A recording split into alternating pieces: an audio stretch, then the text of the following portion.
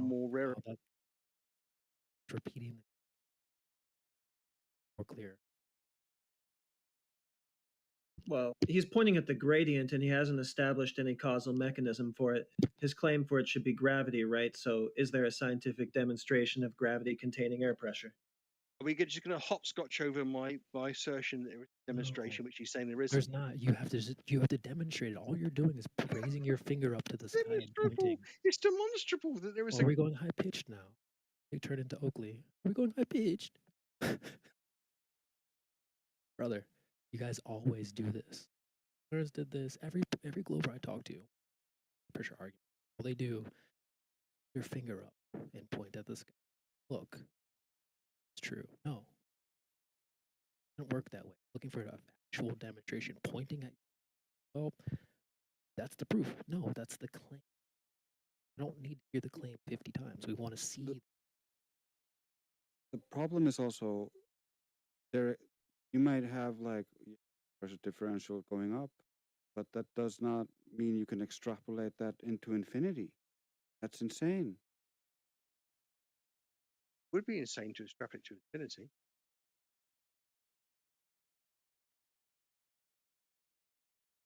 No, I'm not. I'm not extrapolating anything to infinity. Really, what are you extrapolating it to? I'm extrapolating it to a point beyond where the atmosphere I've measured is so far.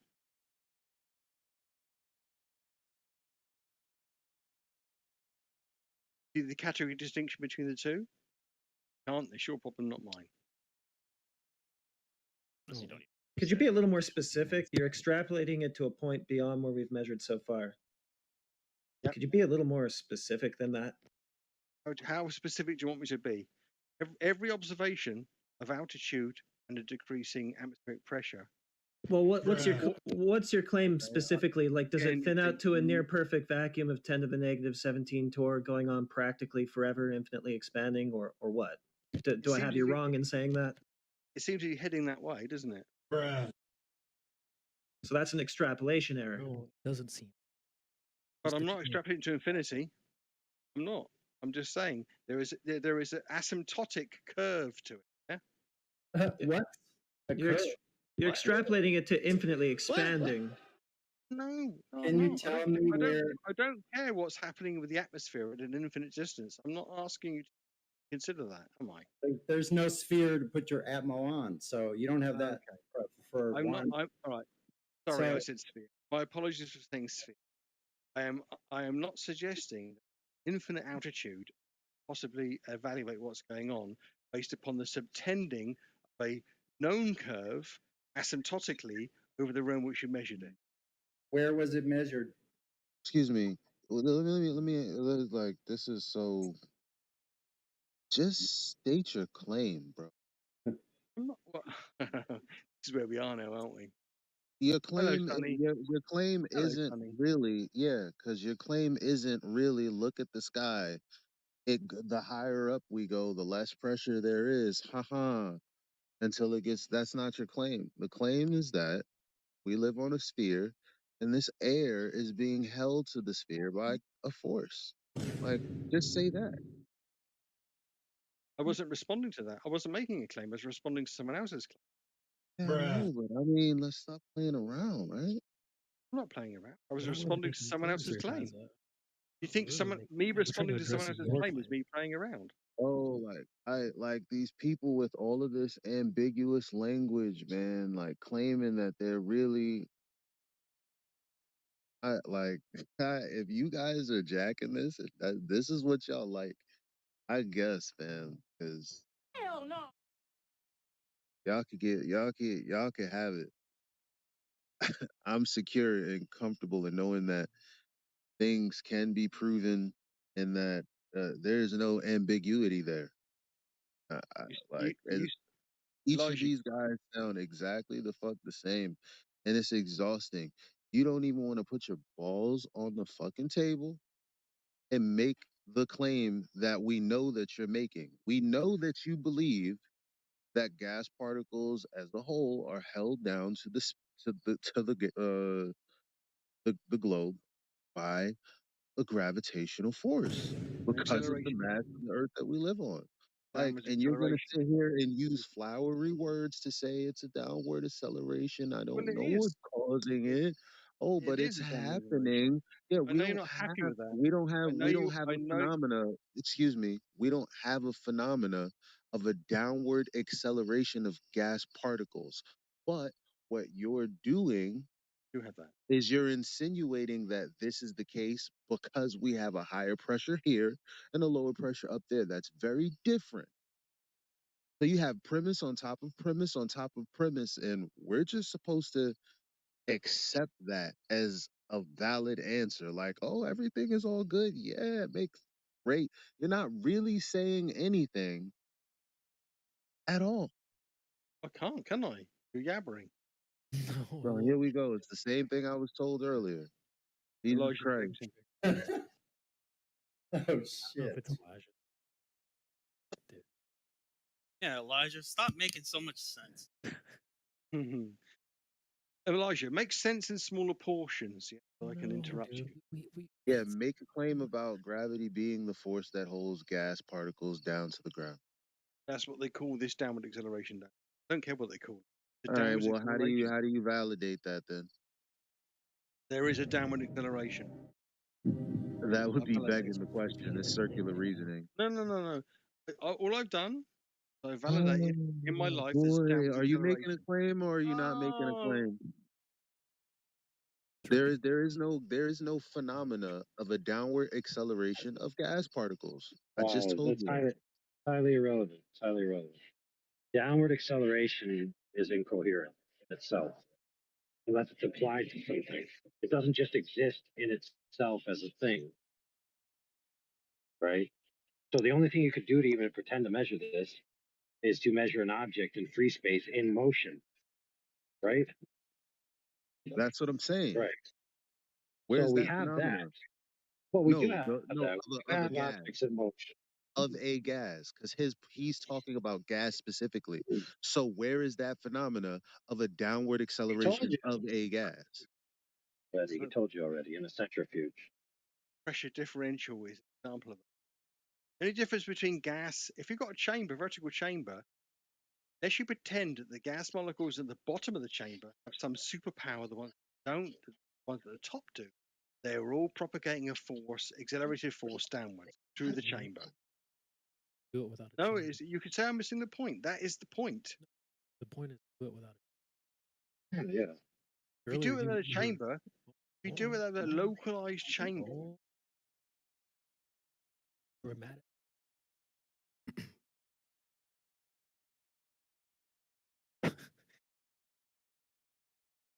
The chamber. Well, you were just and in a centrifuge, aren't you using centrifugal force to get that effect? You're using a force. Yeah, it's not gravity, is it? Let's see what I'm saying, man. Like, is AI defend that? I mean, it clearly is a centrifugal force, and he's like, it's just a force. Yeah, this is the ambiguous bullshit. This is this equivocative bullshit that everybody's tired of. Just say it. Say it. Everybody's tired of this. Just your community. No, my friend. I'll tell you what we're tired of. Okay, it's very simple. Yeah, exactly. You're No. He says, "I'll tell you what we're tired of," and Pazza begins fucking regurgitating. Okay. I'll tell you what I'm tired of. I'm tired of people talking all about it, but negating the fact that regardless of the container you describe, right, the bottom could be jiggy-jaggy, it could be curved, it could be undulating. Well, we want to talk about the bottom of the container, whether it's curved or it isn't. You could talk about till you're blue in the face whether gas pressure wanes off at altitude. What does that have to do with the shape of the Earth?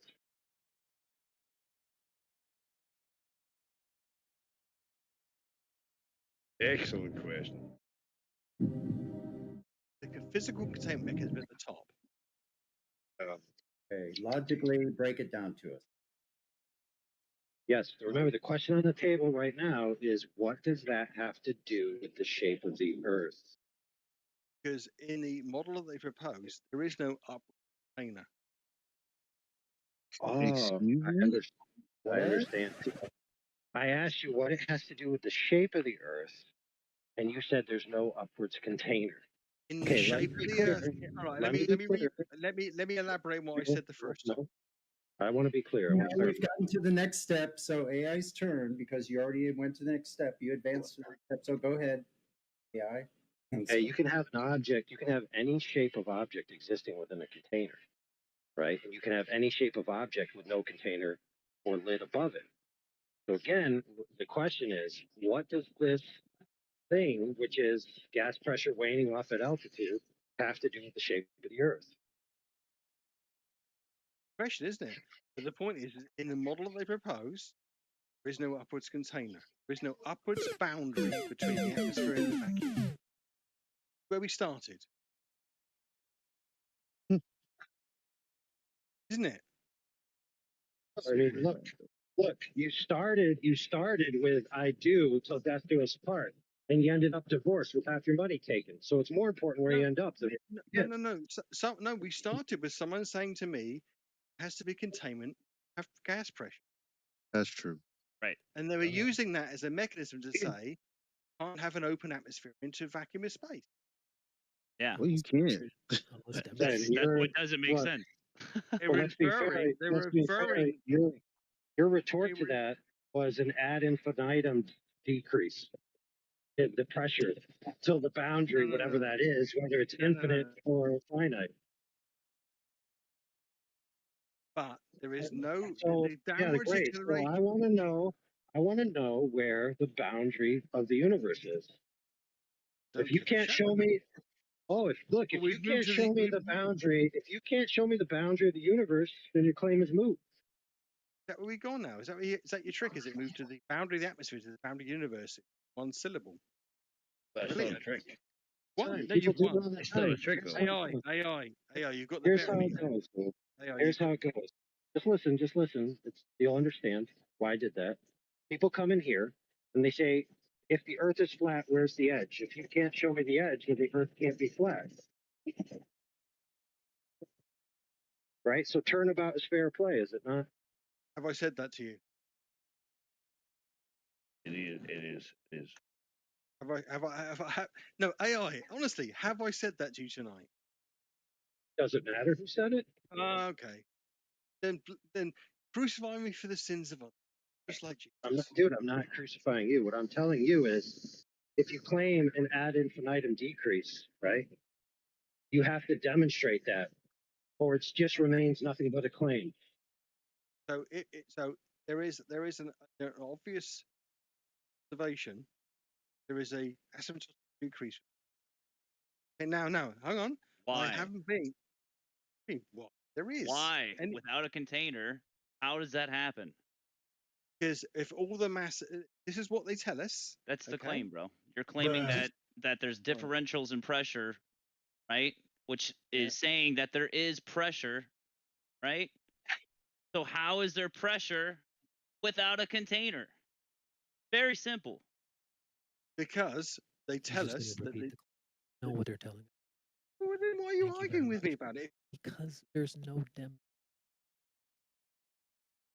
You're just repeating what we're told isn't really helping.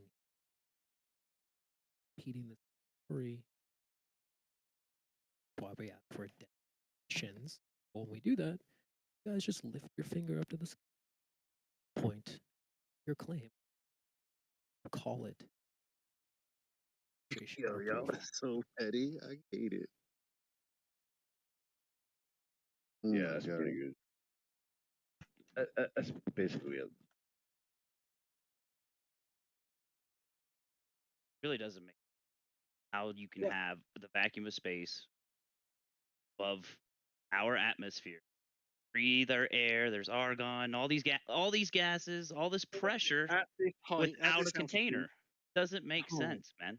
You're saying what is causing the pressure then? How are we having pressure? Are you saying it's because of gravity? It's because of what's your claim on explain it?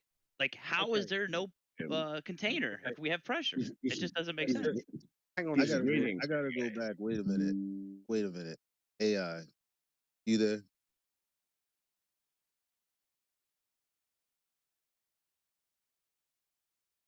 Yeah. A centrifuge is definitely not naturally observing gas particles going down. That's crazy. It was.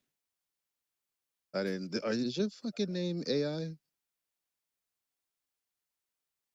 And then This to guy is confirm that, on drugs, man. I Elijah, don't just know. to answer your question, my name's not AI.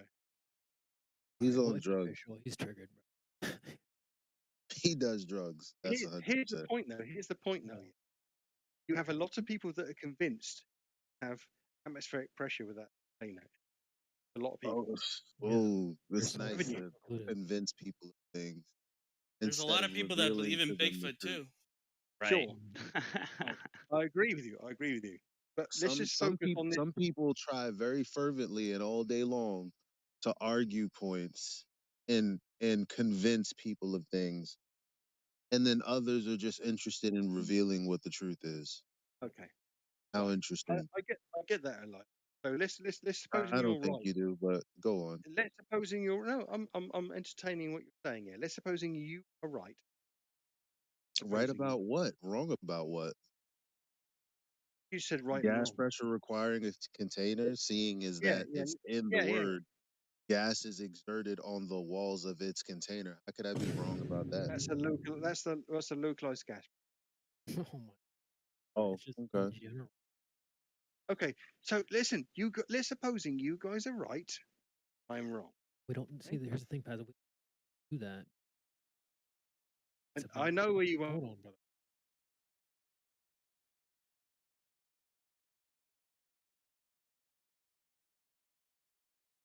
Stay along. Claim is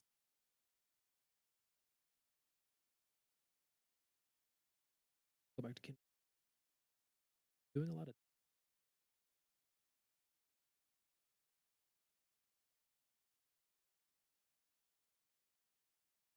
No one. I didn't say we were pointing at. what you've been doing this whole. No, I haven't. We've been measuring the Yes. pressure at various altitudes, not It's called pointing at the sky. Creation. You can disingenuously pretend that pointing at the sky from the ground is the same as measuring the atmospheric pressure as you go up in altitude. Just to be clear. Your point. Look at this shit. Proverbs 19. Sin is not ended by multiplying words, but the prudent hold their tongues. Man, oh man. So well, we measured a gradient.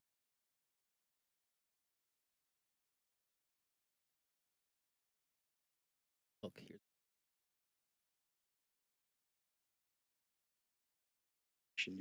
You're being dishonest with me now, aren't you?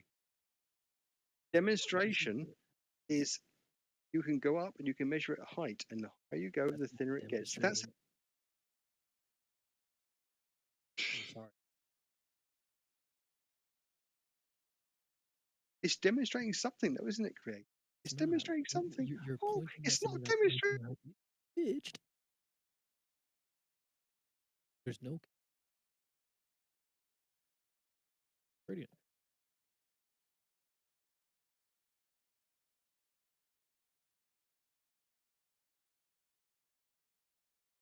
Nope.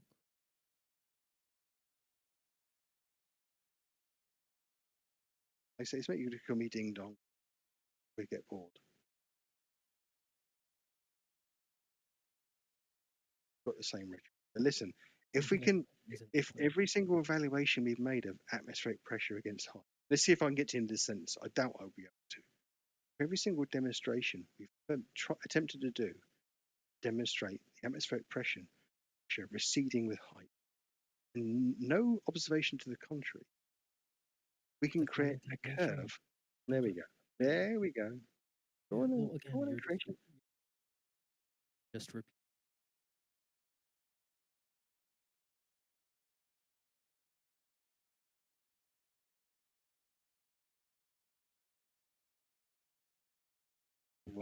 I'm a ding dong, you. Oh, well, you can. Can you change my name to Spaz to us 2,000 miles? I need to think. This is where we are, Ned. I can't finish the sentence, ding dong. Yeah. We're talking quietly now. It's almost like us, like the same level.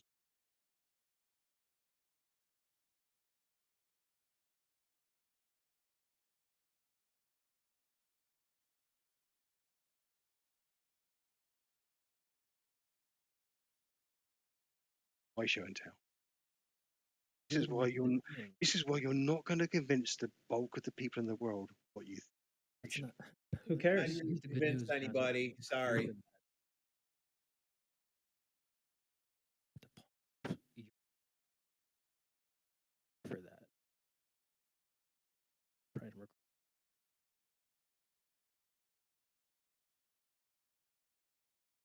If you're in a room where you're not convinced, you want to convince each other but not other people, what does that say about you? It's not like that. Well, then why aren't you convincing the whole world? No, I know. I'm agreeing with you. I understand. You haven't got a message for the whole. I understand that. Honestly, you're doing something just as dishonest. You're saying that, you're claiming something that can't be recreated. So it's like, it could only be recreated at a scale larger than you can actually experiment. So that's just as dishonest. My friend, all I was saying is that there is a demonstration of a significant dissipation of atmospheric pressure. There you go.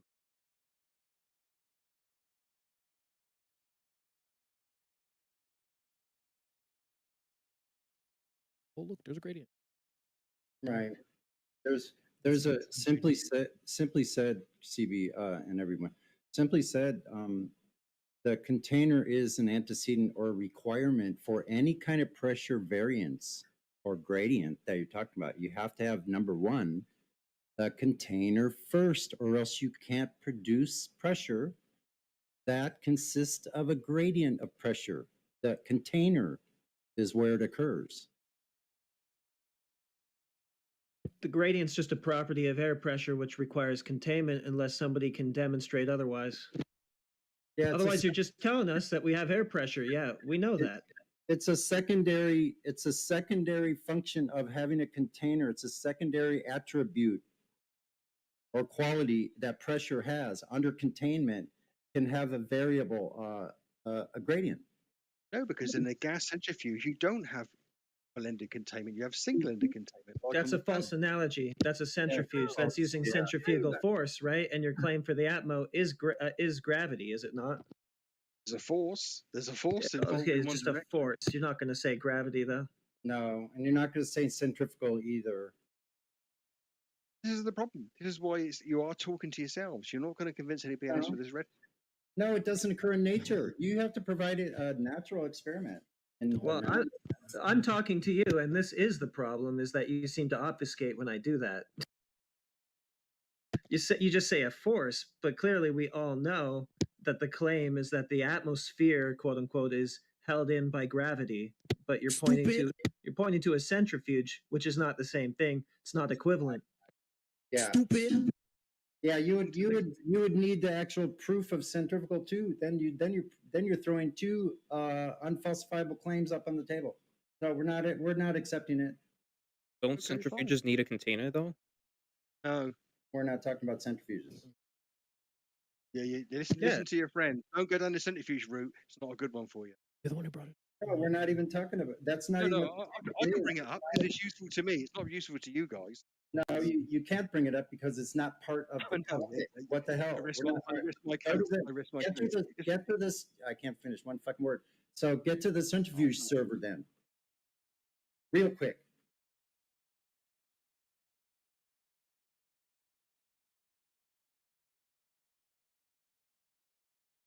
Exactly. Basically trying to say. We have to stop doing it. You're not gonna. Yeah. Yeah, we're like going back and forth for like 20 minutes. Right. Don't worry. There's no Yeah, I was going to say, like, that's a really good point, CB. I think we ought to stop giving them this wild goose chase for the curvature. We just need to know how they know what they know, period. So that like cuts out a bunch of BS that we've gotten involved in because we're throwing them out these goose chases that can't be answered also.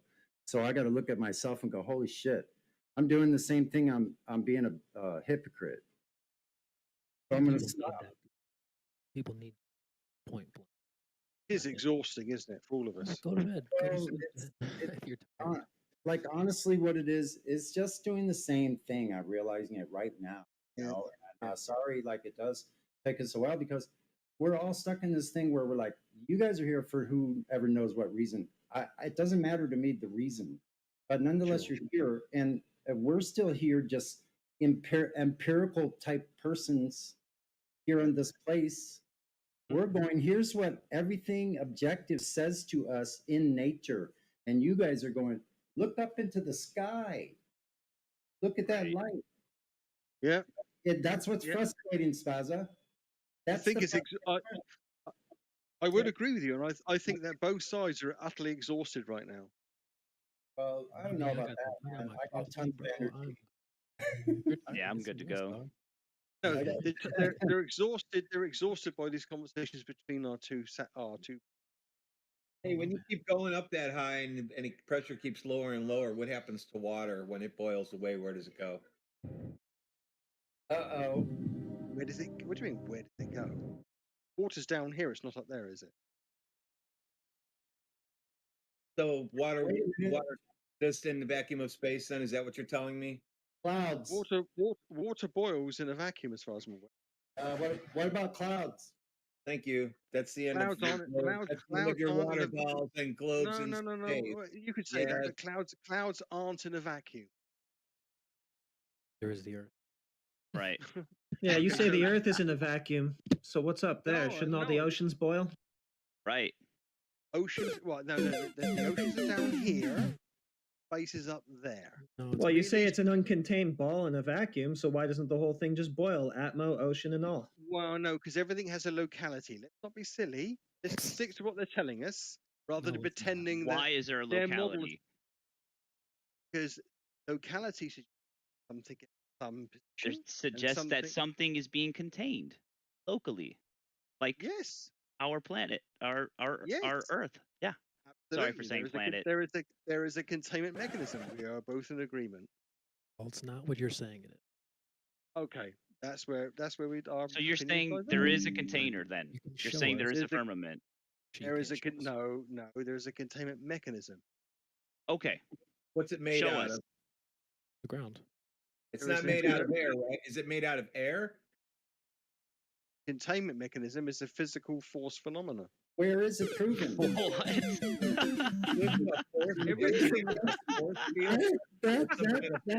accelerating. You think it has mass accelerating downwards? Hold on. Hold it just a minute here. 1 single minute, please. So hold on, everybody take a breath. So Asa, where is the proof of this? You keep making claims, bro. You keep getting pulled. Yeah, like this must be his purpose. Drag us down to these secondary claim things over and over and over. Different claim, add a claim, add another layer. Fucking fallacy layer cake. Do you want me to just go and put my icon in the chat because it can't respond? There is demonstrable proof that everything physical is accelerating downward. Oh, no, it isn't. You have to say it, show it. I mean, hold on. You want me to show you that everything of mass? Yes, ding dong. You just said it's demonstrable. You should be able to demonstrate it. Dong. Pay attention. Oh my God. To force. Are you really asking me to demonstrate that everything has an acceleration? Yeah. Yes. You just said gas goes down, goes boom boom. Show. In a locally contained chamber, there is a Globe doesn't. We want you to show it in nature. locally contained chamber in nature when there isn't one in nature at the scale of what the we're- Earth. That's what we're saying. That you're saying Exactly what we're saying. Holy Yeah. smoke. Maybe now it'll find container on you. Holy. That's the problem.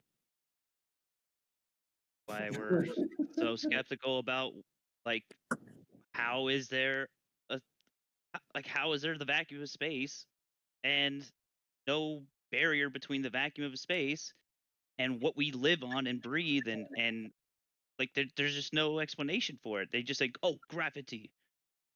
Okay. Yeah. Spazza, can I ask you a question, please? One question. Spazza, you say there's a vacuum out there, correct? Tell us. Okay, good. Now, what's containing the vacuum? What do you mean what's containing the vacuum? They're telling us that most of the material universe is a vacuum. Right. Correct. Do you know the vacuum required? Correct. Thanks for corroborating what is. Hold on. I'm not done. I started. I'm supposed to be responding here. So they tell us it's a vacuum. You say, do you know the vacuums require a container also? Kaboom. Right. That's So what the a whole- the vacuum whole- chamber is. The whole universe, the whole model of the universe is being completely up in flames now. No, you should be able to tell us where the container is of the vacuum. If they said they've gone out and looked that far and that's what it is, they're saying indubitably that's what it is, then you should be able to bring that information in with you when you come in and join us, that these measurements, distances that they're saying, they should be all you should be able to provide them. Period. Could I ask a question? Hold on, I'm not quite done. I'll be done in 1 second. So listen, a vacuum requires a container, period, just like gas pressure requires a container, period. It's the end of the discussion, but you could go on and talk about it for weeks if you want. Yes. Yeah, so you kind of stepped in where I was going, Sonny, anyway. Go ahead, Alien. You want to ask? This is just like a real quick pointer. For somebody who's like, I'm not a glober, but I'm not like, well, I've accepted the fact that I didn't say I wasn't a I've globe. accepted the fact that I don't live on a globe. I just don't know, the full extent of that. Just for some background, but what you're saying about this like vacuum, you need a container. It's extremely, it's very intriguing to me. It kind of like clicked something for me. Last time I was in here too, somebody was talking about this and they asked me these questions, but I just want to say real quick, from somebody who's kind of like has a normie perspective, I'll say that, when I was raised, taught up in school of Eastern United States education, I was told, space. We don't know the extent of how large space is, right? So it's questionable. But they know that it's ever expanding. So that just what they tell you at such a young age is so fucking ridiculous. And it's still stuck in my head like to this day. I find myself arguing about like these flat earth points with this basic ass rhetoric like, the universe is forever expanding.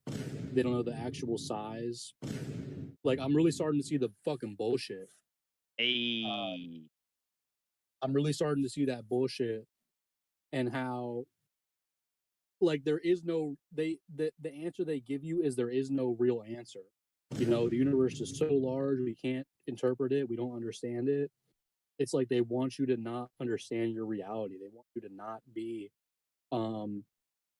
coordinated in your own reality. They want you distraught and misunderstood, disoriented, and like what you just said right there kind of put it into perspective for me. So I just wanted to share that.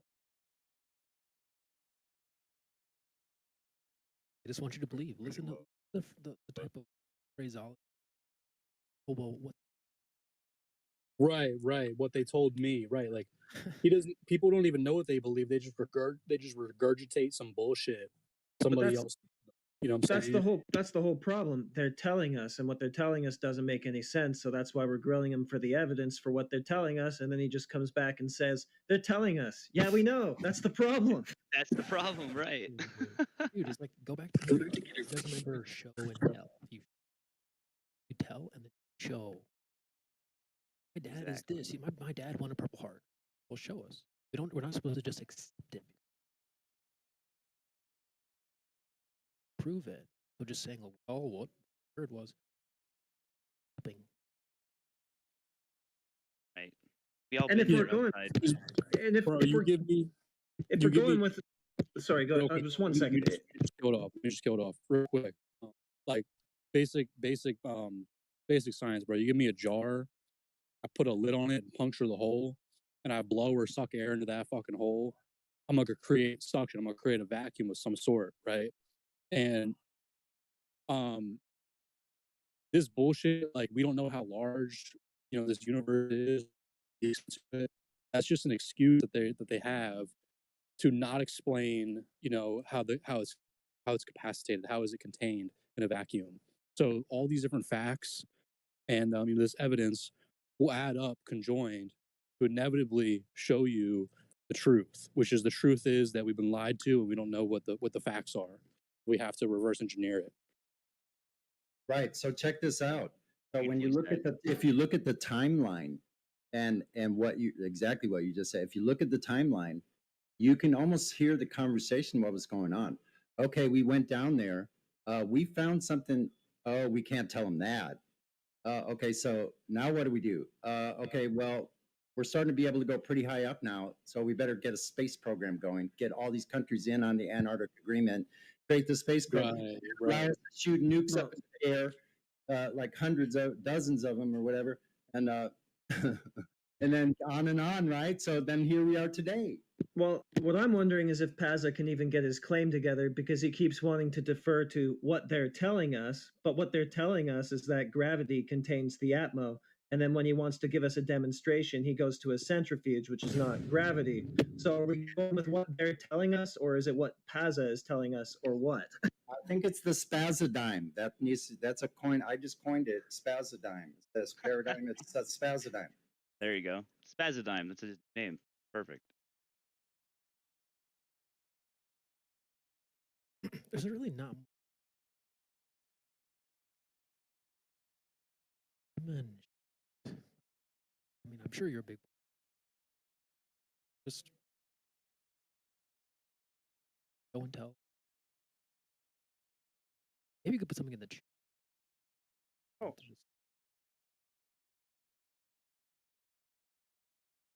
What I would say, I was didn't make sense yet. I totally agree with. I totally understand. Cosmology. Well, he was saying they taught me a lot of stuff which doesn't make sense. There's no. That makes sense. Well, there certainly is. I agree. There is certainly no. It's not, certainly not demonstratively presented at school. Or by you, right? No. Would you expect me to? Would you expect me to demonstrate? Okay. Well, then maybe that's where we went wrong in the first place. What do you think you've been demonstrating? Criticizing my demonstration. Well, no, I was evaluating the reality of what we have measured.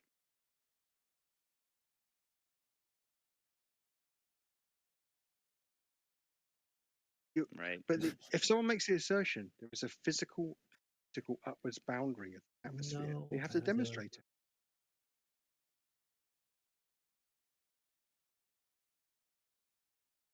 There is.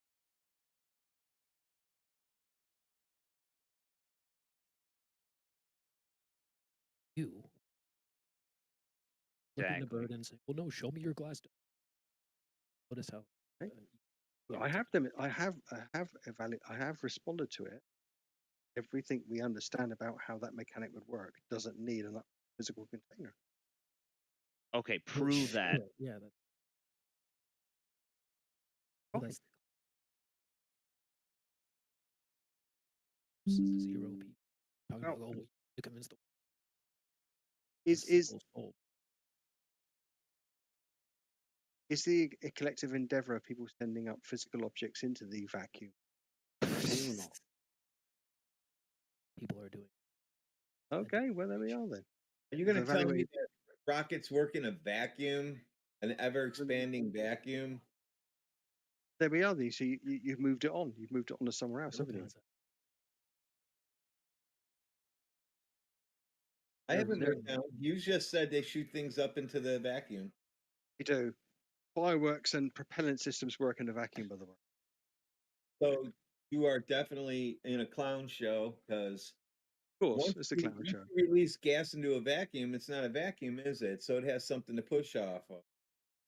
So an ever-expanding vacuum, the ever-expanding vacuum of outer space would always be getting bigger and farther away, so there would not be a container to bounce off of. Maybe what they're proposing actually that you're not pushing against anything. It's an expulsion of mass in the opposite direction. Yeah, it doesn't have anything to push off of that. So, no, but you're not listening to what I said. The expulsion of mass from a system causes an equal and opposite reaction. It's not in a vacuum chamber. No, the expulsion of mass from a system causes an equal and opposite reaction. Cool story, bro. Okay. Yeah, I want to see an ion jet working. Like, is there a video of that? Like, you put one on a balloon, stratosphere, whatever, and I want to see a video of it working. I don't think they have that, right? I haven't got one of those. Must be right. Oh yeah, you would think you would see one on YouTube, right? Like some engineer somewhere, right? But I thought ion expulsion systems working at such a slow force resolution that they don't work in the atmosphere. So imaginary. That's what I'm saying. Like it's impossible situations.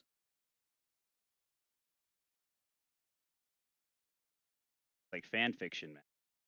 So like we're using Marvel. ion engines. Although the Folklore. idea, the idea is pretty good because it'd be nice to send a balloon higher than it can actually go, right? So we can get some nice footage. But I don't know. What do you think's different about the people in here to the rest of the world? They're zombies and we're not. I mean, most people pass it. They come here and they go, "Why does it matter? Why do you guys care?" They don't care, bro. They're zombies. So why do they? Would you even appeal to them? So you think there's a category distinction between your? Remember earlier when I was like, "Well, so people say, people, you're doing the same thing, criticize them." So. No. Do you think there's a category distinction between your perception of the world and theirs? We all experience the same art. I think that we imaginary. Yeah. Is his whole argument that gravity is that what's going? Yes. He won't go so far as to say that. Okay. Well, they call it gravity, but clearly all I can demonstrate is a downwards acceleration force acting on all matter. No, you can't demonstrate that. No, you're wrong there. You're wrong. I have demonstrated. You haven't. You have not. Are you talking about G? Accelerating force acting on all. Demonstrate that. Okay. Source. Well, What do you put mean it in the source? chat. I have. Put it in. You have not. Try to address. Stop saying shit. That's a lie. Put it in the chat. Would he say that the gravity stronger? To agree with the statement? That's what they tell us. Right? It is, right? So why is it that the gases cannot even be contained, cannot even be pushed down at Earth level? How do you expect it to hold the 50 million miles or 50,000 miles or whatever above Earth? What number do you want to use? What number do you want to use? Whatever. Like, why would the gravity be able to hold the gas all the way up there if it can't down here? So you're asking people to categorize to you how something works at whatever metric. Or it just doesn't work. I'm just saying it doesn't work. You can keep calling something a ding dong if you like. That's not gonna win any fans in the real world. If the gravity is not holding down the gases, right? What is? then what the fuck is? Exactly. That's the question. Because if not, it should just be flying out into space and entering. Well, some of it is escaping this. Some of it, all of it. They tell us. They tell us. We have a windstorm under our feet. The same ways that some of the water on the oceans escapes into the atmosphere. Really? False Yeah, equivalence. That is a called the very water big cycle. false equivalency. It's called the. Well, you can say it is if you want to. It is. Well, you know what? He might be right because there have been astronauts in space, and I think they has it where well you can just say Yeah, real. I would be willing to change my perspective in a heartbeat if I had any evidence to the contrary. Like, show me. I haven't put anything in chat. Really nothing. So Fazza, now's your chance. You got two semi-globe flat earthers in here. They're not sure. I know which two they are. You can change them right now. Just show them how it works. well, if I just say the clip one more time, it's like no. What's the need to say? All I've done this evening is react to other assertions. I haven't made my assertions. Shouldn't put stuff in the back up what you're saying. What am I saying that needs backing up? I mean, example of something I need to back up that I said. You the whole be time. sure you make sure. Be sure you.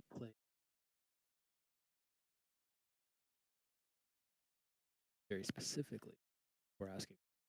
Don't be like, oh, well, what do you want me to demonstrate? Listen real quick. I will say, coming off a little bit aggressive for somebody who's new to the, trying to think about possibly understanding flat Earth. So, Hazard's not new to any of this. He's been in this discussion for a long time. Oh, all right. Well, maybe you should, rewind a little bit. Say, everybody, take a step back. Well, you must have missed the start. We started holding hands. Maybe you jumped in a little. I mean, if he could prove, I would be start. He can prove that you can hold gases without a container, gas pressure without a container. I'd go full fucking globe-tard. Let's go. Yeah, I'm asking for scientific demonstration of gravity containing air. But he won't even go so far as saying that that's the claim. Right. So obviously he's not very confident in it since he doesn't even want to make it. Well, he's not saying gravity. What he's saying, it's because of the downward acceleration. Okay, prove it. Prove what the hell you just said right there. Show us something. Yeah, show us the clouds rushing towards the ground. Isn't the Earth moving like a Doesn't matter. He said everything's is a downward force. Those clouds should be rushing towards the ground. You should be able to see them moving down. Yeah, well, yeah. What's causing that? Can't just pick gases going down, but clouds are not, because then you have like selective gravity now. Well, some gases, most gases don't even go down. All gases go wherever the.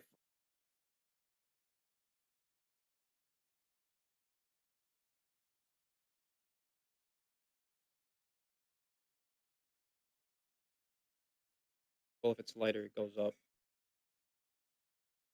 Yeah. Kind of the same like when you're ice.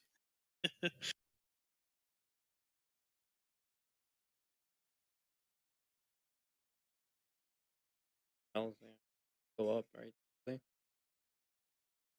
The rice starts to spaz out or something. Just joking. Spaz. Saying you got the water in the bottom, and you got the thicker gas in the middle, and then you got the top. That's true.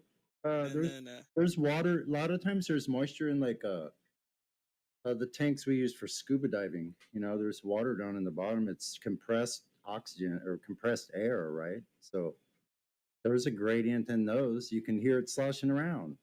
Well, yeah. Think about it. Why is it that a propane tank, right? When you got it, it's filled. It's a lot heavier. Exactly. Than when it's empty. And a lot heavier, very much so. Yeah. Whatever they're putting in there, well, I don't even like to say the word weight, but it's more dense. It's more dense than the air. Let's just put it that way. That's going right to the heart of the matter. It's talking about the medium and what is under the auspices of this medium. So, like the medium itself. So, like, why isn't all that density being contained at the surface where it's being produced? It seemingly would. That is their claim, that these gases, just like Heretic said, are held in by this so-called gravity. So they need to present evidence for the claim, Your Honor. That's all I'm saying. Yeah. Don't let. Good night, all. I've got to go. Later, I know I'm Spazza. committing it. I know I'm committing it past my bedtime. Bring some demonstratable, sources. When you Anything. come back, definitely show us how air contains air, because then I'm going to become a glober. I want to know what that downward acceleration. Yeah, the scientific experiment that gravity can contain gases, let's say in 1 square foot or 1 square meter. In 1 square meter, that gravity. I'm doing my own vacuum chamber that I have. Yeah. I own one. What is your profession?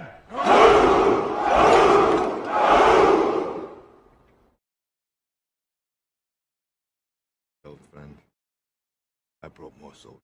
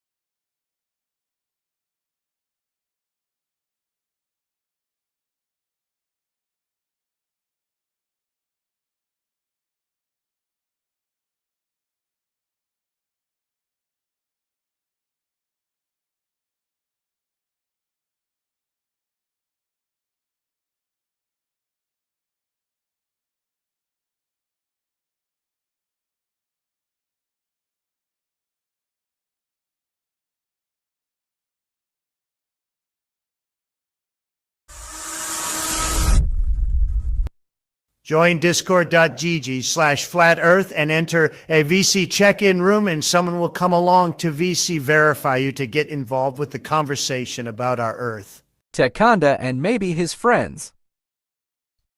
Are these pictures in the chat somewhere? I'll add one right now. Cool.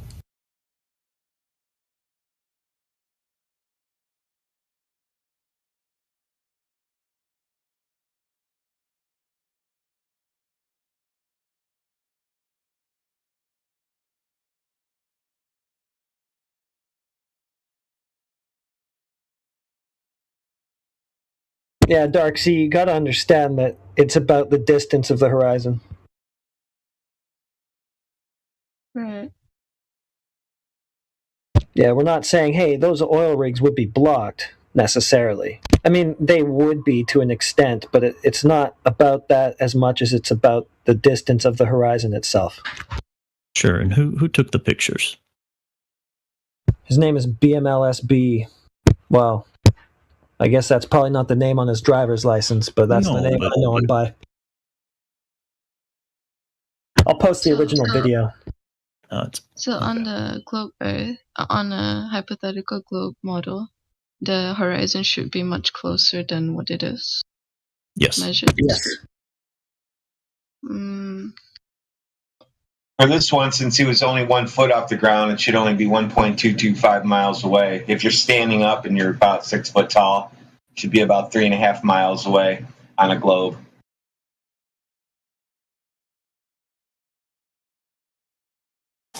And how many miles is the horizon? Further than 9.4. So we don't live on a globe, the reported globe. Nah. No. Unless they're just joking around about the size, and that's a big joke because rockets would crash. Which they do crash. That's the funny thing. Everybody thinks they don't.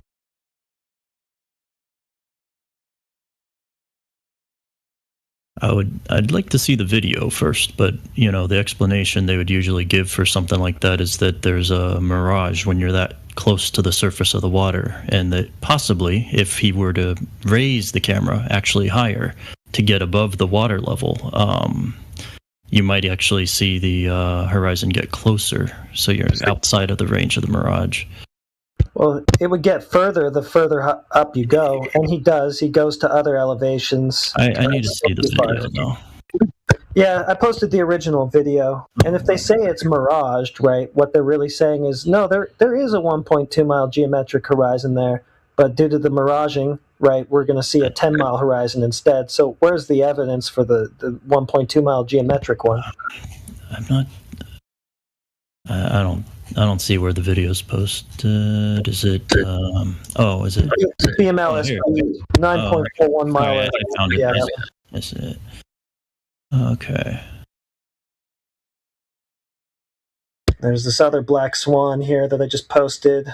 What's the height that time? 8 feet. Still too far.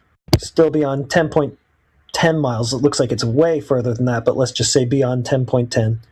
10.1. All right, let's see.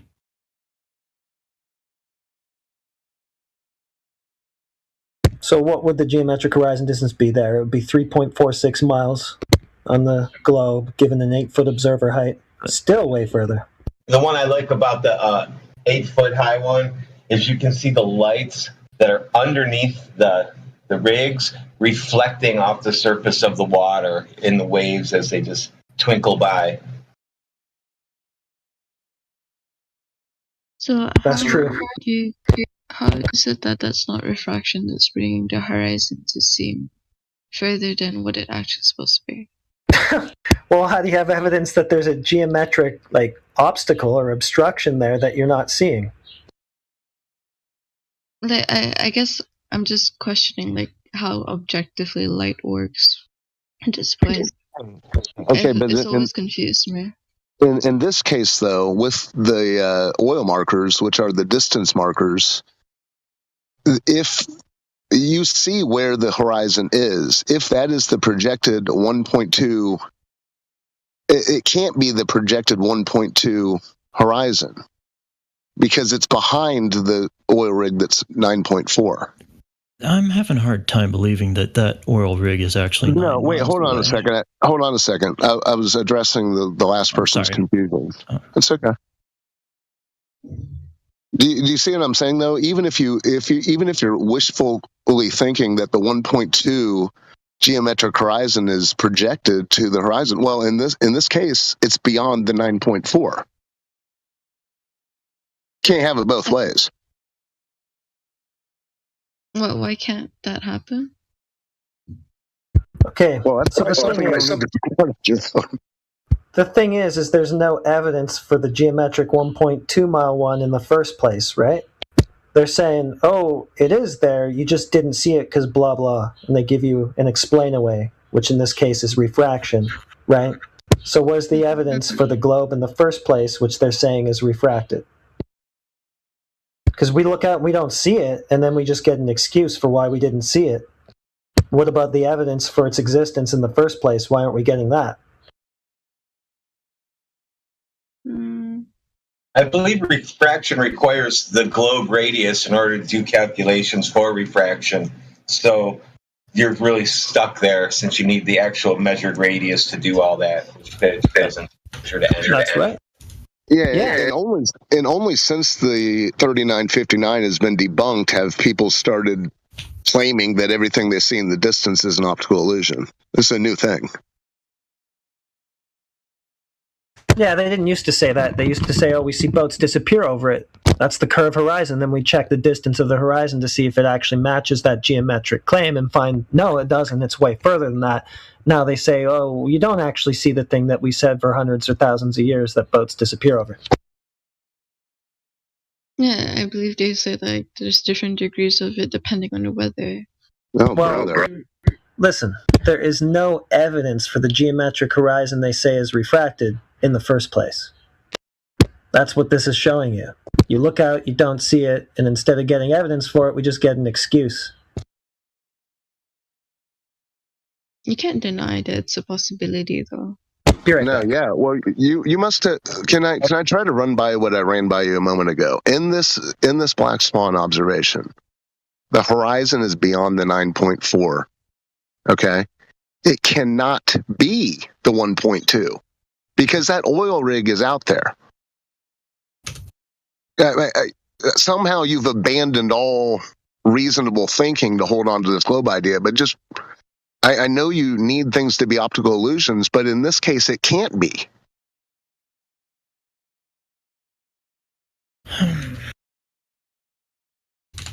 To me, it just seems like you guys have proven that we're able to see that the horizon is much further than what's supposed to be on the globe model. But like, my question still remains: how is it that we can prove if that's not just refraction doing its job? Oh boy! And what job is that? Pardon? Oh, to lift things up. How come we weren't taught about this in school when you taught the globe and all the globe lore? How come they didn't say, oh, by the way, you should see things 200 miles away because it's really not there. It's just an illusion. But you can make out every single thing that's there and you can see the people and wave to them. But it's really not there. I'm just trying to finalize my conclusion on this specific matter, this specific debate. Okay, well, you've convinced it? I'm just asking a question. Have you convinced yourself that everything you see in the distance is an optical illusion? I've convinced myself that everything I see may not be what it actually is. What I'm saying is that's fine, but okay.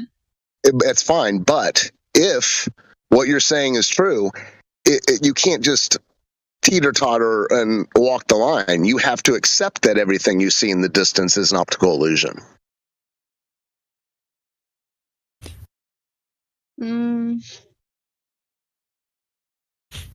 Yes. So I can. I can also like question it and see like what other things I can use to verify the things. Yeah, you can rationalize and cope however you need, but in this specific example, it's pretty simple. At 1 foot observer's height, the globe, it starts curving away at 1.2 miles. That's just the way it is.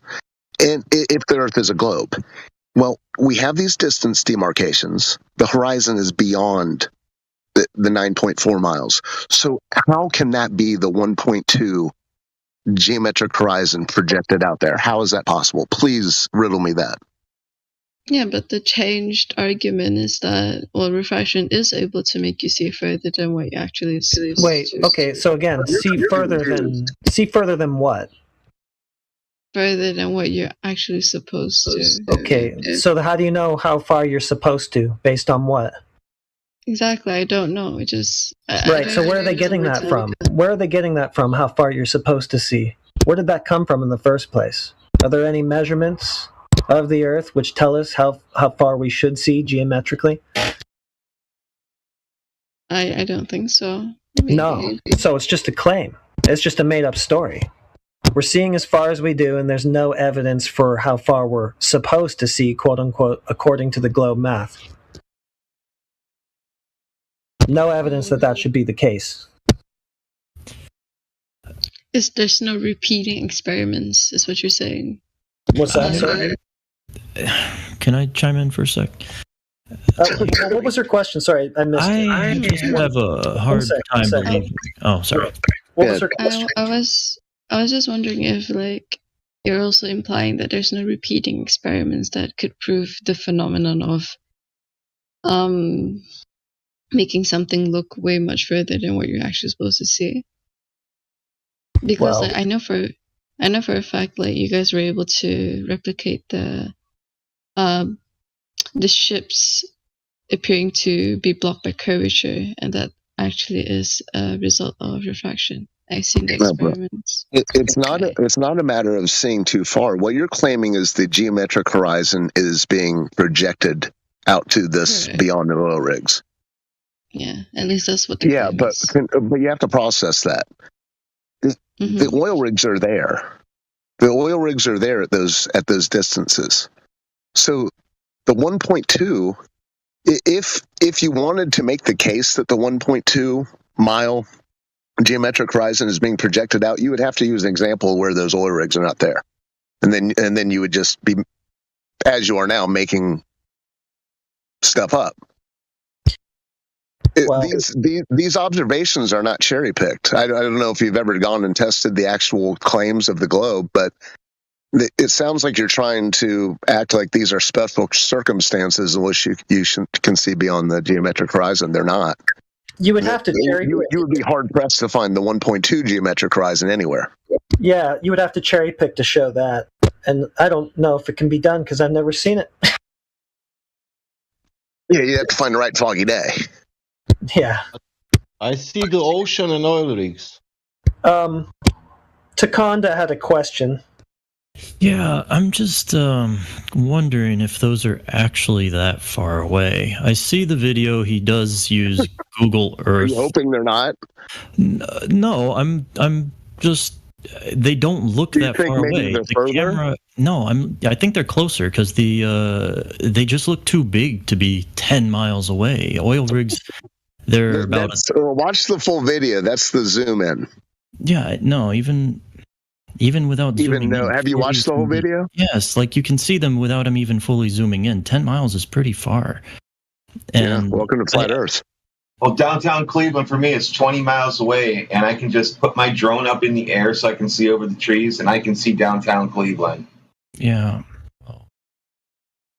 How tall are those platforms? Like 1,000 feet, maybe? I mean, they're 1,000 feet wide, but probably like 600 feet tall. Well, it depends if you count the tip of the crane on. Well, Takonda, if you don't like those, you don't have to feign concern. You can just go out and do your own observations. Yeah, those are a size of a 60-story building tall. Oil rigs are 110 feet tall. They're only 110. They can be a lot taller than that. I'm not sure though about these ones. Sure, they're bigger. Yeah. But here's the thing. I see that he used Google Earth. I'm looking at Google Maps, and it just it doesn't look like it's. Dude, this feigned concern of yours. Not feigned. I'm talking there is serious. There is Chicago also. Let's see.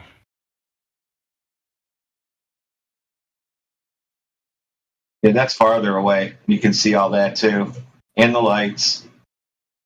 And they're connected to the right buildings, not just lights floating anywhere they want to be, because it's in a mirage. It's actually where they're supposed to be. And you can go to that side of the lake in a boat and drive all the way back to the side where the camera's taken from and keep that in view the whole time. It doesn't just magically curve around the ball, then become an illusion. It's been done. But that doesn't look like 50 miles. It looks like 10 miles. Okay.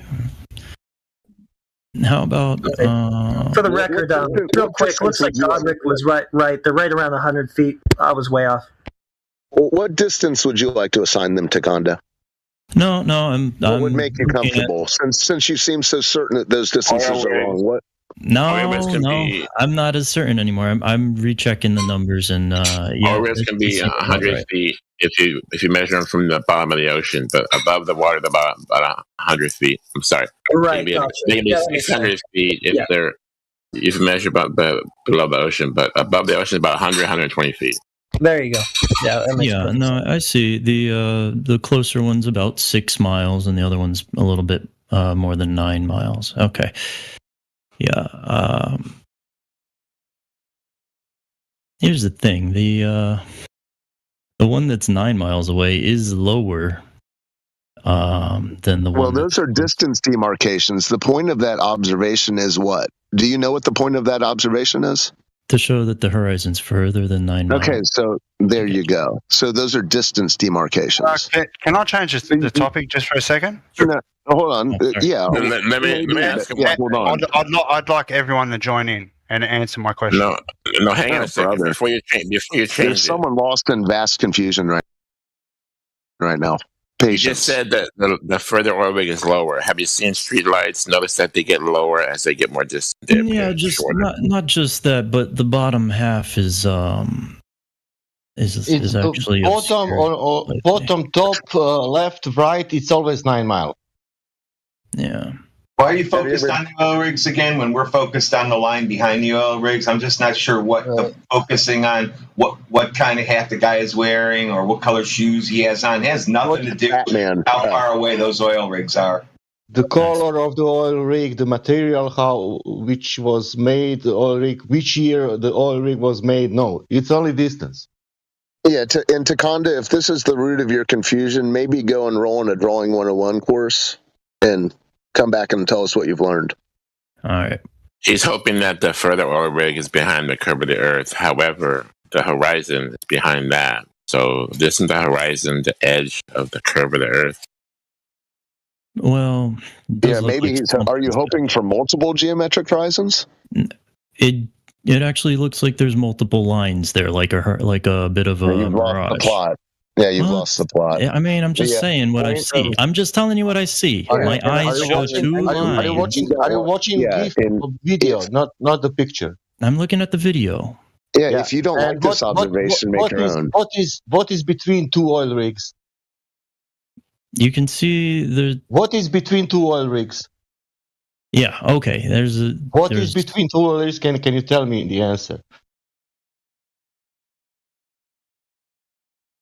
Is it the water?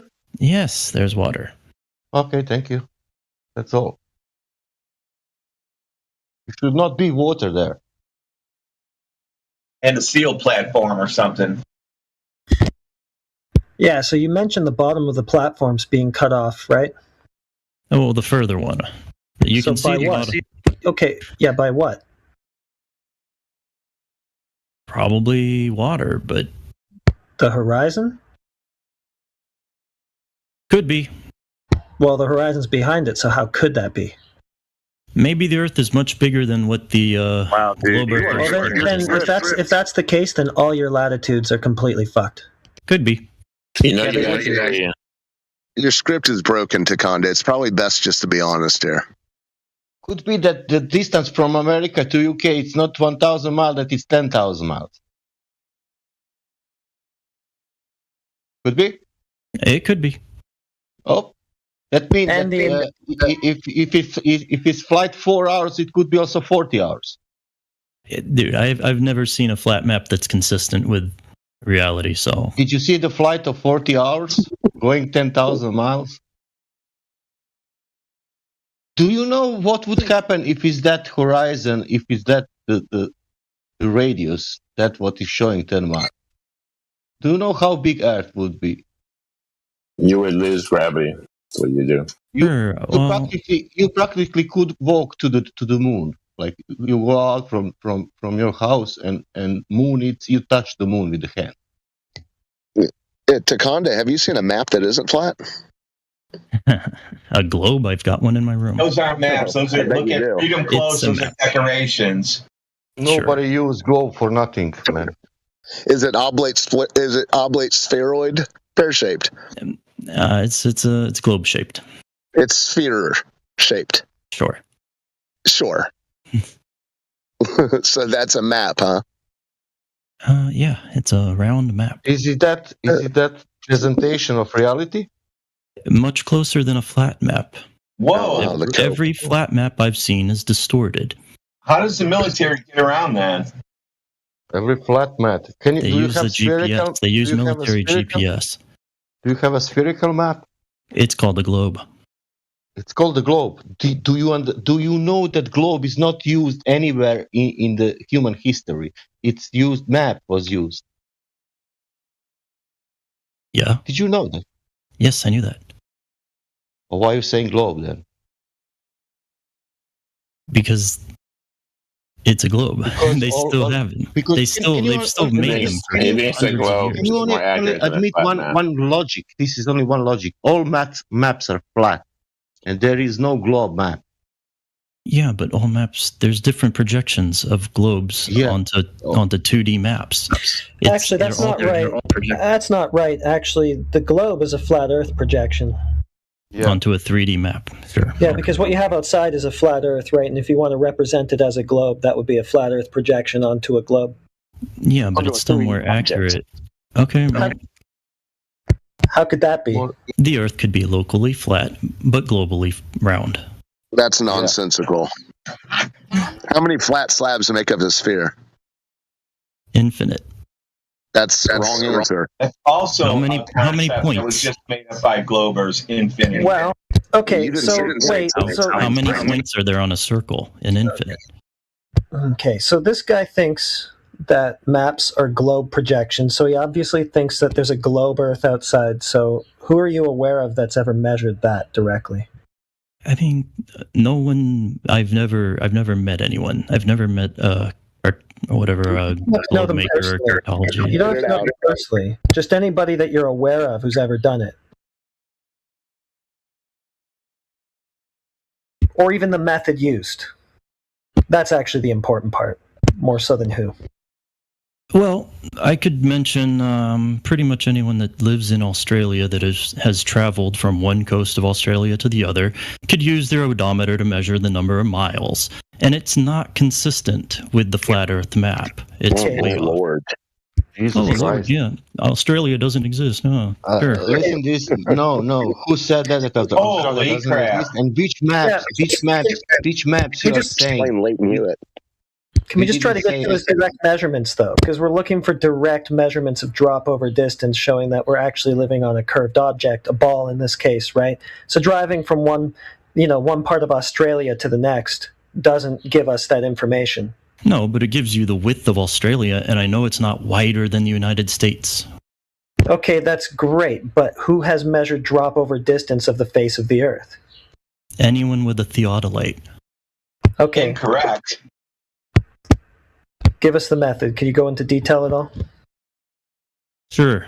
Get a theodolite, purchase or borrow one, and climb up to a hill and look over water. He's part of water. So I'm going to be aiming it at the horizon.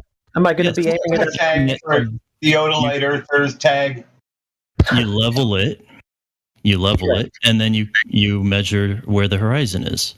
The horizon doesn't. The horizon does not rise up to level. Make it rainbow colored too. Yeah, it doesn't rise up to level. So what? So we're talking about the same horizon that we just looked at, right? that in the case that we just looked at it in was 10 times further than what it would have been geometrically on the globe, that you think that using a theodolite and measuring a dip angle to the horizon gives you the dimensions of. Mm-hmm. So we're seeing that it's not geometric. It's 10 times further, right, than it should be if your assumptions about dip angles to the horizon are true, right? So that seems a little bit incoherent, don't you think? You know, I've never done it myself, so I can't say for sure, but I've seen somebody post a YouTube video on it. What I'm saying is we're looking at it and demonstrating directly that it is not geometric because it's much further than it would need to be geometric, right? So you're misinterpreting dip angles to the horizon, and you're making a false assumption that it shouldn't dip from your eye level at all if the surface is flat. Because if the dip angle is due to the geometry of the horizon, then it would be at that 1.2 mile distance, right? But it's not. You know, that's a fair point. Yeah. The oil rig video does seem to show that the horizon, in optically at least, is further than it should be. So maybe using a theodolite to look at a horizon over water might not yield accurate results. But again, a lot of this depends on the day, the temperature, the humidity, the water temperature, and everything that contributes to optical illusions. Doesn't matter. There is physical water there. If it's not physical, if it's only optical, I would understand. Then I will say, okay, yes, temperature. But there is a physical water. Then doesn't matter.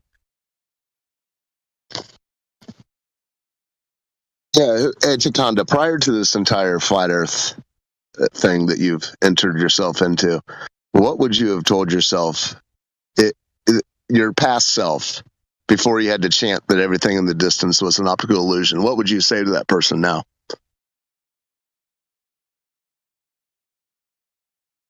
What would I say? Keep an open mind. That doesn't. What do you mean, keep an open mind? That did not answer your question. Yeah, what doesn't? Let me try to. I know this is. Now you understand the setup. I'll try and ask the question clearly.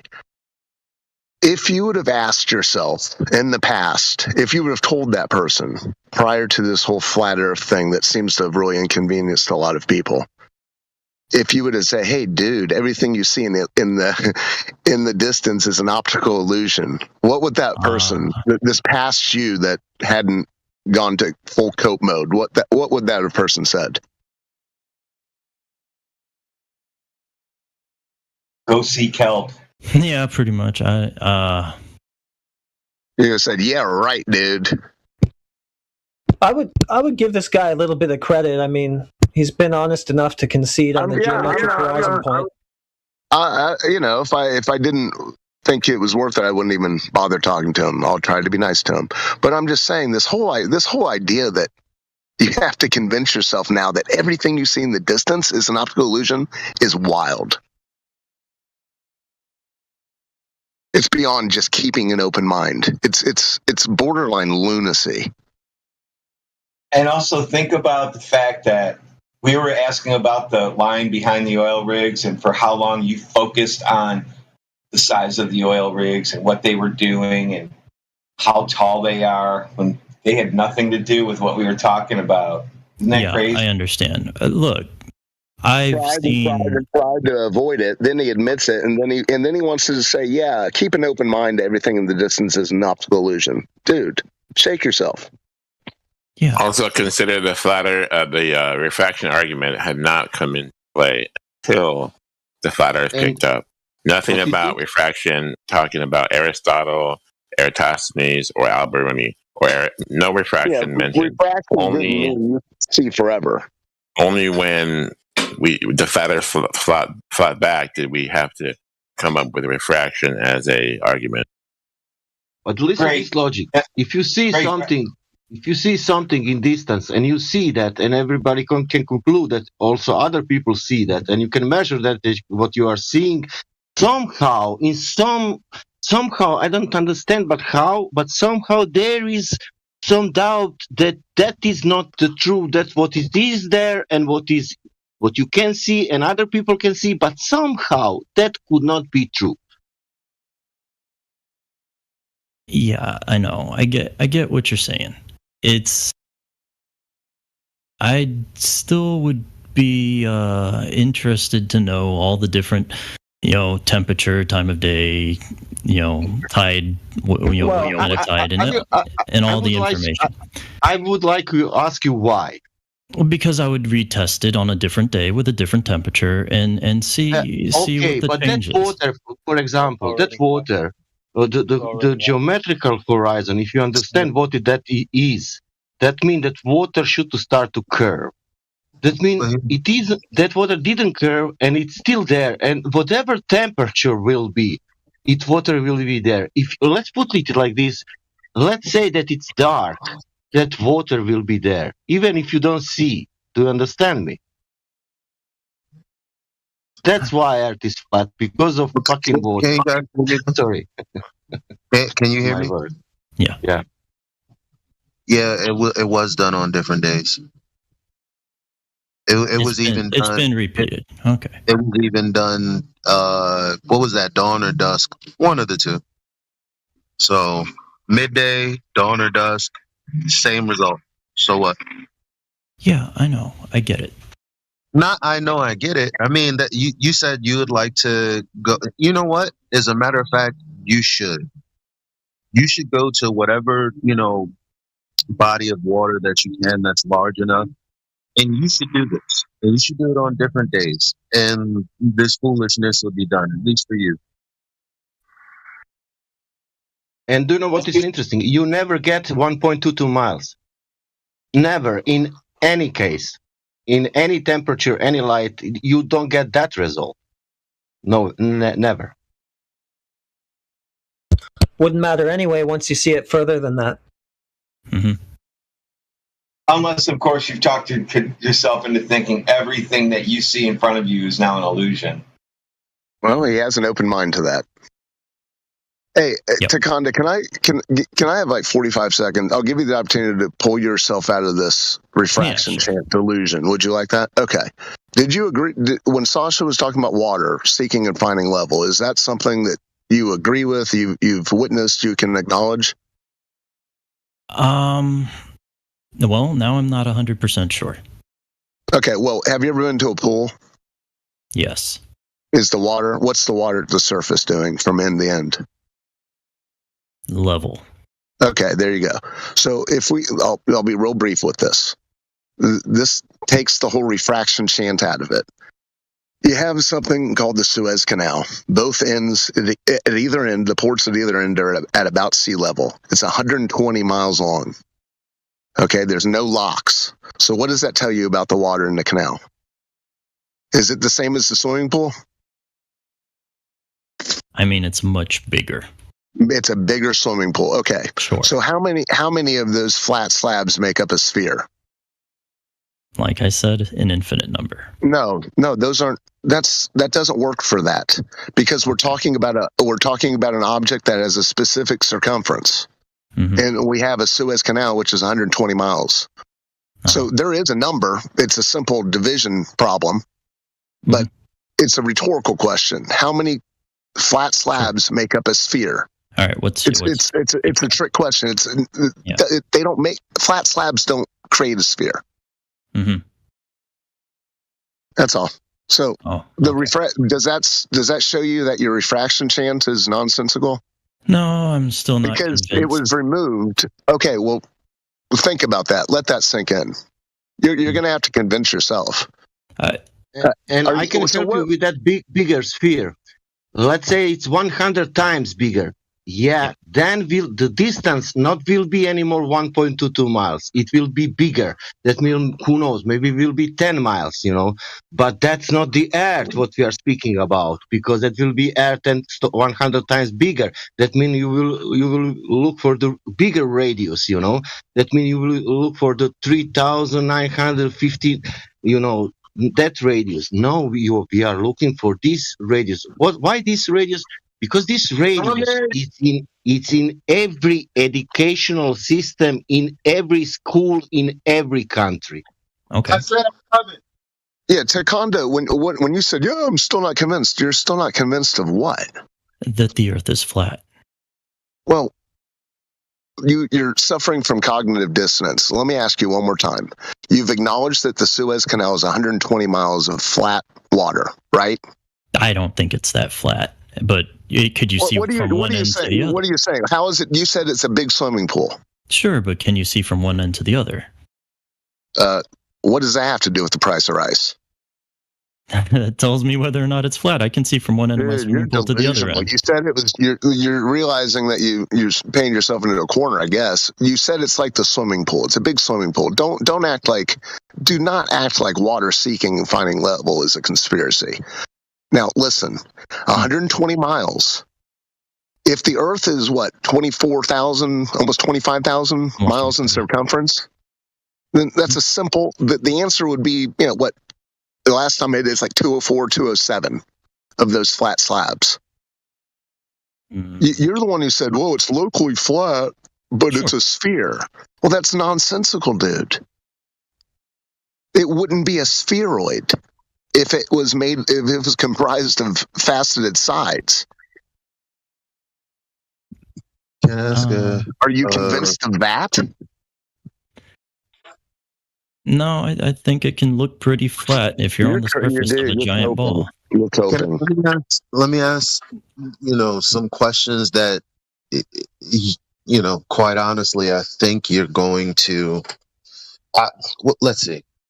So, the horizon is obstruction, like my chair. I can't see behind my chair because the chair is in the way, right?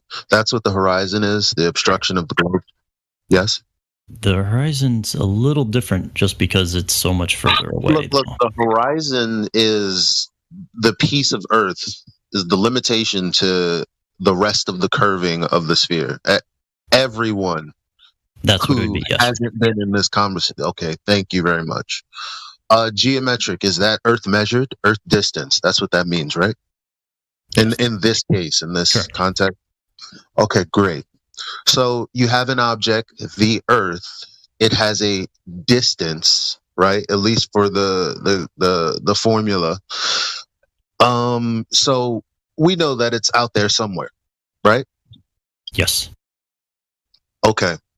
Now let me swap out the object of the Earth, the horizon, anyway, and let me place my house where the horizon isn't. So my house is 1.2 miles away, and there's a hospital behind it. But surface conditions or air conditions somehow make it look like my house is behind the hospital. Does that make sense? That wouldn't make sense. Right. I know it wouldn't. But that's your argument. All I did was change the variables. Uh-huh.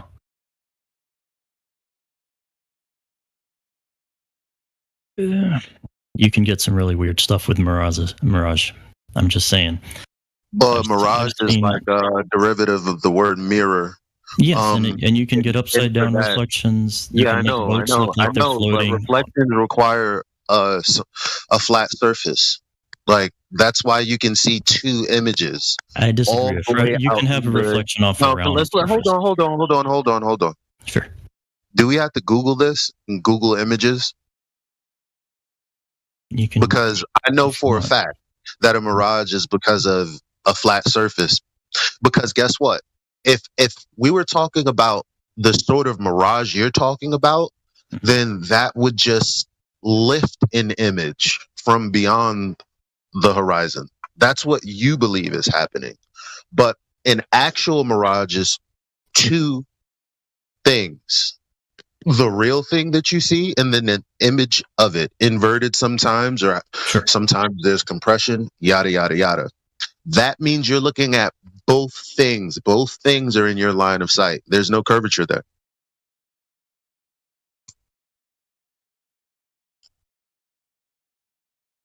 You know what a specular reflection is? Yeah. Right. So you can imagine the salt flats, by the way. There are a lot of plains and flat surfaces with not zero runoff, but very little runoff. Runoff being, you have an uneven floor, you pour water and it rolls. But very little of that over these surfaces. Now, these surfaces are vast.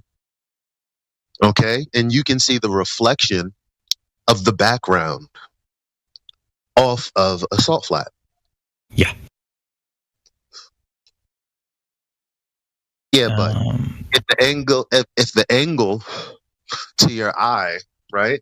If the ground that is being reflected is reflecting light to you was curved, it wouldn't reflect light to you, and you wouldn't be able to see the image. It would still reflect, but it would be distorted. I can grant you that much, but again, not distorted. Like for instance, if I took a piece of paper and I bent it, and I put a light on the other side of me at a certain angle, guess what? That angle. The light would be intercepted by the hump. I know what you're saying, but a piece of paper, if it's curved, if you curve the radius of the paper to the same radius of curvature of the Earth, it's going to look pretty flat. The Earth is very, very big. No, it's not pretty flat. It's actually 1.2 times the square root of the observer's height in feet. That's actually very small. Depending on whatever scale you're doing. But like, if you literally were to take a piece of paper and curve it to the same radius of curvature that the Earth is curved, you basically have a flat piece of paper. Yeah. You can do calculations as to what angle a light would not reach your eye. It most definitely would be visible, noticeable. It's not. Okay. But you're just believing it is, but you're not giving me anything. Meaning, like, you're saying these things, I know they're wrong, but you don't have enough knowledge to really refute what I'm saying. You just believe it. Can I post a quick video? Like, it's a very short, just a picture. It's a video of the moon. Oh, brother, now he goes to the sky. Hold on. No, it deals with what we're talking about. As a matter of fact, what's the moon or refraction have to do with the geometry of the Earth? It deals with the horizon. Oh, brother. What's it have to do with the geometry of the Earth?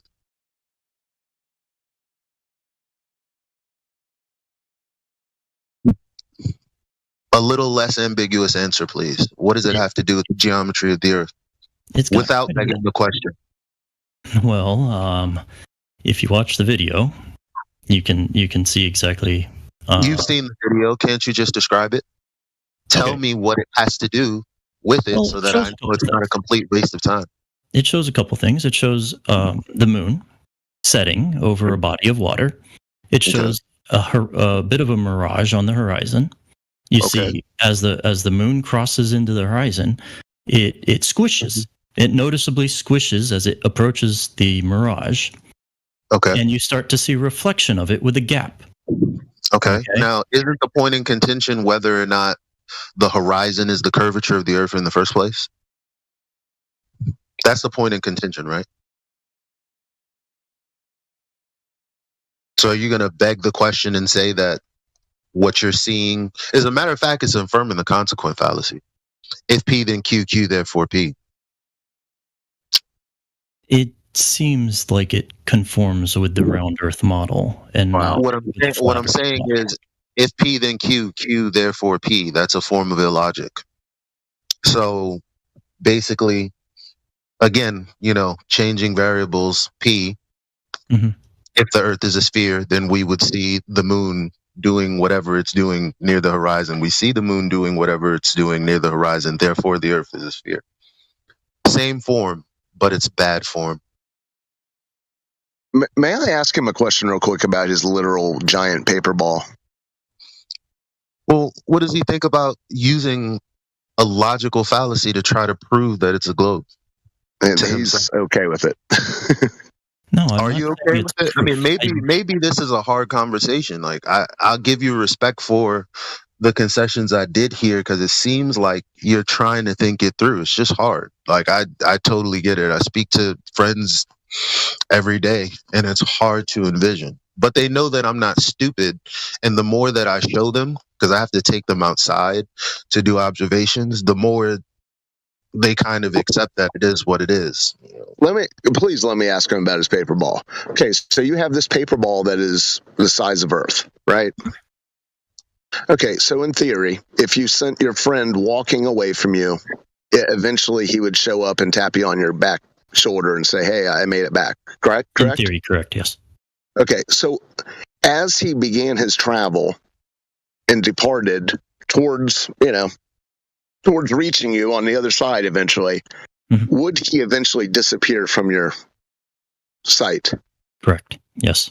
Okay, would there be a point where, based on the configuration of this giant paper ball, that it would be impossible to see him because he would be beyond a point beyond the curve? Yes. At what point, when would that occur? That is apparently hard to tell. If I'm to take the oil rig video as true, and I'm not doubting the oil rig video. You have to take the 3959 ball as true. We're talking about your paper ball. Yes, on the paper ball, you could try to calculate the distance to the horizon, but how would you calculate the distance? So there would be a distance that you could no longer see that person, and it would be a very specific distance. You could make a predicted distance. Yes, you could say based on the radius of curvature that the horizon should be such and such distance. Now, okay, so what were you going to say about the black swan? Oh, the video? The oil rigs. The oil rigs. Yes, it seems to be evidence that the optical horizon is further than what is predicted. Well, that is what the horizon that's what the horizon is. Correct. Well, on a sphere, if the Earth were a sphere, it would be bound by its geometric parameters. Yes. Okay, well then, it's not here in reality. On your paper ball, he would have to disappear where he disappeared. I guess your paper ball would probably have refraction too, would it? I don't know what the refractive properties would be on a paper ball. Giant paper ball. It's not water, so it might be a little different. I bet it would be as far as you needed it to see. Okay. We do have an. Well, my point is, if you're holding a basketball and there's an ant crawling on the basketball away from you, it's going to crawl away from you and disappear. Well, these long distance observations are debunking the claim 3959 spheroid. They're showing that's not occurring, and you're left with having to have an open mind to everything being an optical illusion. That's what you're left with. Yes, that's correct. But how would you? That's nonsensical. You would have no hard proof about the calculations, because again, calculations are based on measurements. Right. Calculations are based on measurements, but what measurements and what calculations do you have on your flat Earth model that would predict the distance of the horizon? How far do you think the horizon is? There's no prediction for us. The horizon is an apparent thing. There's no physical distance. We don't have that claim. You do. Secondly, if you looked up the Rayleigh criterion, you would know that the resolvable limit between two objects, that would be like maybe a boat and the surface of the water. And so as the boat gets further away, it gets small enough that you can't see it anymore? Not just the boat, but it's like it. Okay, think about it like this: you have a brick, right? The brick is on the ground. You can see it in your mind. Yeah. Okay, you push the brick out a mile. Can you see the brick without any optical equipment? Probably not. A mile's pretty far. Right. But if I built a tower on top of that, you could see the tower, but not the first row of bricks. Still, that doesn't mean that there's any curvature, right? That just means you couldn't see it. A tower 1 brick wide? No, not. Hold on. Give me 5 seconds. Oh, I see what you mean. Yeah, okay. I get it. Yep. So now you know the problem with the whole refraction thing. You know about from the observations people have seen from Michigan to Chicago, right? I've heard of that. Again, 50 miles, right? Yes, And it's beyond the predicted, measurement that you would predict from the. great. But they say it's a mirage, right? Yes. Right. Now, Rob Skiba, God rest his soul, took a boat and recorded the entire trip from one side of the lake to the other. Mm-hmm. I stopped him at the door. Yeah. So.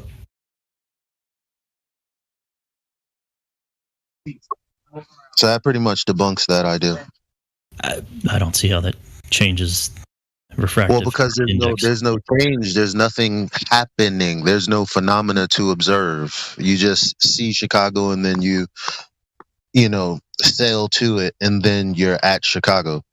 There's no difference in anything. Yeah, I still don't see how that would change anything. There's no point where the boat becomes an optical illusion. You have a line of sight. That's why. Because as you move towards Chicago, you would have to see the real Chicago, and the mirage would have to disappear. And that didn't happen. Yeah, I've never done it myself, so I wouldn't know. Well, there's a video. Okay. So if you want to stop lying to yourself, you can watch that. Or again, you can go out there and look at a beach. I mean, it's quite ridiculous. Like when you do this in person, when you're in a Discord server, it's like, oh, let me try to find ways, because I know for damn sure it's a sphere. There's no way that these flat earthers, like, they got to be missing something, right? You go to the beach, you know for a fact that when you're looking at the water, 1.2 miles is not the furthest you can see if you're right at the water's edge and you're laying down with your hand propped up, with your head propped up in your hand, right? You're 1 foot above sea level, your eyeballs anyway. And we know for damn sure that the distance to the horizon is not 1.2 miles in that case. Yep. And like it's as a matter of fact, I can see New Jersey from Coney Island, which was over 6 miles. I could look directly at the shore. Yeah, but again, you have no way there's of supposed to be predicting. obstruction in between there. That's the point. It's the prediction is 1.2 times the square root of the observer's height in feet. So I'm 6 feet. There should have been obstruction or the horizon around 3 miles. There was no horizon. And was there water between you and your object that you were looking at? There's supposed to be water between. That's the point. The water is supposed to be obstructing what I'm looking at, and it wasn't. And when you look over water, sometimes you get a mirage. Yeah, and remember remember the Suez Canal, you don't get to do your refraction chant there. Yeah. Sorry.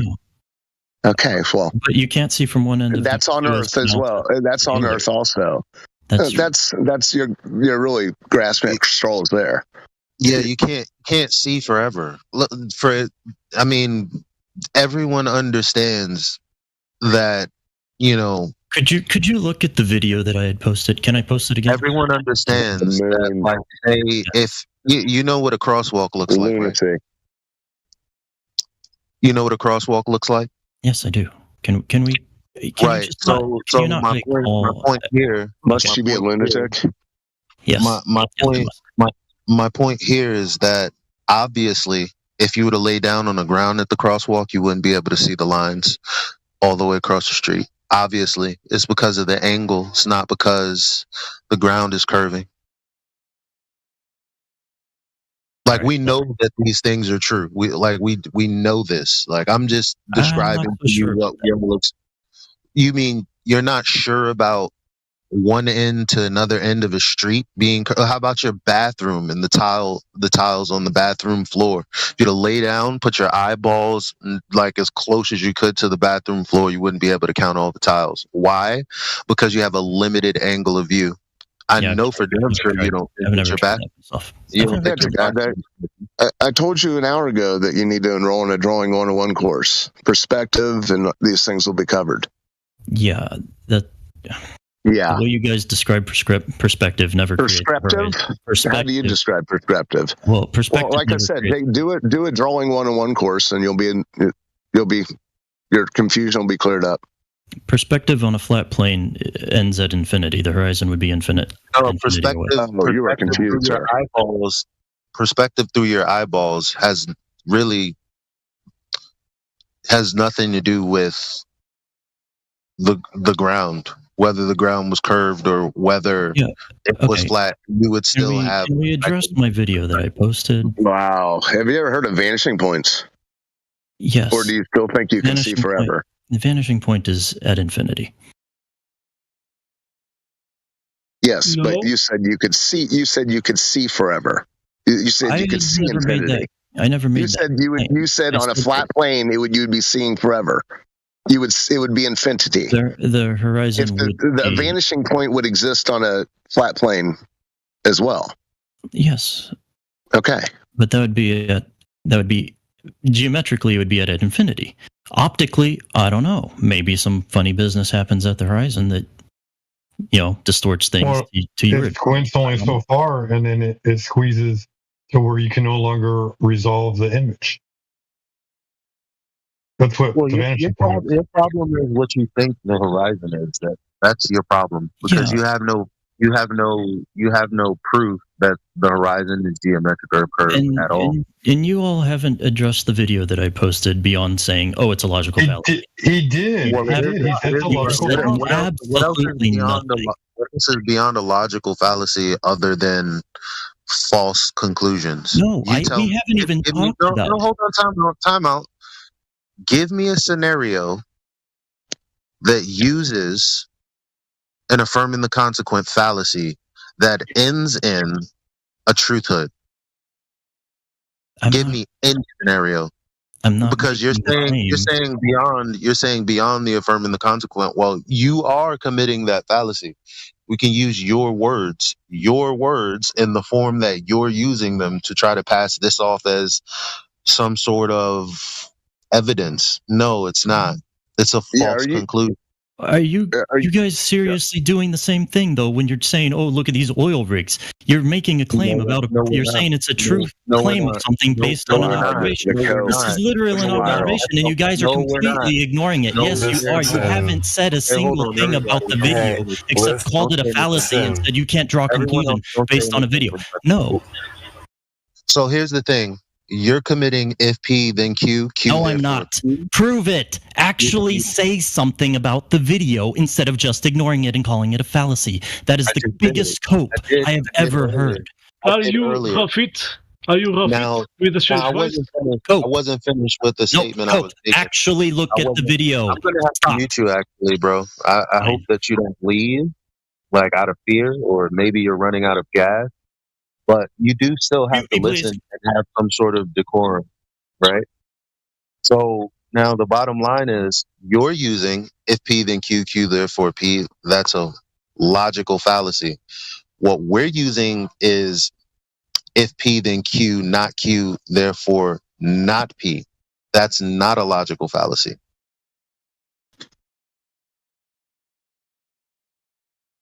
Big difference.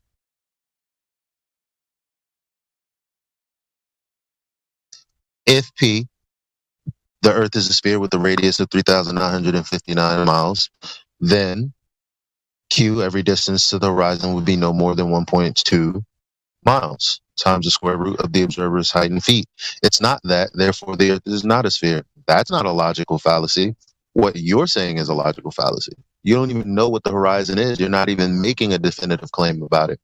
Not a definitive claim that, isn't already concluded before you've proven anything.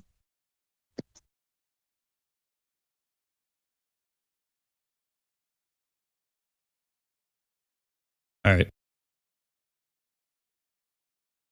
Can we look at the video though?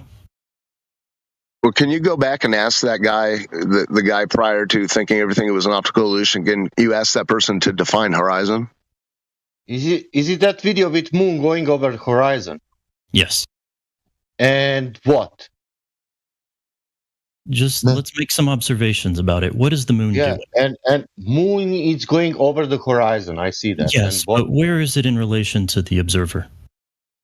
It's in the sky. Okay. And what is it doing? Is it getting closer? And it's going down, down, and then it's disappearing over the horizon. How is it disappearing? Is it getting smaller and fading away? Well, I don't know. I mean, I don't know what is doing. What is the same question about Can you tell me in that when you look the moon, what is happening with the surface of the Earth? Yeah, are you telling me your proof is actually a question, and then you're just going to? I'm not making any claims of proof. I hadn't said that it proves anything. You just said what's happening. We don't know. You tell us. When I observe the moon, it stays the same angular size as it travels through the sky. Okay. If I was born 10,000 years ago and I believed the Earth to be flat and I knew nothing, if I knew absolutely nothing about other cities or towns or something, like I'm a little villager 10,000 years ago. And why is this relevant? It absolutely is relevant. Let me get It's not relevant. It's not relevant. I would believe. It's not relevant because we know that bodies in the sky, they don't act like, objects on the Earth. Like, for instance, the sun and the moon, like their angular size changes ever so slightly. It's not the same, like as if a person was walking away from me. We already know that to be true. So is the question why? I don't know. That's why I asked you. I'm explaining this. My five senses. Absolutely. You're trying to stop me from making my point. What's the moon doing? Is it going behind the curvature of the Earth? That's what it looks like to me. You don't That's have what a it looks point. like to you, but how do you know that? Yeah. Because if I had no other prior knowledge, if all I did was make observations based on just what my eyes see, I would see the moon travel beneath the horizon. And if I had believed that the Earth was flat, I would think that the moon is traveling, I don't know, between the legs of some giant elephant. If you had no prior knowledge, from the other where side. would you see curvature? Where would you see curvature if you had no prior knowledge? There are ancient religions. There are ancient religions that believe that the moon was going under the Earth. Be patient. But the bottom line is the form that he just used just now is it's literally an argument from ignorance. No, I'm making the argument that I can't No, it's an argument from ignorance because you're saying I wouldn't know if XXXXX. Who cares? You're not putting any definitive claim on the table. You're saying you're not making a claim. You're saying this isn't proof. So what are you saying? Yeah, and Takanda, you can't put yourself 10,000 years back there in good faith, because even if you did, that person you're putting back there still has embedded in his psyche the narrative of space and moon travel that he's seen and been seen on TV and presented through academia. As in, so that person back then, you would want to use your five senses, but TV would have to be the sixth. You guys didn't even let me finish my point. Well, okay, make your point again. I just addressed your point. I would have believed that the Earth was flat if I was born 10,000 years ago. Okay? But the model that I would have come up with would have been very different than the flat Earth model that's presented What today. flat Earth model? The one where the sun and the moon circle above the Earth in a big circle. We don't know what the sun is doing over the Earth. I can tell you what it looks like it's doing. Other than making an arc, but mathematically, those things don't line up either. Everyone knows that. It's not like you can triangulate the sun. Because if I can watch it. I can track its path, and every hour it moves by 15 degrees, and it takes 24 hours, and it reaches about the exact same position. Oh my goodness. Slightly different every day, but hey, I'm just telling you what it seems to do based on my optical observations using my own eyeballs. You only have 180 degrees from where you're standing, so it doesn't really matter. So what? It takes. You know how they know that it takes 15 degrees an hour. Mm-hmm. You know how they know when you look at the math on paper, it's the Earth not moving, it's the sun moving. Sure. Elevation angles over a flat plane. So Totally.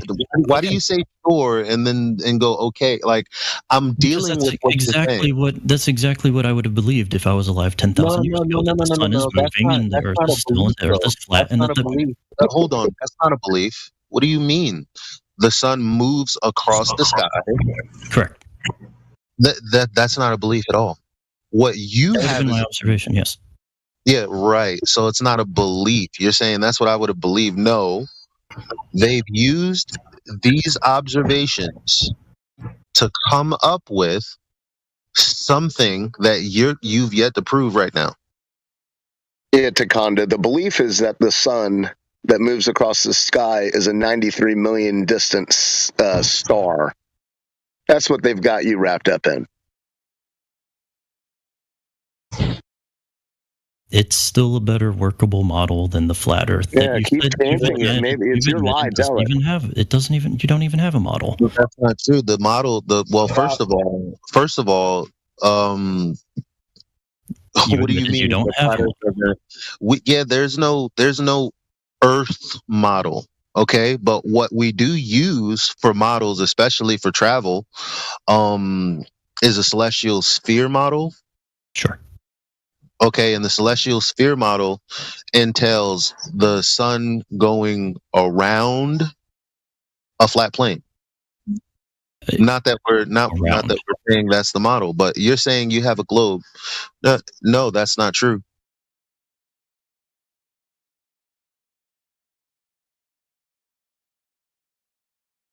I don't know what to tell you.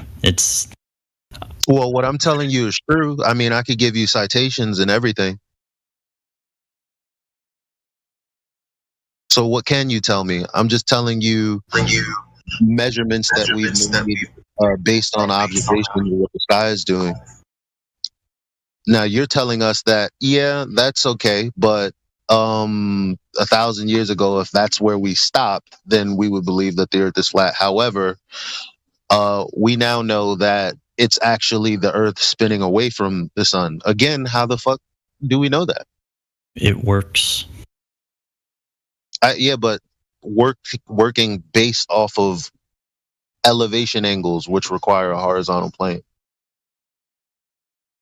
That's what works, not a globe. They don't use a globe for anything. I mean, they use it for Google Earth, okay? And no, it doesn't. How many times do you have to spin Google Earth around to get once around? Wait. No, they don't. What do you mean they use it for Google Earth? No, Google Earth is a flat Earth. Is a flat tool. Sure. Okay. If you look up elevation profile, guess what? It's just going to show the changes in elevation relative to sea level. There's no drop off when you get the distance from one end to another point in Google Earth.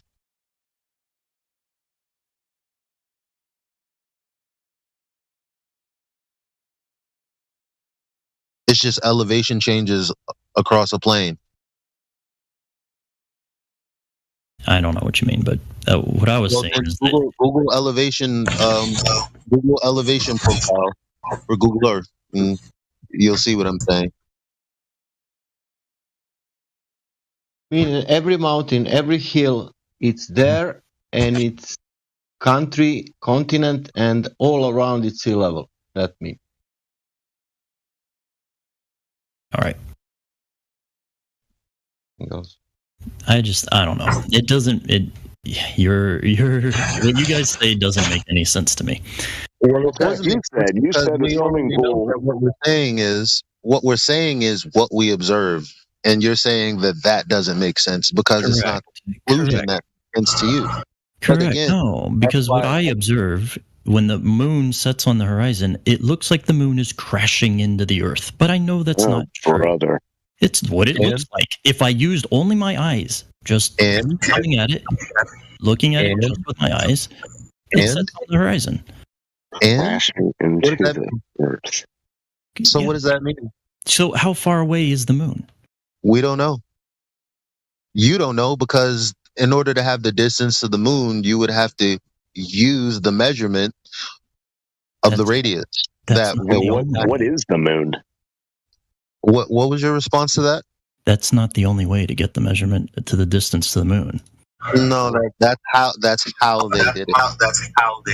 That's how they did it, but we've got modern tools now. We can measure. No, you don't have modern tools. You're going to say that there's a reflector in the moon. Like, first of all, that's not what I'm going to say. That's actually not what I'm going to say. I don't have a laser powerful enough to bounce laser light off the moon, but with about $1,000, you can. No, because you can actually build a ham radio setup for about $1,200 or so. You can actually bounce ham radio signals off the moon. It's called Earth-Moon-Earth communication. Have you ever heard of it? Why didn't you start with this instead of your YouTube video you complained about for half an hour? We were hour? talking about the horizon. We hadn't even talked about the moon. I was just showing a guess what you need. Guess what you need for those radio signals. What do you need? An elevation angle, which requires a horizontal, which you don't have on a sphere. I'm not sure what you're getting at. I'm pretty sure you have. Well, you probably don't know what an elevation angle is, which is why you haven't. And it's also neat that you're supposedly you're shooting something towards the moon through the ionosphere that usually would shoot them back and bounce them off. And then you're hitting a sphere, and then somehow that hitting that curved surface is still going to come directly back to Not exactly. It loses quite a few decibels. That's not, you can't really do it. Where is it going to come back to? We're not even in the same place we started from when I started this sentence. Where is it going to go back to? Where we were? Beautiful point. No, where you're headed. It goes. No. So do you lead it? Do you lead the radio signal like a wave? No, you don't have to, but like a hunter. That's not how they do it, though. So you're just making stuff up. No. Am I making stuff up? I'm not the one making stuff up. I didn't make any. So tell me something that I've made up this entire time. What did I make up? With my word. Sir Edward, you're hot micing. Apologies. Because you're making stuff up, but I think you misunderstood me. You misunderstood. I wasn't saying you were making anything up either. So then who's making stuff up? Because I said according to you, it's everyone who has ever done an Earth-Moon-Earth communication, moon bounce. No, you're making stuff up because I told you what's required for that communication, and you're like, yeah, well, whatever. What's required is a solid moon, not some hologram or some dome. It's a solid moon that's very far away. Did anyone here claim to know what the moon was? I've heard it called. Have we talked to this guy before? No, you have not. Well, let Mickey get in here. I see he just unmuted. Hey, Eli, what's going on? Yeah, welcome back, Mickey. Nice to hear your voice. What's going on, Edward? Yeah, I don't know. I was interested in the conversation because I heard Takanda talking, and it just sparked my interest. I think that he sounds very knowledgeable on certain things, but I think he's bankrupt in the area of like a geometric consequent, which is kind of like what we should be like letting him understand that he doesn't know. So I'm just going to tell him right now, Takanda, you think that you understand that the Earth is a globe currently, right? With whatever findings you have. It seems to fit the round Earth model better than the flat Earth model. Oh, okay, but you're comparing it's a false dichotomy right now because there is no such thing as a round Earth model. I've heard. That's what I've been told today. Takanda, let me finish my sentence, bro. All right, so I was just going to say there's it's a false dichotomy because the round Earth model and the flat Earth model are both something that are just ideas that you came in here and pit against each other. There is no such thing. So let me just bring you to the place where you can actually, establish a foundation, right? Yes. So if you say that the Earth is a globe, has anybody in history ever established that as a true fact that we know for sure that you can tell me right now? Anybody in history? As far as like, okay, so if we're living on a ball, let me just back it up a little bit. Mm-hmm. If you have a shape like a sphere in your hand, right? That sphere in your hand could be measured with radius, diameter, circumference. You could tell me the size of that sphere, so on and so forth, right? That's pretty basic. It's a basic geometric shape, There's no qualms there, right? You could tell me from a point A on a sphere to a point B, there's an arc over, it's elevation change, there's drop over distance, that everything that would fit the bill of a sphere, right? That's pretty simple. Yes. Okay. Now let's take that same understanding and then scale up to the size of the Earth. Now, if we're going to do something to measure the Earth, what would be the best way for us to measure elevation change or drop over distance? What would we have to do to find that out? Well, I've come to learn that the horizon itself may be unreliable due to, let's not talk about the things that don't work. Let's talk about the things that do. The things that work, in my what opinion, works for measuring drop over distance? By finding the circumference of the Earth. No. That's begging the question. Let's not beg the question. Let's try to figure out, how do we know that the Earth has elevation change over distance, which it would be the consequence of it being a sphere. So drop over distance. How can we do that? How do we find that out? How? Do you know how? Well, I'm asking you. Because if we're standing on a sphere, right? Like, that's the idea. We're on a ball, or an oblate spheroid, because that's what they tell us, right? That's what they it's say. A bit chubbier at the middle. Well, so if that is the case, then how can we measure drop over distance? Because that would be the consequence of it being that geometric shape that they tell us we're standing on. It would be. I mean, it depends how you want to measure it. Directly. I want to measure it directly. It's too big. You can't hold it in your hand. It's too big. Well, I don't want to hold it in my hand. I want to measure it. Yeah. I want to measure the elevation change between point A to point B on any part of the surface of this Earth that is an oblate spheroid. Seems pretty reasonable, right? Pretty straightforward. Elevation. It wouldn't be elevation. It would be change. Right. You've got to put change on there. Curvature. Elevation change. You mean curvature. Elevation change. The elevation of the perfectly smooth. Surface, there wouldn't be no change in elevation. But here's perfectly smooth. We're not talking about perfect. What we're talking about is, the point A to point B over the distance of an arc. Yes. Right? Let's say you're standing on one part of that, your point A, and the destination is point B. Between you and B, there's going to be an elevation change. Yes or no? Hello? Yes, but okay. All right. So how can we find indirect? There's no good indirect. No. Measurement. Why? Because it's too big to literally grab a ruler and measure. Big. So we're not going to grab a ruler. That's obviously redundant. Why would you say that? Why would you say that?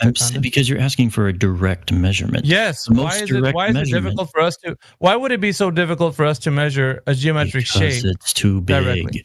The most direct measurement would be to literally start from one point, travel due east, and until you get back to the same point. No, we're not talking about going around and around. What we want to find out is the actual surface curvature measurement. That's the most important. Right. But you keep saying right, but you're not telling me how we're going to do that. Because you can calculate a curvature. We're not calculating to conduct. We're not calculating. What we want to do is find out from point A to point B on any distance on the surface of the Earth how much drop there's going to be. See how easy that sounds? Why is it so difficult for you to tell me the method? You can look for it using a theodolite, but a theodolite. Yes, a theodolite. It's a very what is the maximum effective range of a theodolite? You tell me. You tell me. You're the one that brought it up. I didn't bring it up. I don't think there is maximum range. You don't think there's a maximum range. So the people that actually use that in their profession don't know that the tool has a maximum effective range that it can be used for. And outside of that, there's not going to be the tolerance that it should be useful for. The tool was not designed for measuring the curvature of the Earth, as in drop over distance. Measuring the horizon. So we're using a tool that's not meant for the thing that you want to use it for in out of its context. Don't you agree? Yes, but okay. I'm part of the reason why I wouldn't even trust it is that the horizon, especially over water, is prone to having mirage and other. Right. So once again, we're using things. We're talking about things that are not useful. But what things are then to measure this drop over distance? Why don't we design an instrument to do it? Well, I don't know. You're the one that says that it's been measured thousand. Well, if I was a guy 10,000 years ago, and I'm like, well, what have we done so far? If we haven't done anything yet, no, that wasn't any part of that. Well, what have we done? I'm asking the question, Takanda. What have we done currently? Because we're so advanced, right? Mm-hmm. Surely somebody should have measured the drop over distance over point A to point B on any surface, given surface on the How Earth. would they do that? Well, I'm asking you. That's not my claim. I'm standing here with the rest of the people in here who know observably, measurably, and practically used as a flat stationary plane. You, on the other hand, however, have the idea that the Earth is curving. And I'm trying to figure out, well, that's great. It's just a belief. It's a blind belief at that, but you haven't figured out that if it's actually been done or not. It's a foregone conclusion in your mind, Takanda. I think that is the, I'll give you a mulligan. I'll let you think about it and see if you can figure it out. But you have to also come to terms with the people in here. We're not just sitting here saying the Earth is flat like some 10,000-year-old caveman that you might have in your head. Yeah. We're actually asking the question, how is it possible that nobody's ever looked into the fact that there isn't any answer to the question, who has measured drop over distance? Like the most simplest basic form of actually figuring out how much elevation change there should be between point A to point B on any given surface, or any given distance on the surface of the Earth. So what I'm asking right now is that if it's your idea that the Earth is curving, well, surely it should be easily measured drop over distance. I mean, I'm not my goodness, so easily measured when it's that long of a distance when you're talking about. Well, I think that's refraction above water. But isn't that coping though?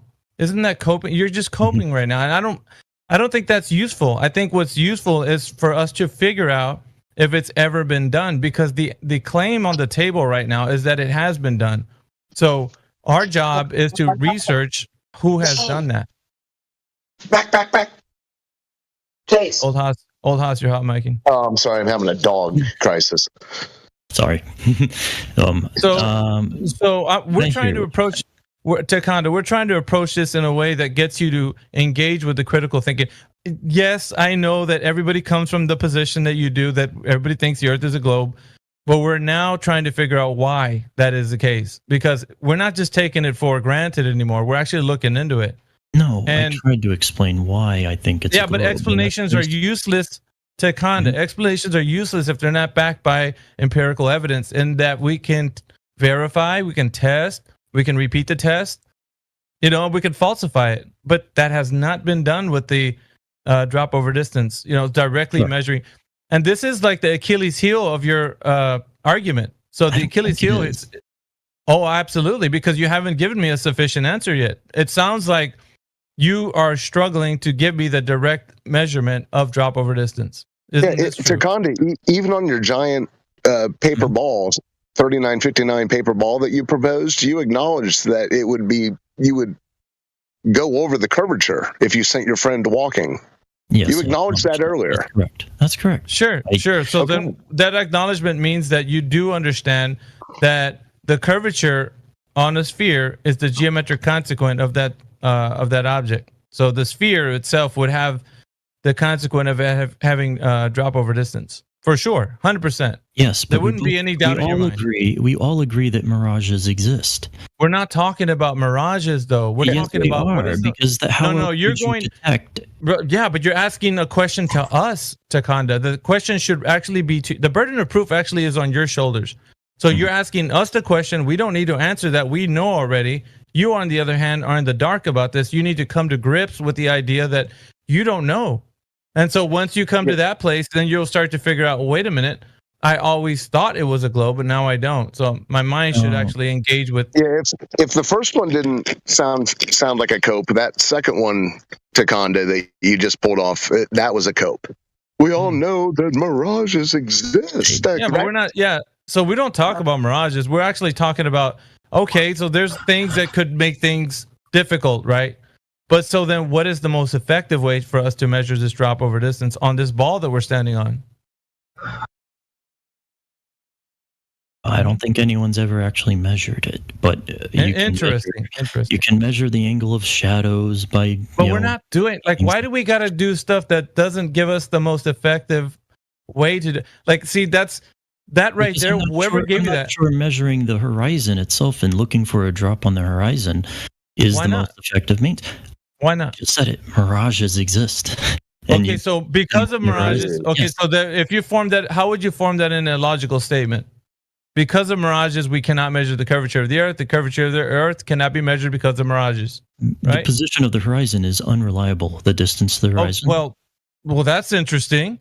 Yes. So we don't have drop over distance at any way, shape, or form. So anybody who's ever looked over the distance on the horizon cannot be trusted, is what you're saying, including somebody who thinks the Earth is a globe. Correct? You just sabotage your whole argument in that one single statement, Tekon. I don't think you know you're that, listening. right? I really don't think you're I listening. am. I'm listening to you, but it sounds like you're sabotaging your own side just so that you can save face. Right no, now. I'm saying that you cannot reliably measure the distance to the horizon. Well, then you just through a mirage. sabotage. Right, you just sabotage your whole argument. Is that it's my completely argument? sabotage. I've never you. Yeah. You probably haven't even heard the reason I think that. Yeah, but you know, I don't care. I don't care if you're looking at the moon or the sun or anything, angles or shadows. What we have to figure out is that the Earth that we're standing on, once again, because I got to draw you back, because you actually kind of veer off left and right here, and I can see why you've been struggling. So we got to stay the course. We got to figure out why we cannot find the drop over distance on this Earth that we're on. This is most important, because if you're standing on a sphere, that's the only thing you need to be concerned about.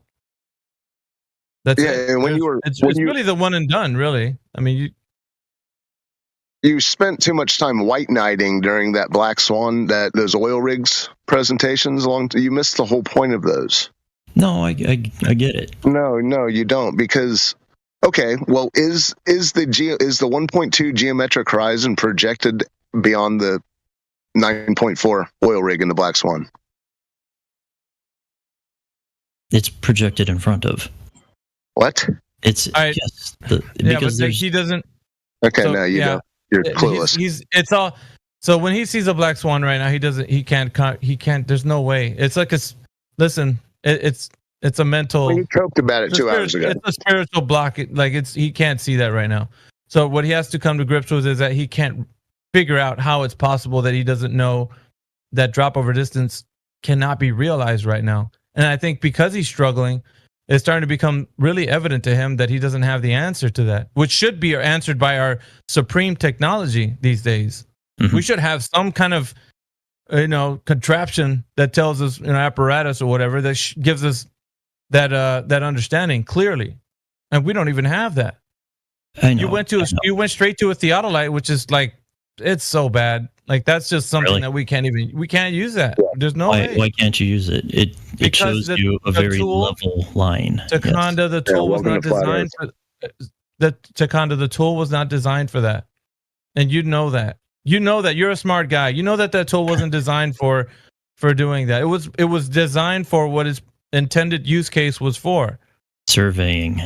Correct. That's what it's used for. And it has its tolerance detecting levels. elevation. No, it's literally designed for detecting elevation. I understand this, but only on a certain. It's got parameters, Takonda. You can't say that Theodolite that's being used by professionals these days they don't have to, that it has parameters that they work with, and inside of that parameters they can't go outside of that, and it's not useful for anything.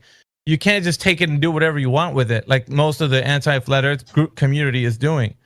It's got to be used for whatever it was designed for. That's for specifically what its use case was for. I'm not so sure that doesn't. I know, because it feels like you want to find another means to do something that tool doesn't apply for. I think that tool is very sensitive at detecting elevation, or the opposite of elevation, declination, or whatever you call it. Yes, but it's only listen, what it does on the land, which is topography. What it does when surveyors are using it. It's useful for a certain amount. For when they're shooting targets, It's only useful for a certain maximum distance, right? Well, I'm not so sure about that. Well, you need to be like that's brush up on that information before you actually start to think that it's useful. Because the people that do this as a profession, they would tell you straight out, you cannot use it for what these guys in the anti-flat Earth community are using it for. Okay, so and what are they using it for? They're trying to do the drop over distance, which you're saying is ineffective because of mirages. It would be unreliable, but like yeah, exactly. You see how you sabotage yourself with you're saying you're speaking out two sides of your mouth right now. On the one hand, you're saying let's use a theodolite. On the other hand, you're saying we can't trust it because we got mirages. Which is it? Can we trust the theodolite or can we not trust it? If there's a blatant mirage, then you know you can't trust it. A blatant mirage.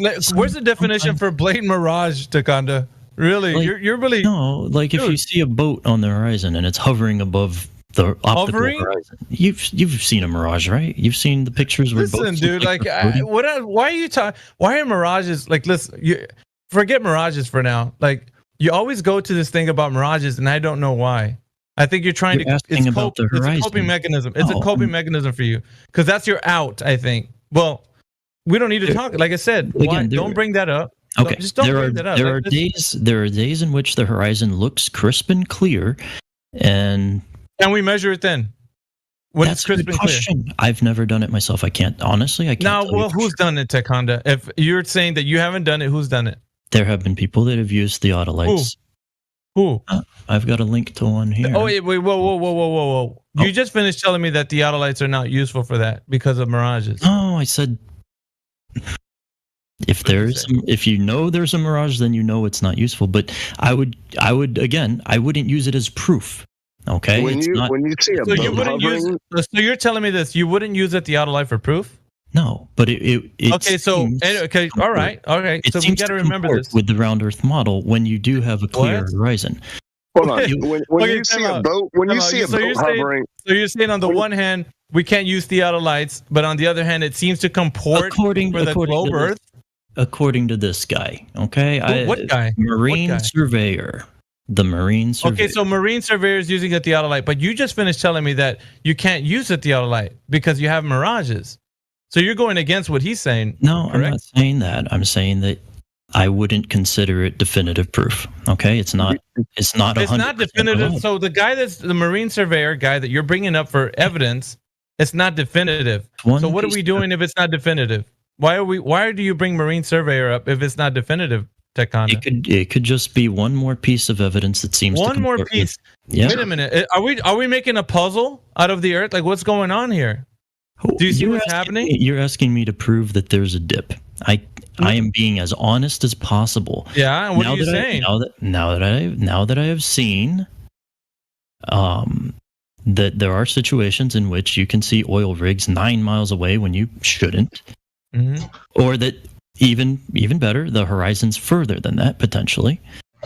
That optically you can't trust what you see on the horizon. So now, so basically what you're telling me is that when we see farther than we're supposed to, we can't trust that, is what you're saying. So basically anybody that sees farther and understands the Earth isn't curving with the set rate they tell us, we can't trust that because it's obviously a globe. Is that what you're saying? Can you trust it when you do see that there's exactly the right amount of dip if you use a theodolite? Hold on a second. The right amount of dip. The amount. Takanda, what are you talking about? I'm talking about the amount that is correct that would be calculated. Okay. Here, I'll just post you a video. I don't want to see a video. I want to know why your understanding of whatever you're telling me right now makes any sense to you, because it sounds like it's this, two ideas are crashing into each other. On the one hand, you can use a theodolite. On the other hand, you're saying you can't trust it, and you're battling in your mind like, well, I think I said you can trust it. On the other hand, you're saying you can't. Like, I'm trying to figure out what can. And then at the very end of the statement, you're telling me that it's like a giant puzzle that you're putting together. Do you convert to convex earther on the days that you see a boat hover? If I only trusted my eyes, then yeah, sure, why not? But I don't only trust my eyes. Wow. You've lost the plot, haven't you, sir? Yeah, he's that we can't engage that way, though, old house, because we'll lose him quickly. Like we can't. Do that. Like, I've been talking to him for a couple hours. He's lost. Obviously, Takanda, we haven't figured out how you can measure drop over distance. I'm going to bring you back to the point. Sure. Drop over distance isn't the reason why I think the Earth is round. Well, it's not that. I don't care if you think the Earth is round because Captain Crunch told you. Like, it doesn't matter to me. Like, if there's no evidence behind it, then it doesn't work. So you can't say that, well, I believe the Earth is a globe because main surveyor told me that it is. Who cares? There's no evidence to back it up. We can't falsify it. We can't verify it. We can't do anything with it. Obviously, to you, it's a puzzle piece. And we got 1,000-piece jigsaw puzzle we're putting together. We need a lot, what? Come on, Takanda. No, it's ridiculous, bro. This is what it sounds like you're telling us. Like, we're on a wild goose chase following you around with all this. All you got to do is go straight for the direct measurement of drop over distance. Go see who's done that. If anybody's done it, obviously we know there's no one that has. So you're going to be you're going to chase a ghost. So that's exactly what I said before, that it might be more challenging than, just measure it. Well, how? How would you measure it? Well, that's not our point. That's not even our problem. That's yours. Because if it's a globe and a geometric consequent is that it has radius, diameter, circumference. Yeah. Well, guess what, Mister? You got to. Yeah. Well, of course. But I mean, that's what I'm saying, though. If you think it's a globe, you would be able to measure it with its sphericity. How would I be able to measure it? If you're standing on a sphere, it would have drop over distance, Takanda. Yes. It's a sphere. I measure that. How would you measure? Listen, how would you measure drop over distance? Come on, let's get the critical thinking going. Put on your critical thinking hat, Takanda. You can do this, man. Like, if I wanted to find out, you stood a far distance away from me. How would I know how much drop over distance between you and me there would be? Think about it. Just use the old noodle. What would you use in your mind? Well, I would try using a theodolite, but apparently you say that that's not intended for that purpose. Because it's a very sensitive instrument for detecting elevation. For its working parameters that it's useful for, not for using it in the context of like miles. Because after miles, there are sometimes there's refractive distortion when you start refractive distortion. I think you're just mirages, refraction. Okay, so there isn't any. So you're telling us right now there isn't any way that we can do it, not even with theodolites. I'm telling you that you could try it with a theodolite and see what measurements you come up with. Because the optical illusion Earther wants us to drag a theodolite into a mountain. You don't have the answer right now. You're saying theodolite, but you really don't mean it, because you're telling us that you can't see through the theodolite. That the curvature because of mirages. So now. I'm saying that under certain circumstances, yes, it might not be precise, but generally you'll see that here's a problem.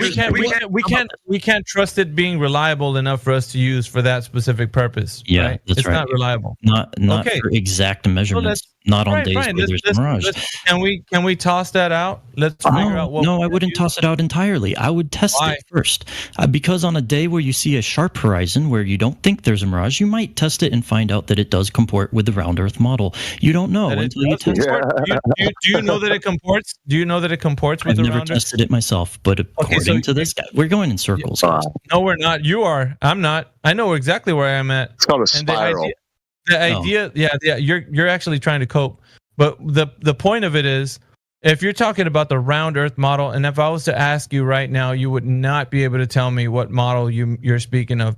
So present your model right now in the live stream voice text, Takanda. The round Earth model. The round Earth model. The round Earth model I use is the one where I'm standing on a ball that has a circumference of about 25 miles. Where is this model? I've never seen that model you're talking about. The model's literally in my room. I have a globe. All right. A globe is a model. No, a globe is not a model. My globe is a model. Have you seen the underside of that globe? It says not used for educational purposes, Takanda. Come on now. Is that what it says? That's what it says, bro. Listen, if you go to any store, you can look underneath it. On the bottom of it, it says this is not intended for educational purposes, Takanda. Let me get my globe. I don't know if yours probably already worn out because you've had it sitting there probably for a while, but they all say that, mostly. Uh-huh. So that's your special reason? It's like Rosebud? I mean... Are you astonished? He's probably going to be like, oh, shit. I don't see that's that. a secret reason you won't tell us about. Anyway, that's not the round Earth model, by the way. And there isn't one, by the way. Can I say only two, three sentences? Is it going to take us away? Go ahead, Sasha. No, two, three only. From that point of view, dear, how you say, what's your name? Sorry, Takonda. Yeah. From that point of view, if I'm you and if I'm in room with a globe, of course that then it's a globe. Then I will be on your side, because that's what we are speaking. It's outside. It's not in a room. That's the whole point. Because if we are speaking about your globe in your room, then for sure it's curving. I will be on your side, but not that. That what we are speaking is it's outside. It's reality. That right. That's you're talking about with my own what you're keeping. What you're keeping in your hands. It's not outside. That's only that. Nothing else. Yeah. So basically, he's just saying you have a toy. That's it. It's just a toy. It's not a representation of what the Earth is, because like I asked you to present the model of the Earth and the globe, the round Earth model, like you said. Yes. There is no such animal that exists ever. So what I'm asking for is something that you can't provide. Otherwise, you'd be able to put it in live stream voice deck. Here it is. You don't have it. That globe is not what you're saying. Is that going to tell us drop over distance, elevation change on this Earth that we're standing on? Of course not. Is it going to give us information about anything? No. It's not even meant for educational purposes, which I told you, but you don't believe me. There's images of it in the live stream voice. Yeah, I saw that. Yeah, anybody can print out a little sticker. Sure, why not? Well, anybody. What do you think's printing it out? Your friendly governments of the world. Okay, sure. Well, what do you think? I'm not making these things. You think flat earthers are going to be putting stickers on the button? Why would a government that's trying to convince everybody that the Earth is round put a sticker on a globe that says? Why are they trying to convince people it's round in the first place? Are you seriously asking that question in this chat room? Yes. Takanda, for real? Are you being serious? What? Listen, dude. Like. Oh my goodness! You must be really in love with the globe for some reason. But check it out. Like I've already. I'm actually not. Obviously, you are. You're a fanboy of like space. I bet you got a bunch of posters and rockets and stuff in your room. Listen, dude.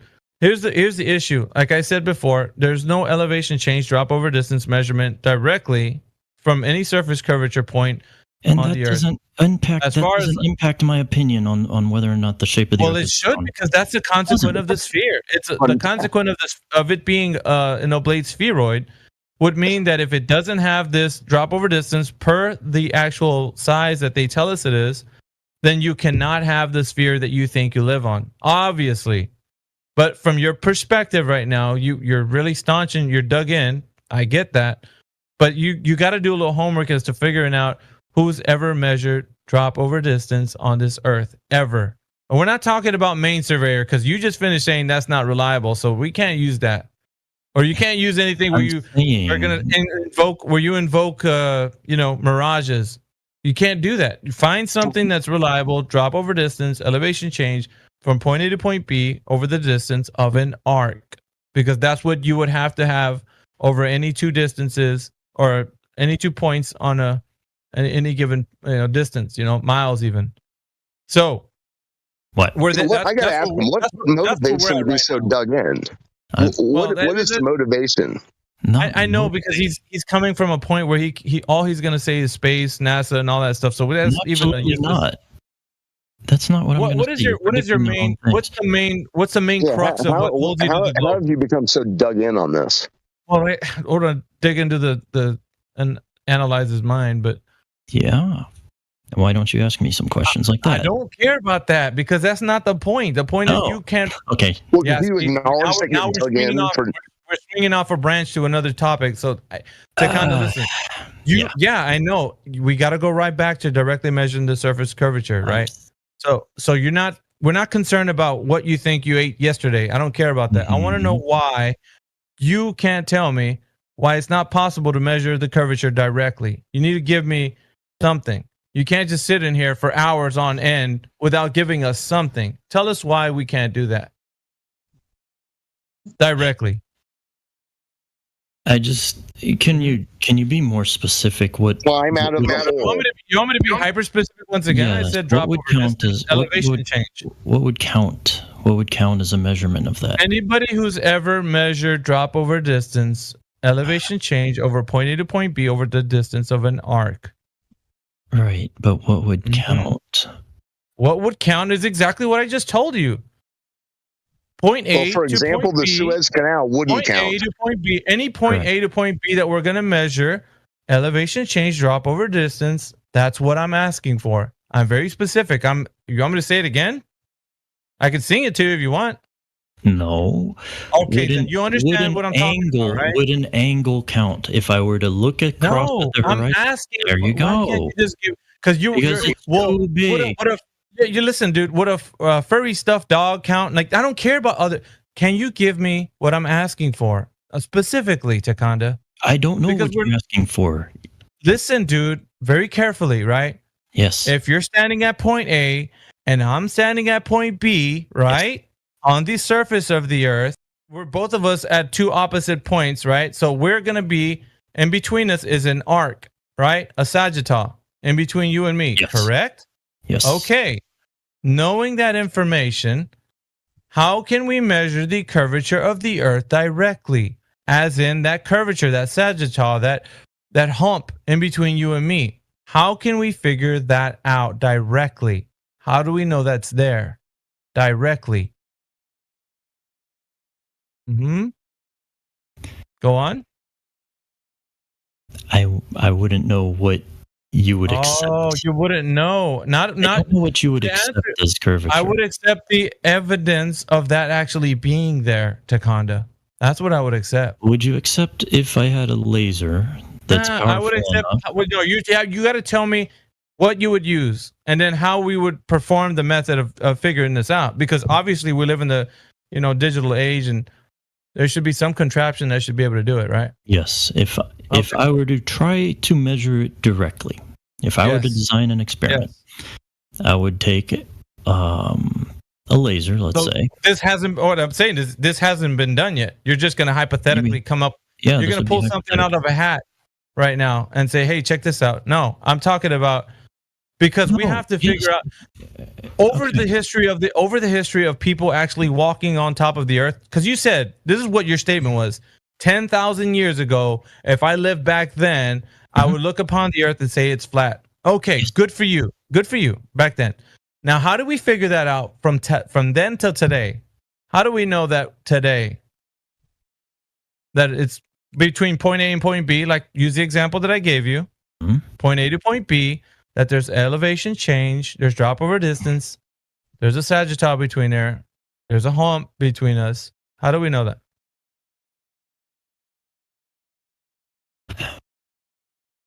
There's a variety of reasons, all of which you guys would dismiss. Of course. Why are you struggling, Takanda? I just need you to tell me directly. See, this is the thing with you guys that come in here. You have to just realize there is no answer. It's mainly, listen, dude. It's mainly pride that you got, right? That's it. But you can save face, man. You just say, hey, you know what? I'll look into it, and I'll be good with that. But no. You're trying to figure out and reason with your mind that there is no answer here, dude. There really isn't. There's a variety of ways that you could try to do this. I could stand on the shore, have a friend on a cruise ship, watch them sail away. I can watch the boat sink. I don't want to hear of the boat. Takanda, slowly roll, bro. Slowly roll. I don't care about what you're proposing right now because it hasn't been done, sir. Correct, and that's nobody has done it. That's fine. I don't care that it's never been done. I do because right now, the rest of the Earth, the people that live on this Earth, believe that it's been done. So I'm asking you to actually come to grips with this. Maybe they do, or maybe they don't, but I don't believe it. Takanda, remember, you told us you can't believe your eyes anyways, so why buy the cruise tickets? And you guys have harped on this for like 30 minutes. I don't know. I'm actually bringing you to a point, right? The point is it has not been done. And you're saying, well, let me figure something out hypothetically. And I'm telling you right now, I don't care for that because because you're asking for hypotheticals that can be validated or proven true or not. You're asking for what's falsifiable. I'm asking for what has been done, sir. Okay. In history, like anytime, because you said 10,000 years ago we didn't know, but now we do. Okay, fine, that's fine. How do we know that we measured the curvature of the Earth directly any time between then, 10,000 years ago, and now? Yes, go ahead. From the surface of the Earth, that's very difficult, So we can't do it. So we can't do it, is what you're saying. We can't do it. That's your answer. We can't do it. I'm not saying we can't do it. Tell me how we can do it. A minute ago, you said all you had to do was buy a cruise ticket. Then tell me how we can do it. Yeah, maybe. Then tell me how we can do it. Again, I started talking about a laser. You could try pointing a laser directly horizontal, or you can. I know. Look in the chat. Again. Yes. So are you gonna deny the straight standard that is a laser? No, not exactly. But on certain. Okay, so what's the but then? You said, well, maybe we could use a laser under certain conditions. Yes, how about over a frozen lake? Over a frozen lake, over a calm lake, refraction is not going to play a role at nighttime, guy. Sure. Then okay, so look in the chat. Look in the chat. I don't trust what other people have done. I trust my own observations with my own. Main surveyor, basically, like. You trust main surveyor, right? You don't trust your own observations. Why did you post then two? Why did you post then two things from other people if you don't believe? Exactly. He sabotaged himself. You keep sabotaging yourself, Takanda. Do you know that? And you forget that you told us that swimming pools are flat. And you were saying like one thing. Why I posted two things. Yes. Can I answer your question? Why you posted something and you don't believe your observation? Why you posted something from other people and you don't believe? Why you believe that? I'll answer you. I can answer you if you stop talking. Yes, the first thing I posted was the moon setting on a horizon on over a body of water, which I have observed with my own eyes. And horizon. Yes. Horizon. Did you observe it, Theodolite? I've observed it myself. No, I have not, and that's why I've said I can't. You guys have even said that I sabotaged myself because I've said that it's Why did you post that? Why did you post that? It was you guys have asked the question of how would you detect curvature on the horizon, and I said maybe only a little bit intellectually honest. Calm down. Everything it's all right. You can post whatever you want. We can. Nobody asked that question. Nobody asked that question, right, Sasha? Because he just said, "How would you detect curvature on the horizon?" No one asked that. You guys have asked me how do I know that the? I'll give you $100 if I asked you. Not you. How you detect? Who did? What I asked you? Yes, you asked about the dip. The Sagittarius, elevation change. Yeah, elevation change. Elevation change. But you don't. I didn't say horizon. I was saying from point A to point B. How are you going to do it? Yes. That's what I told you.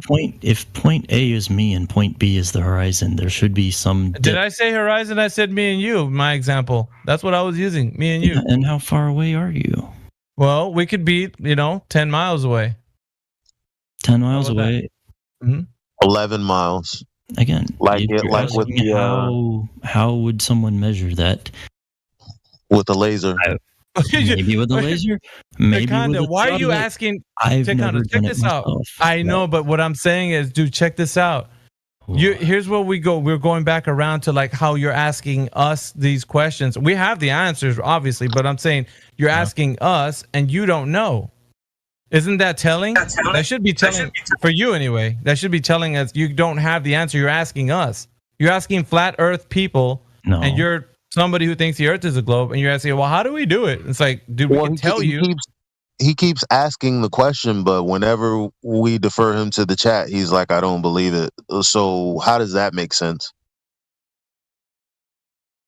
Why do you keep asking us how you would do something if we're showing you that you're asking us questions about things that have been done, and then Miggy is like, well, how do you do how do you prove what you believe? And you're like, well, you tell me. Yeah. The reason I asked that, you need a flat earther to tell you how to measure the globe that you're claiming. He's a funny guy. Sounds like that's the end of that claim. Basically, because you'll dismiss anything I say. I'm asking what is your criteria? Dude, you haven't prevented. Takada, I asked you for evidence. You literally started coping about bro, a theodolite's not meant for doing that. Yes, I'm it's telling meant for calculating. Listen, elevation. dude, I already told you, and you even admitted yourself that tool is not used for that. Right? I'm going to ask you again. No, let's get some honesty in what you're saying here, right? Let's get honesty here. Is the theodolite used for measuring drop over distance over the curvature of the Earth? Yes or no? Is that what the tool is designed for? No, it was not designed. Okay, thank you. Thank you, Tekonda. There's a million tools see how good that feels? See how good that feels? You're being honest. I can find tools that you can use for things other than what they were originally intended to be used for. What, you're gonna eat cereal with a hammer? If I must. Jeez Louise. Listen, dude, check this out, man. You're not using your critical thinking skills, which is what I want you to engage with here. And so once you start to do that, you'll realize there isn't an answer for this question. And then and do I need to answer that question? Well, I'm telling you because it's unanswerable that you should actually be honest with yourself. You know what? Let me research this. I'll come right back. In the most honest, what other globe earther is going to honestly say that maybe you can't quite measure that? Maybe it's never actually. Yeah, I know, but you're telling me, well, check out Main Surveyor. Well, can't you use? I don't know. You talking about other. Let's use theodolites and like, dude, you already know now that there isn't an answer to this, right? Sure. Or do you know there's an answer? Because if you do know, then tell us. If not, just say I don't know. I'll tell you, I'm not sure. Okay. No, no, not sure. No, I'm not sure. Tekonda, I don't want to hear you say not sure. I want you to say I don't know. Be honest. I don't know. Honest. I don't know is the honest way. Now I'm not sure. I know that people claim that they have measured. No, I'm not going to accept that. I won't accept that. Theodolite. I would want to do it myself. Tekonda, stop talking. I'm not going to accept you saying that you're not sure. You have to say, be honest with yourself, and you don't know. Because if you know, then tell me. If you don't know, then say I don't know. Be honest, Tekonda. Okay, hang on. Can we just establish? No, Tekonda, just answer my question. Either you know and tell me, or you don't and say I don't know. Just answer. If I had an instrument that was designed, just answer the question, sir. Answer the question. Either if you know, then tell me how you know specifically. If you don't know, say I don't know. I don't have to repeat myself. Just answer the question. I've already answered it a million times. No, answer the question, please. Answer the question right now.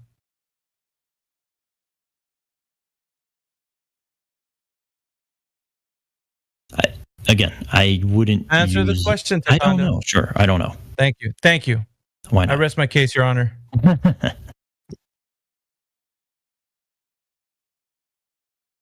You guys have got me pretty much no closer to believing that the Earth is flat, though. I don't have to. It's not my job. That's your job.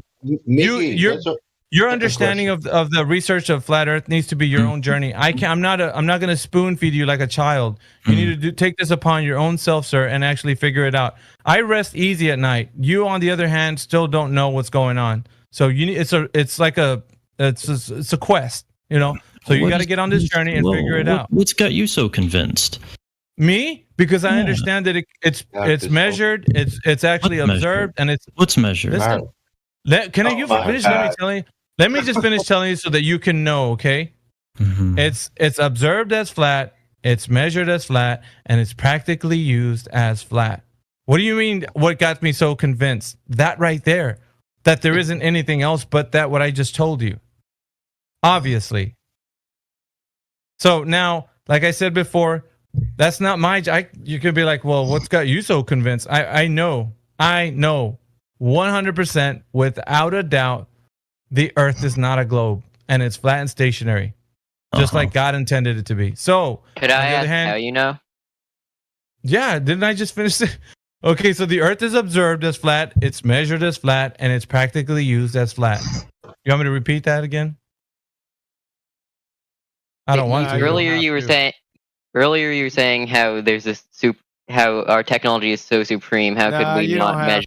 to. No, that we don't really care.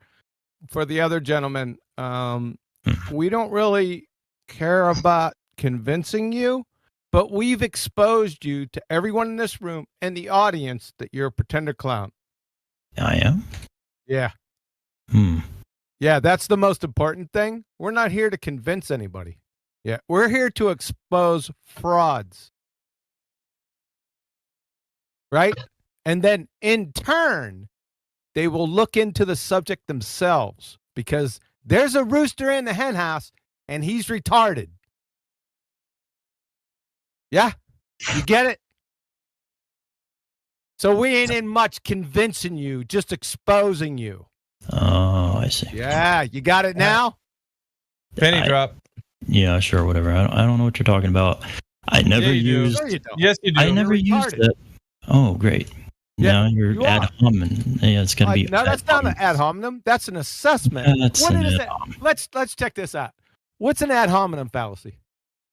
You're calling me names as No, that's not an ad hominem fallacy. You don't even know that, you dumbass globetard. Oh, for fuck's sake! Yeah, for fuck's sake, you're a fraud. I'm a fraud. Yeah. So you don't know. So you don't know when you're using formological fallacies, and you don't even know what. You don't even know what the informological fallacies are either. Apparently. Yeah. Mm-hmm. That's right. Because an ad hom is when you present an argument which you haven't, and instead of addressing that argument, and you guys want to address it. Absolutely, that exactly. Can you let the gentleman finish? My goodness, you feel like you just want to spout off when he's in the middle of his sentence. Yeah, that was ridiculous. So you would have to actually provide an argument, and instead of addressing it, I call you a retard. But you provided something, and I said, hey, that's affirming the consequent. And you said, well, let's look beyond that. And I was like, the only thing beyond an affirming the consequent fallacy is a fallacious conclusion. That wasn't an ad hom, was it? Not what you said, but the other guy Well, yeah. doesn't address my arguments, and he just calls The other me a guy. retard. Sure, yeah. The other guy, you're an idiot. You don't know what an ad hom fallacy is. Your arguments were addressed. No, they weren't. No. You literally, for like the last hour, have been asking me to prove that there's a dip. That's not been my argument. What? You're the dip. Oh, you're funny. Yeah. Okay. That's not what your sister said. Jesus. Here. Jesus. Yeah. He ain't going to help you here. We're gonna watch a YouTube video of some guy you don't even know is actually you sabotage yourself in this chat. You said we can't use Theodolites because we can't trust the horizon because there's mirages. Well, we can't use it. Yep. But that's what you said. What's and a then on the mirage? other hand, hold on a second, Mayhem. Define a mirage right now. A mirage is, well, if you're talking about the horizon, it's Go where you Google that sumbitch real quick, right now. No, I'm looking at a mirage on my screen What right is now. it? Define it right now without looking it up. Go. It's where you have the refractive index of the surface that you get basically an internal reflection within the same. That's horse shit. You What don't know do you what mean refraction it's is. horseshit? I know exactly what Oh, refraction. do you? What's refraction? Define refraction with citation, please. I don't. Do I need to cite it or do I not? You want me to know. Google it? I don't need to Google it. I know exactly what refraction. So you're gonna make it up. Refraction deals with there's an N number for refraction. It deals with the amount that light bends. It's the amount that light bends through a clear medium. So what? Through a clear medium, light bends a different amount. Medium. That's not It deals with refraction. No, the index of refraction deals with the speed of light through a medium. Absolutely, that exactly is what it Will is. you bet your life on it? Yes, it deals with the speed of light through a medium. Yes. Okay, here And we if go. Shut the fuck up. So, we got refraction cited at 27 minutes after the hour. Let's see if it marries up what your dumbass just said. From Britannica.com, Snell's law in optics, a relationship between the path taken by a ray of light crossing the boundary or surface. We didn't hear any of that shit out of your hole. Of separation between two contacting substances. Where's the two contacting substances in the Atmo? That's not what? Okay, listen. You've shown Snell's law. You posted Snell's law. Yeah, that's the law of refraction, you dipshit. From physics classroom. Refraction is the bending of a path of a light wave, light's not a wave, as it passes from one material to another material. Did you say that? I'm sorry, I missed the spot where you said that. Refraction deals with the index of refraction of a medium. Shut the fuck up. You didn't say these definitions. The refraction occurs at the boundary and is caused by a change in the speed of a light wave. You didn't say any of that. Upon crossing the boundary. The tendency of a ray of light that doesn't exist to bend one direction or another is dependent on whether a light wave, which light's not a wave, speeds up or slows down across the fucking boundary. You didn't say that shit. Did anyone hear him say that? No. Snell's law. Did anyone hear? I said, what's refraction? Of course it's Snell's law, you fucking clown. Snell's law details the... Yeah, Snell's law is the law of refraction. See, in your alma mater wiki right here, Snell's law, also known as Snell-Descartes law, and the law of refraction. Yeah. It's for calculating the angle between two interfaces. It is not. Yes, but that's not the definition of refraction. It is a law. That's the fucking law of refraction, you moron. Law of refraction. It's not the definition of. Holy fuck! The law of refraction is the definition of it. Are you retarded? My God. Let's try something else. Let's start off at the basics. Your fucking ABCs. Can you do that?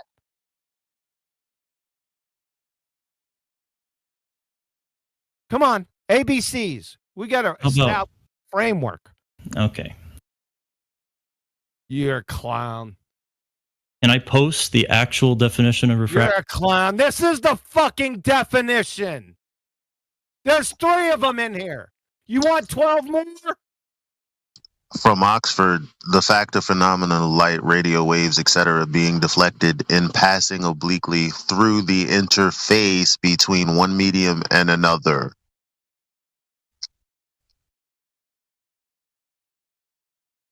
No interface. No interface.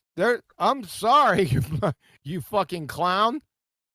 It says boundary or surface between two contacting substances. What do you mean no fucking interface? The fuck are you on, dude? Yeah, you can demonstrate it. You just he highlighted through the interface. No. When you demonstrate it, you put a straw in your glass of water. Like, yeah, okay. But a glass of water is not. That is two interfaces. That is not. Shut the fuck up. You don't know what the law of refraction is. You need 2 different isotropic media. It says it right here from your alma mater. Snell's law, also known as Snell-Descartes law, and the law of refraction, it's going to fucking define it for you, is a formula used to describe the relationship between the angles of incidence and refraction when referring to light or other waves, light's not a fucking wave, passing through a boundary between 2 different isotropic media. Such as, even gives you fucking examples, such as water, glass, or air. Where's the 2 different isotropic media in your fucking paradoxical atmosphere? You 100% accurately described the law of... Shut the fuck up. That's all for him.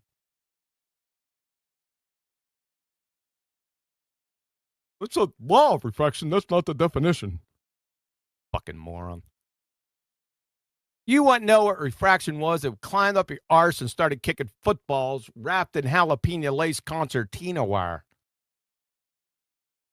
Now I know where I've seen him. He's the guy that actually posts like anti-flat Earth comments on all the posts like everywhere. Because I've noticed. I was like, Tekonda. Why does that name sound familiar? I've seen his. He's a fucking dipshit. Yeah, I've seen his name posted up. Like, he's the American Jazzaconda, I guess. Yeah, probably. That's interesting. What else did you hit him with? everything, the black swan. Well, basically just the black swan. Mirage and Theodolites.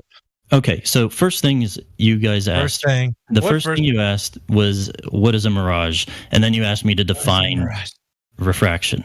Okay? No, that's not true. We Miggy, it's speaking with you like a 1 hour and asking you for a drop over distance, not mirages, not Theodolites. Yeah, okay. And you didn't provide, and you don't know who measured, and we are 1 hour on that, and you spoke about mirage, not we.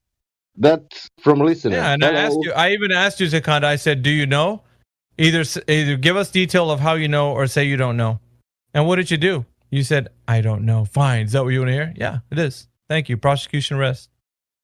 We were done at that point. No, Miggy, now it's second question. He can go to the second one. No, we were because his whole beef was that he knows that the Earth is a globe, and he was talking about watching the moon, and he was looking at shooting radio waves at the. He was just. He said, "I don't know who measured." That means he don't know. He believes, all right, but second one maybe he knows. Mm-hmm. I heard the drain the main surveyor, drain the main line surveyor. Bring it down.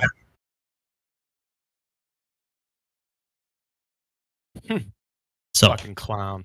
Really? Yeah, really. That guy's a train wreck. I don't even know why he posted. Do you guys not see? Okay. First off, see what? Shut the fuck up. Tired of listening to your retarded ass. Fucking give your fucking philosophical take on shit. Start off with your ABCs like we asked. Can we admit that it includes a medium of varying density? No, it doesn't. You just read Snell's law. Do you got fucking textual pareidolia? That's literally in the definition of refraction. Yeah, it's literally. Go ahead and read the definition and show it. It's right there. You guys have posted it multiple times. Where? Go ahead and read it. The fact of the phenomenon of light, radio you waves. Can't even say phenomenon, for fuck's sake. The fuck, dude? Being deflected or passing oblique. Fuck you. Thermodynamics. Yeah, he's a thermodynamics idiot. Or through a medium of varying density. No, it's not. That's not. Where does it say that in my definitions? Of Snell's law, you didn't. Did you ask me to define Snell's law? It's the law of refraction, you doofus. We're not going over this again. Did you ask me to define the law? I'm gonna go Texas flood on your dumb ass. Did you ask me to define the law of refraction? Did you ask me to define? Shut up. You're the dumbest person in here. Demonstrated. Shut the fuck up. Sit down and shut up. Let somebody else talk. Hell no. Yeah, you're a doofus. Well, let's try mirages. He's had enough time to go fucking figure out what a mirage is. What's a mirage? Phenomenon which hide in the curvature. What's a mirage? A mirage deals with internal reflection. That's not the definition of mirage, you dumb fuck. I'm not looking up the definition of a mirage. I asked you what the definition of mirage was. Do I need to define it when I can literally see one on a... I don't want an example. I want a definition, you fucking moron. Then we could go to the examples. Yeah, go Google. Yes. Google it. Because you're only going to accept I'm not. Yeah, now you're going to divine the intents of a complete fucking stranger. Let me ask you a question. What's my favorite fucking color? I'm going to answer you. An optical illusion caused by atmospheric conditions. Atmosphere, that's a paradox. Conditions, especially the appearance. That's a paradox. Atmosphere is a paradox. Atmo means air. Air is a gas. Sphere is a shape. Gases have no inherent shape. It's caused by the refraction. Caused by the refraction, which you don't know of. Yes. Yeah. Yeah. Okay. Atmosphere. Yes. Do you realize that's a paradox? No. You don't. I just explained it to you. Atmo means air. Air is a gas. Sphere is a shape. Gases have no fucking inherent shape. They do when they do. You would fail first grade intro to gas behavior. Literally. You want me to show you? Give me one moment. You fucking moron.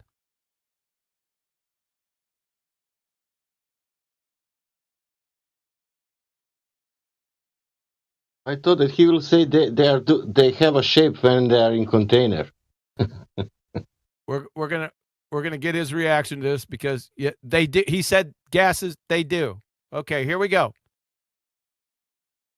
Live stream voice text, 38 minutes after the hour. Remember what he said? Gases, they do have shape. Grade level from Christy Bodak, Southwestern University. I will use this lesson with a first grade fucking class. If an object is in a gaseous state of matter, it will not have a definite shape. You're a retard, sir. You would fail first grade intro to gas behavior. Ad hominem. Yep. Precisely. You're not addressing. Yeah, I did it. Man, I'm sarcastic in a super way.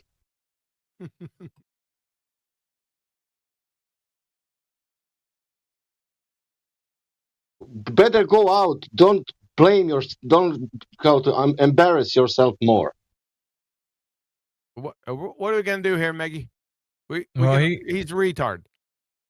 Yeah, he's I think he gets his jollies out of being in the chat, being abused like this, I guess. I don't know. Because when I came in here, he was what, an hour in, 2 hours in? Do you like being abused? Oh, yes, I love it. I knew it. It shows. So But what are you gonna you guys can't admit So what are you gonna do? You're gonna go back to first grade, start all over again? admit one thing? Start all over again at first grade? You just failed first grade. Everyone heard it. Everyone's seen it. That's in the chat and outside. Listen to the video. What the fuck you gonna do now? Even if the Earth were a sphere, okay? Fuck off. It's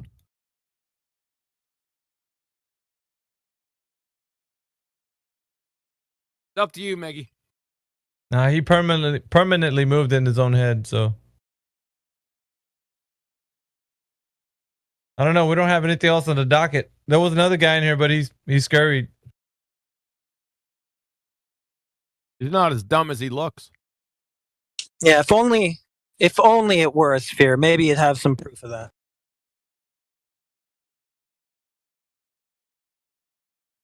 I like how when I talk to these guys, they just keep sabotaging themselves one thing after the other. Yep. Just completely train wrecked his argument like 3 or 4 times while I was talking to him.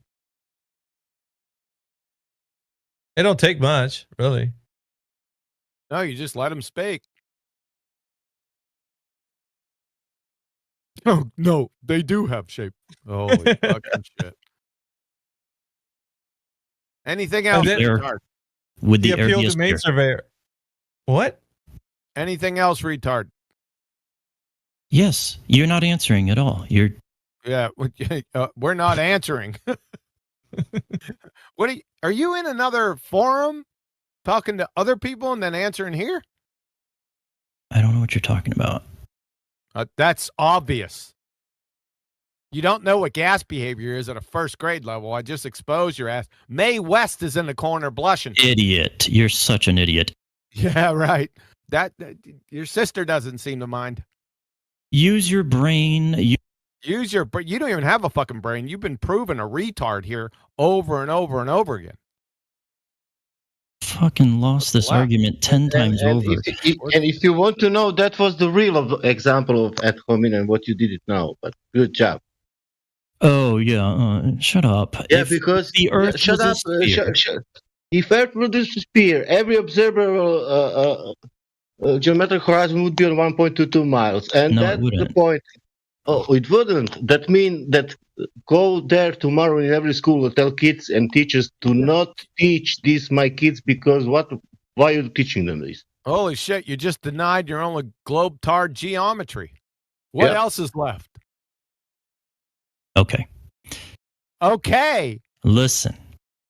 We ain't listening to your dumb ass. Fuck. Listen. Yeah, look, his video didn't even have any evidence because the video is utilizing the quote unquote fact that the horizon is geometric. I mean, you're not being reasonable, brother. No, he's retarded. You should get main surveyor to come in here. I'd like to talk to that guy. Yeah, we'll talk about angular size change with distance. That's what this clown was on. That's what he was on earlier. When I came in here, he was talking about that. Well, the moon doesn't change angular size. Like, who gives a shit? Nobody cares. Let's see if he can define that. Let's try that. Get your popcorn out. Define angular size. Angular size deals with the angular subtense, how big an object appears basically on my retina. Oh, really? Well, that's important. Is it its actual size? No. Then who gives a flying fuck? No, it's not its actual size. He just easily threw that wrench in the machine, just like. Does he know what a Let's see. Let's try another one. Define a triangle. Oh, I'm not done with angular size. No, we are. We are. We should just go to triangle. Define a triangle, Takanda. Yeah. We're not done with angular. Oh, we are. Yeah, we are.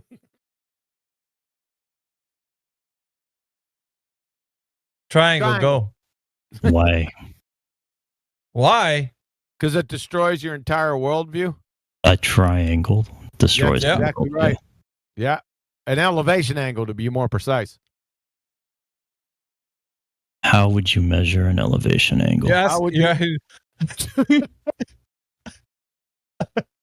with a sextant? Is it accurate? Pretty accurate. How accurate? How accurate? You're a fucking clown. Define an elevation angle. An elevation angle would be the angle difference between the horizon and the geometric horizon. You know somebody's struggling. The fucking definition of an elevation angle. Well, I mean, when we're talking about the horizon anyway. Well, we're talking about the horizon anyway. That's not an elevation angle. I asked you to define it. You didn't fucking do it.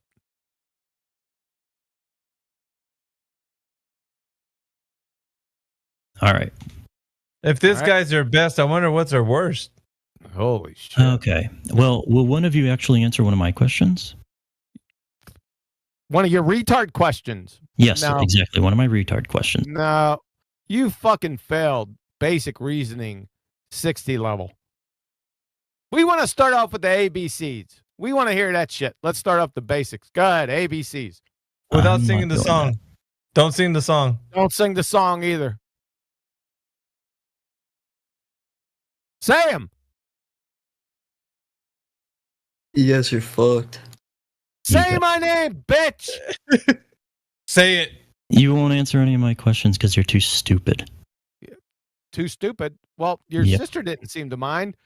No. We're too stupid. This fucking guy doesn't know what a triangle is. He doesn't know what refraction is. He thinks the definition of is not the law of refraction. That's not the definition of it. What else? Angular size. You didn't know what that was. Angular size. What the fuck else we got to talk about? I don't know. I think he wants to ask us how to measure his globe. I think he wants to ask us questions that he's supposed to be answering. All right, let him ask a question. Let's see how dumb fuck it is. In before he offers rockets to space. Space? Outer space? You guys can't that's my prediction. About. Oh, we'll answer your dumb Okay, question. answer one question.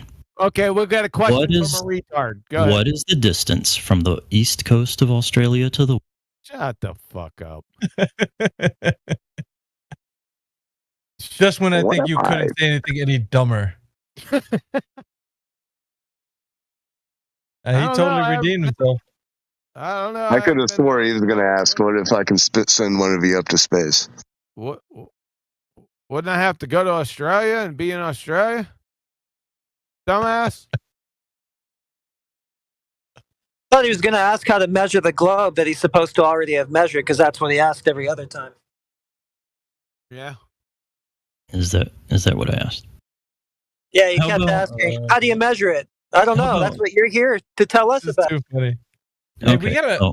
Hey, Bo, 1 second. Hold on, Takanda. Just hold on. But we had somebody else chime in here. Somebody kind of white knighted for Takanda, and I heard. Oh, really? Yeah, I think it was average. I think it was average. Average, was that you? Average moron. Go ahead, come off mute.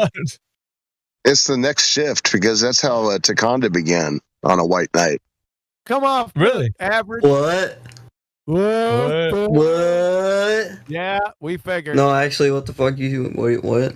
What the fuck? So What? Do you think that? Listen, do you think the Earth's a globe? No. No. Well, what's your position then on the topic of the server? It's probably flat. Probably flat. Probably flat. I'm going towards flat. So he wasn't the white knighter. No, he wasn't. I'll find you wherever you are. Come out, wherever you are. Yeah, we'll be clanking the bottles in our hands. Well, he'll surface in a minute. It sounded like him now. Was it? Okay.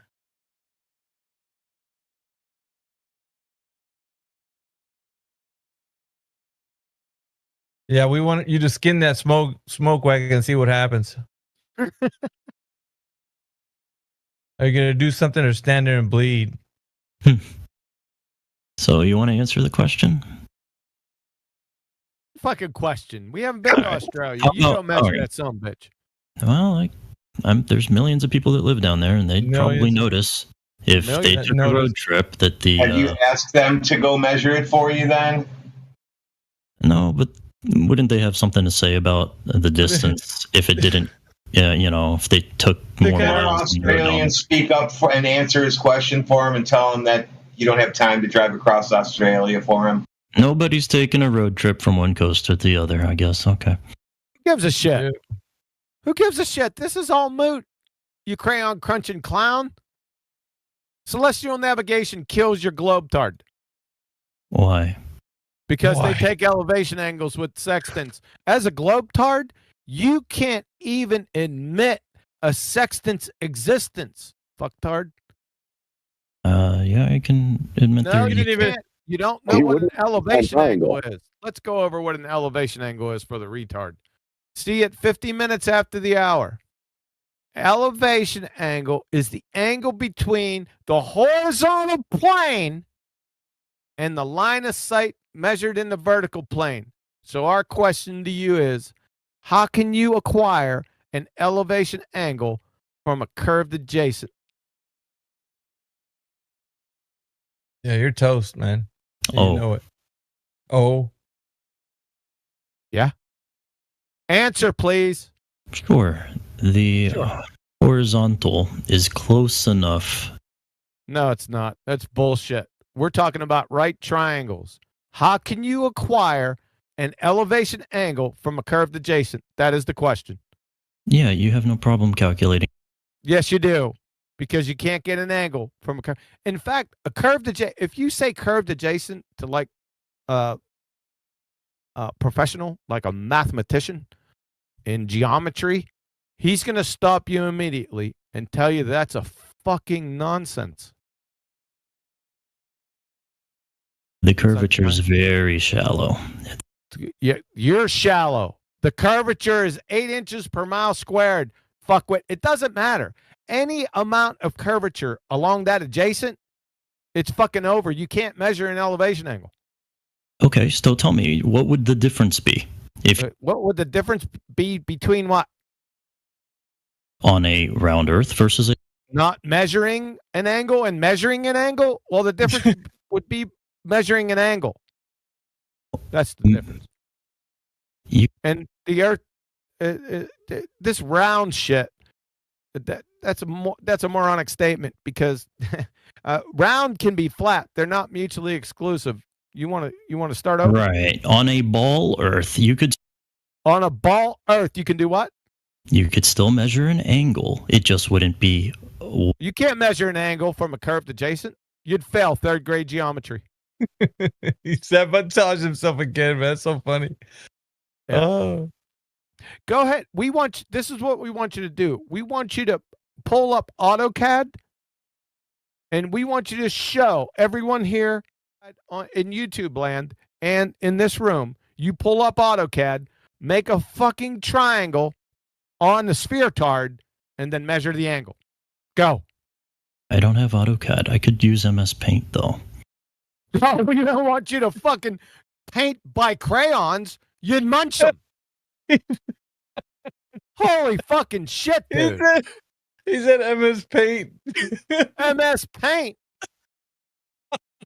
I'll paint your dumb ass white. You're a fucking clown, man. You'd fail third grade geometry. You got to get this on. Adjacent. Does he even know what an adjacent? What the fuck is an adjacent?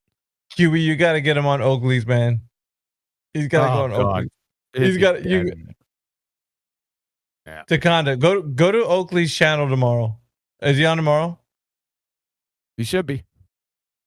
Yeah, go to Oakley's channel tomorrow. Somebody drop Takanda the link. This is too good. It's way too good. We gotta let Nathan get in on this because I could do it. I could do it for him. I could have somebody that pulled up. I could have somebody that demonstrated it via AutoCAD if he wants to watch it. AutoCAD's bullshit. Just use a sextant. Oh, now AutoCAD's bullshit. I'm just saying. Listen, you could use a sextant on an Earth that's round or flat. What is the difference? You're a fucking retard. No, you can't. I just posted it at 54 minutes after the hour. It's less than 1 minute.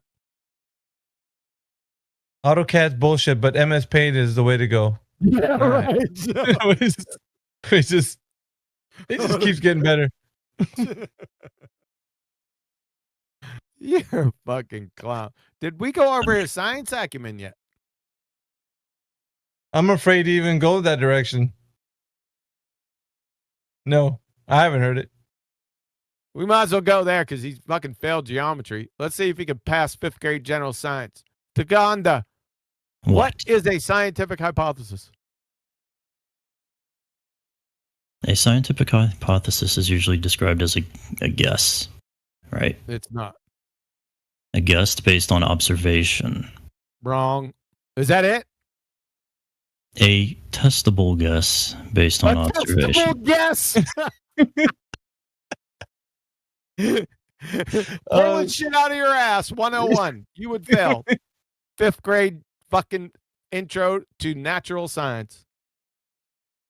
Sure, I didn't look up the definition. Whatever. Oh shit. What is this? Whatever. That don't matter. You can fly by the. There we go. It is a supposed. It was a proposition explanation made on the basis of limited evidence. It's a starting point. One. Yep, it's a starting point for further investigation. Why not? You did a Google one. Why not? Because you're a fucking clown and you just Googled it because they don't know their ass from a pipe wrench. That's why not. How was what I said different? Okay. How is what you said different from what? What an actual hypothesis is? We'll go over that for you. At 56 minutes after the hour from Colorado State, scientific hypothesis, a special kind of prediction. We didn't hear any prediction out of your fly trap. That forecasts how the independent variable will affect the dependent variable.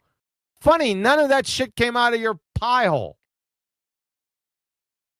From California State, Long Beach, a hypothesis states a presumed relationship between two variables. Again, nothing that you said. In a way that can be tested with empirical data. It may take the form of cause and effect statement or an if X then Y statement. The cause is called, here we go again. Something that you didn't say. The independent variable. The effect is called the dependent variable. Again, you didn't say that shit. You want me to go to the third one? Or are you exposed again like Mae West? Oh, what are you going to say? Oh, but that's what I did say. No, you fucking didn't. I pretty much did, more or less. Oh, see, that's what I figured. Man. Dumb fuck ass clown. You fail. Intro to 5th grade general science. You don't know what a scientific hypothesis is. Thanks.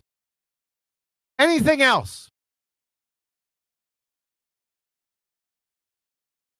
What shape would the air... Your sister. I know you're not going to say that. This fucking guy says, what shape would the air, after he was already exposed that fucking air and gas has no inherent shape. His fucking question, what shape the air? Get the fuck out of here. You're done.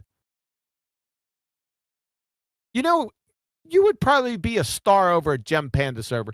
Take your dumb ass over there. Because you're finished here. You tracking with me, Sunshine?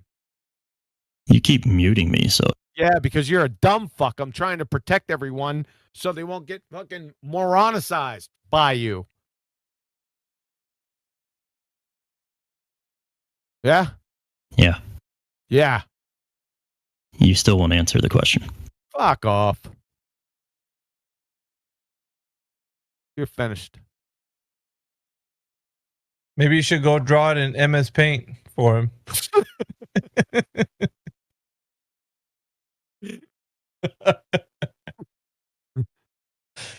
You freaking clown, dude. Oh. Yeah. That was a lot of fun. Ooh, I see a lot of people boot scooted. Yeah. Some of them flat earthers. They're not as dumb as they look. Because you know I was going right after you, didn't you? Got that right.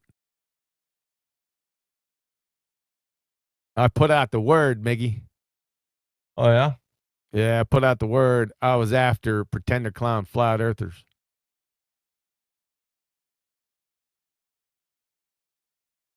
That shit is on. It's on like Donkey Kong. On like Donkey Kong, huh? Yeah. Let me ask Takanda something. Oh, God. So, are you going to be there tomorrow at Oakley's, Takanda? Can we trust that you'll make it there tomorrow? Probably not. Why? I might have better stuff to do. If I just get muted all the time, then I probably... yourself. You could actually bone up on MS Paint before you go there. You asked me to draw something in AutoCAD. I don't have AutoCAD, so I said I could do it in MS Paint. No, I said MS Paint. Take your MS Paint work over to Nathan Oakley's when you go there tomorrow. If you want a simple triangle drawn, I can draw one in MS. You don't know what a triangle is. We already asked you to define it. You fucked it up. Remember?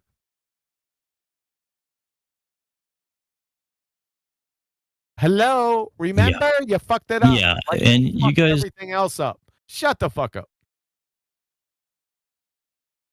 I think we got a new guy. All right, so let me see if this other guy's here. All right, we got Mr. Content. Mr. Content, are you there? Mr. Content. That's what his name is. Mr. Content, are you there? Hopefully he's good content. I don't know. So far he's not providing. I saw him light up. Try again, Mr. Content. You got a mic? Yeah, he's lighting up.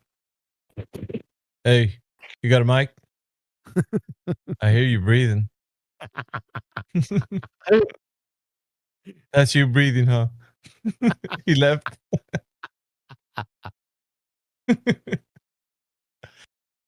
Oh, too funny. All right, Mickey, go ahead. You could. Sorry to come in and guns a blazing. I'll go. No, ahead I mean, some days you just have to blast away.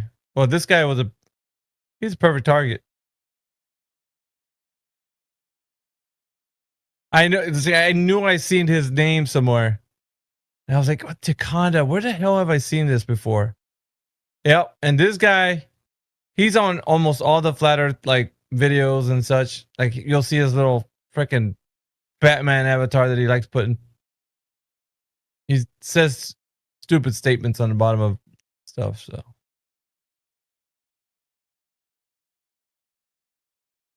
he thinks he was trying to troll the flat Earth coming in here, but no, Mr. He already exposed it. He doesn't know what logical fallacies are. That means he doesn't know what logic is. He doesn't know what geometry is. He definitely doesn't know what refraction is, and he fucked up science. Natural science. What else is there? Like I said, let's start over. ABCs. I'm fucking serious.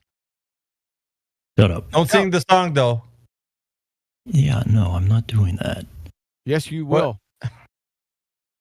Or you'll be muted. Oh, no, you're going to mute me. Yeah, I am. Because you're a dumb fuck. Go ahead, Miggy. I'm going to take a little break, man. Maybe. Yeah, I was thinking. Will come in. I was thinking about talking to content, but he scooted again. And I don't know. I guess he didn't want to talk to us. Somebody will try to reason with him and shit. When I leave, they'll take him off mute and try to reason with him. What were you talking about angular size again? Can you tell me that again? What do you mean? What's the distance of Australia? All right, man. How would you figure the distance of Australia and unmute him? Oh, shit. Here goes another hour. I got a question for him.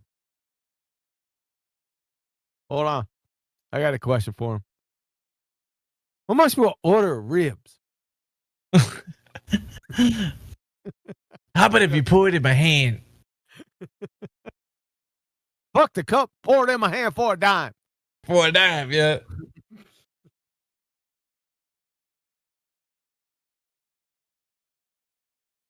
Oh, come on, man. Come on. Help a brother out. Give me a sip for 15 cents.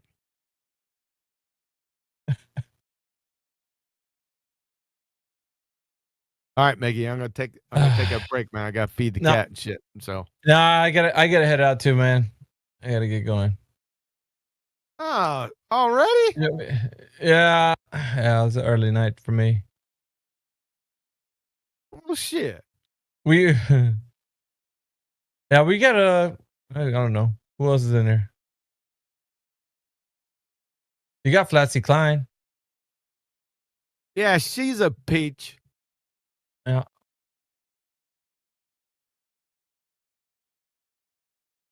All right. I gotta go. All right, Maggie. Yeah, have a good one. See ya, Kiwi. Yeah, later, man. Later, guys.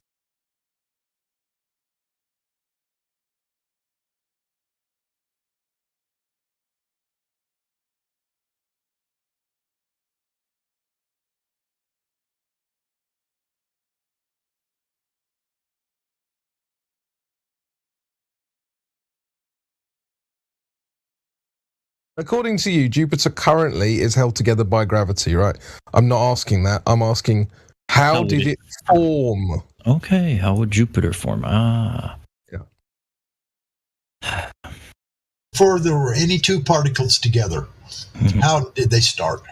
Yeah, in a vacuum. In a vacuum. That's something, How's that possible? that is something I would have to do some calculations for. I don't know. I'm sure you will.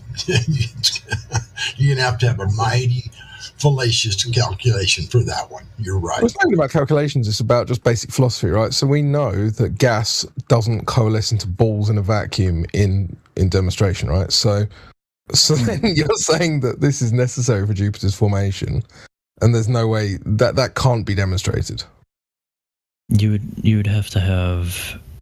I mean, to demonstrate it, you would need enough gas the size of a planet, right?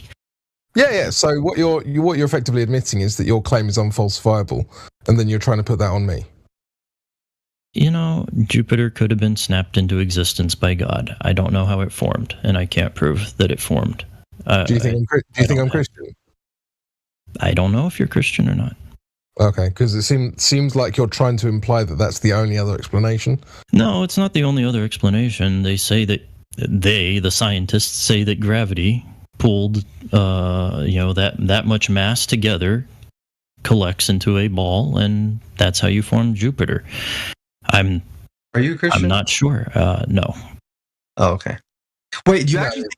You actually think Jupiter is 11 times like a tiny light in the sky from our perspective? You actually think it's how much bigger do you think Jupiter is? Don't Google it. Just be honest. How much bigger or smaller? I can't tell. I can't tell just by looking at it, but with the telescope, you can actually see the moons, 4 Galilean moons circling Jupiter. You can see it from Earth. Smaller than the Earth. Okay. So it's not just Jupiter, is it? Because obviously the sun is said to be a gas as well, right? Correct. So the sun, Jupiter, many other quote-unquote gas giants all coalesced in a vacuum, which has never ever been demonstrated to be possible. Yeah. Isn't that a bit of a problem for your worldview? Supposedly the demonstration would be, if you go to an observatory with a big enough telescope, you can see nebula where stars are forming. That's what they say. But again, this doesn't have anything to do with the shape of the Earth in particular. It's to do with the heliocentric conception of reality, right? So correct. And I don't have any reason to dispute that matter can't attract matter. It seems to make sense. I would have to do the math on it. How big is Jupiter? How much mass was the gravitational constant and all that? I don't. That's something I'd have to look up. It's not something I can tell off the top of my head. I don't know. I don't know. This isn't a question of math. This is a question of philosophy, right? If it can't be demonstrated, then the maths is useless. It's physics. Well, no, it's not even physics. What he's talking. This is philosophy. It's before physics or maths. It's philosophy, right? We don't have a demonstration of gas coalescing into balls in a vacuum ever, right? No one can produce that. Yet we're being told that, if you look into the sky, that must have happened, bro. Believe me, bro. And then if you press further, they then point to other things in the sky and say, see, it's currently happening, bro, which is just a reassertion of the thing in contention in the first place. It's just not something I could demonstrate in a lab. Like I can't create a vacuum big enough to house a Jupiter-sized. It's the point is not something I would argue. That gas before it coalesces is going to take up a lot more volume. It would take a lot more volume. All spread out. I mean, massively. So how does that start? Well, before we get off subject, sorry, God Rockin, just quickly before we get off subject. Yeah, before we get off this subject, can you at least admit that it's not me making an unreasonable question of you? It's that you have got an unfalsifiable claim and that I'm pointing it out. Because often what happens is when you say, can you demonstrate that? They go, oh, well, of course we can't, because it's either millions of years or it's too big. But then why, if you don't have a demonstration of it, are you asserting that it's even possible, right? That's okay. I'm not saying that it's possible or impossible, that I'd still have to do the math on it, because we do know that gravity can go very far. If we are to believe the round Earth model, the moon is trapped by Earth's gravity, and the moon is supposedly hundreds of thousands of miles away, and the Earth is supposedly trapped in orbit around the sun's gravity, and the gravitational field is quite big, 93 million miles. So if you have enough matter, you can pull other matter towards you, as long as it's not moving at orbital speed. As long as the angular velocity doesn't exceed the gravitational pull, then the matter should coalesce. In theory, yes, you could potentially form a ball if you had a planet-sized worth, a Jupiter-sized worth of matter. I can't tell you exactly how long it would take to form, how much would be escaped into the vacuum of space, and how long it would take to pull that towards the center of the big ball that's starting to form. But I assume once it starts to form, as long as it's not spinning too fast, it should collect together. But again, I can't prove it. I can't prove it one way or the other. It just, I think it sounds plausible to me. I know it sounds crazy to you. Well, your response to be about me saying that you've rebutted my questioning of your reassertion with another reassertion is to reassert it yet again. Right? You understand how this is just Groundhog Day. You're just reasserting the same thing in contention ad nauseum. Also, you really think Jupiter is 11 times bigger than the Earth? I mean, the Earth as it is like massively. Jupiter is bigger than that. I don't remember how big it is. Well, you can Google it.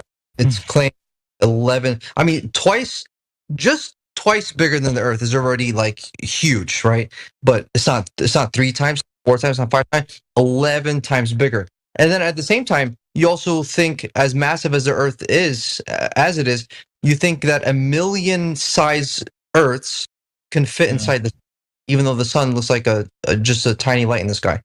Yep, that's according to the model that says that the sun is 93 million miles away. Of course, that's the size of the sun at that angular substance and at that distance. That's what they worked it out to be. So, Yeah, just quickly, Andres.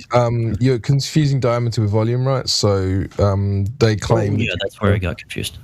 Yeah. So they claim that Jupiter's got 11 times the diameter of Earth, but I've just looked it up here, 1,300 times the volume. So it would be 1,300 times as large. But regardless, I mean, that's completely unfalsifiable garbage. Anyway. Yeah, it'd be very massive if it's up there, and if it's as far away as they say it is.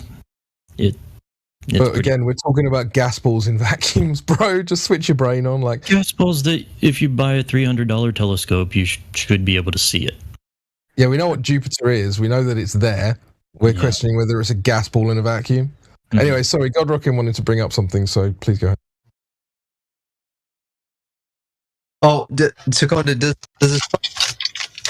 Sorry, could you repeat that? Wait, what? We got a bunch of noise. Could you repeat it? Yeah, Godrockin, do you want to make your point? Does the sun and moon look up? All right. Shoot. Yeah, go on, Andrews. I think Godrockin. Godrockin, you there, bro?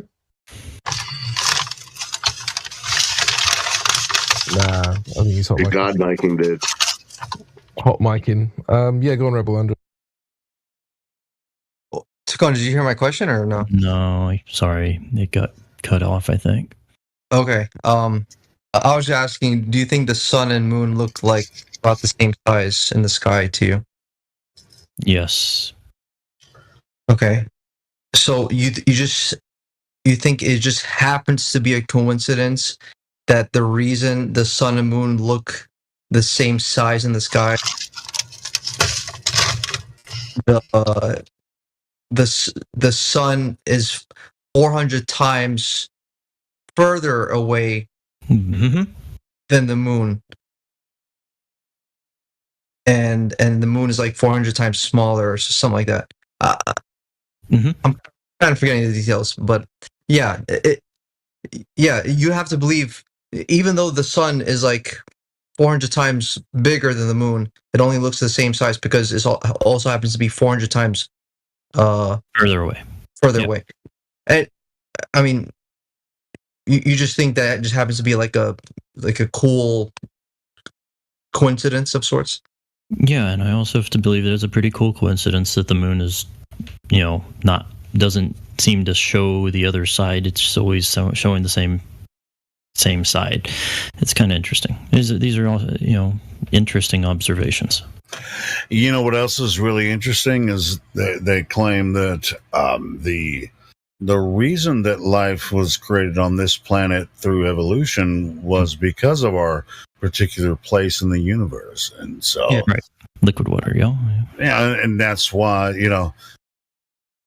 and that's their special version of the creation story of humans here on Earth, right? Mm-hmm. All right. Yeah. Are you an atheist by chance, Seconda? Agnostic, pretty much. I mean, what? Okay. What evidence were you expecting to see for a god that you deem is missing for you to be agnostic? That's a good question. And by the way, this it doesn't necessarily have to get into religion or creation, but that's a pretty extreme coincidence that this is the evolutionist claim is that we just happen to appear, in the Milky Way galaxy in a special position, and that's why evolution happened because of gravity and all that kind of shit. And there you are, Takanda, assuming there's another side of the moon to see. No, that's interesting. No, I've never seen it. But Takanda, wouldn't you admit, if you just hypothetically speaking, right? If you were to be convinced you did see the scientific empirical evidence of a stationary flat Earth enclosed in some sort of containment, like a vaulted dome, referred to as a firmament, wouldn't that be very strong evidence that this universe was indeed created and put here by? Yeah. It would be hard to explain scientifically. I can say it like that. If there was a dome above me, a firmament, then maybe, yes. Well, because I'd have a hard time explaining it. Yeah, I'll tell you right now, some of these other guys, maybe besides Creation Bear, would disagree with me. But I think earlier I asked you about the motive. If you ask me why would they lie, there's a lot of reasons, including money and hiding land and energy and stuff like that. But at the deepest level, I believe it's spiritual warfare. I believe it's the largest satanic deception in history to hide God from humanity, and specifically the God of Israel, which is the one who's revealed his legacy in the Bible. That's what I would say. And so you saying you're agnostic or even atheist at worst, you're unfortunately one of the victims of the space propaganda. So the deception has worked on you and people. Okay, well, maybe. I still fail to see basic observations that would comport stronger with a flat Earth than a round Earth. So I don't know. Well, I mean, do you feel yourself moving? Exactly. I feel myself moving as much as I should. Observe and experience. Okay, so how do you know? So what does that mean? At my latitude,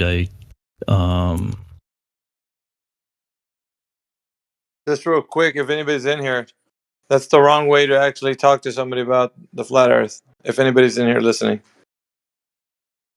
the guy that just went straight into like the appeal to creation by biblical stance, that's the wrong way to do it.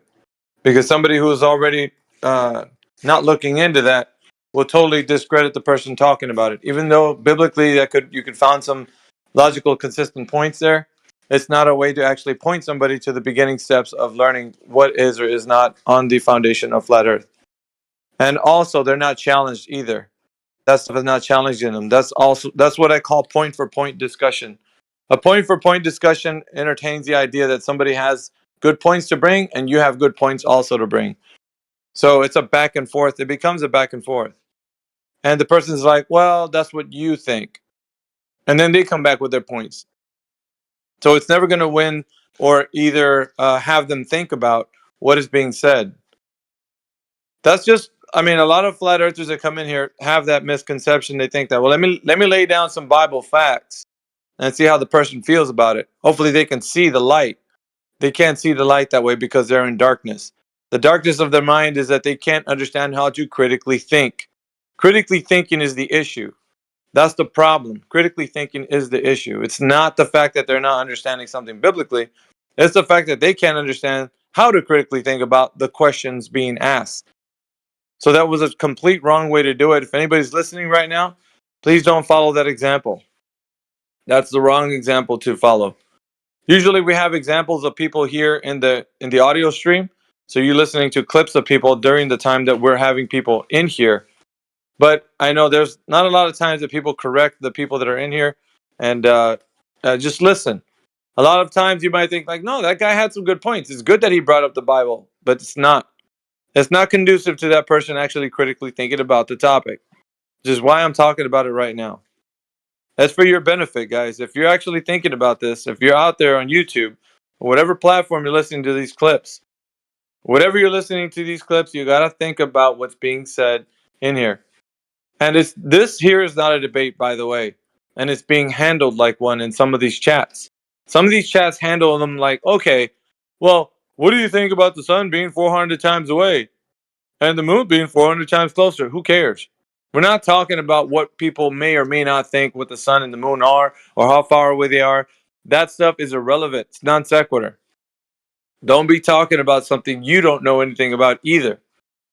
So that stuff there is just like saying, well, they say that the earth is 70% water. How do you know that? Who's gone and investigated that? Those numbers are made up. There is a lot of water, but how do you know 70% of it is water? 70%.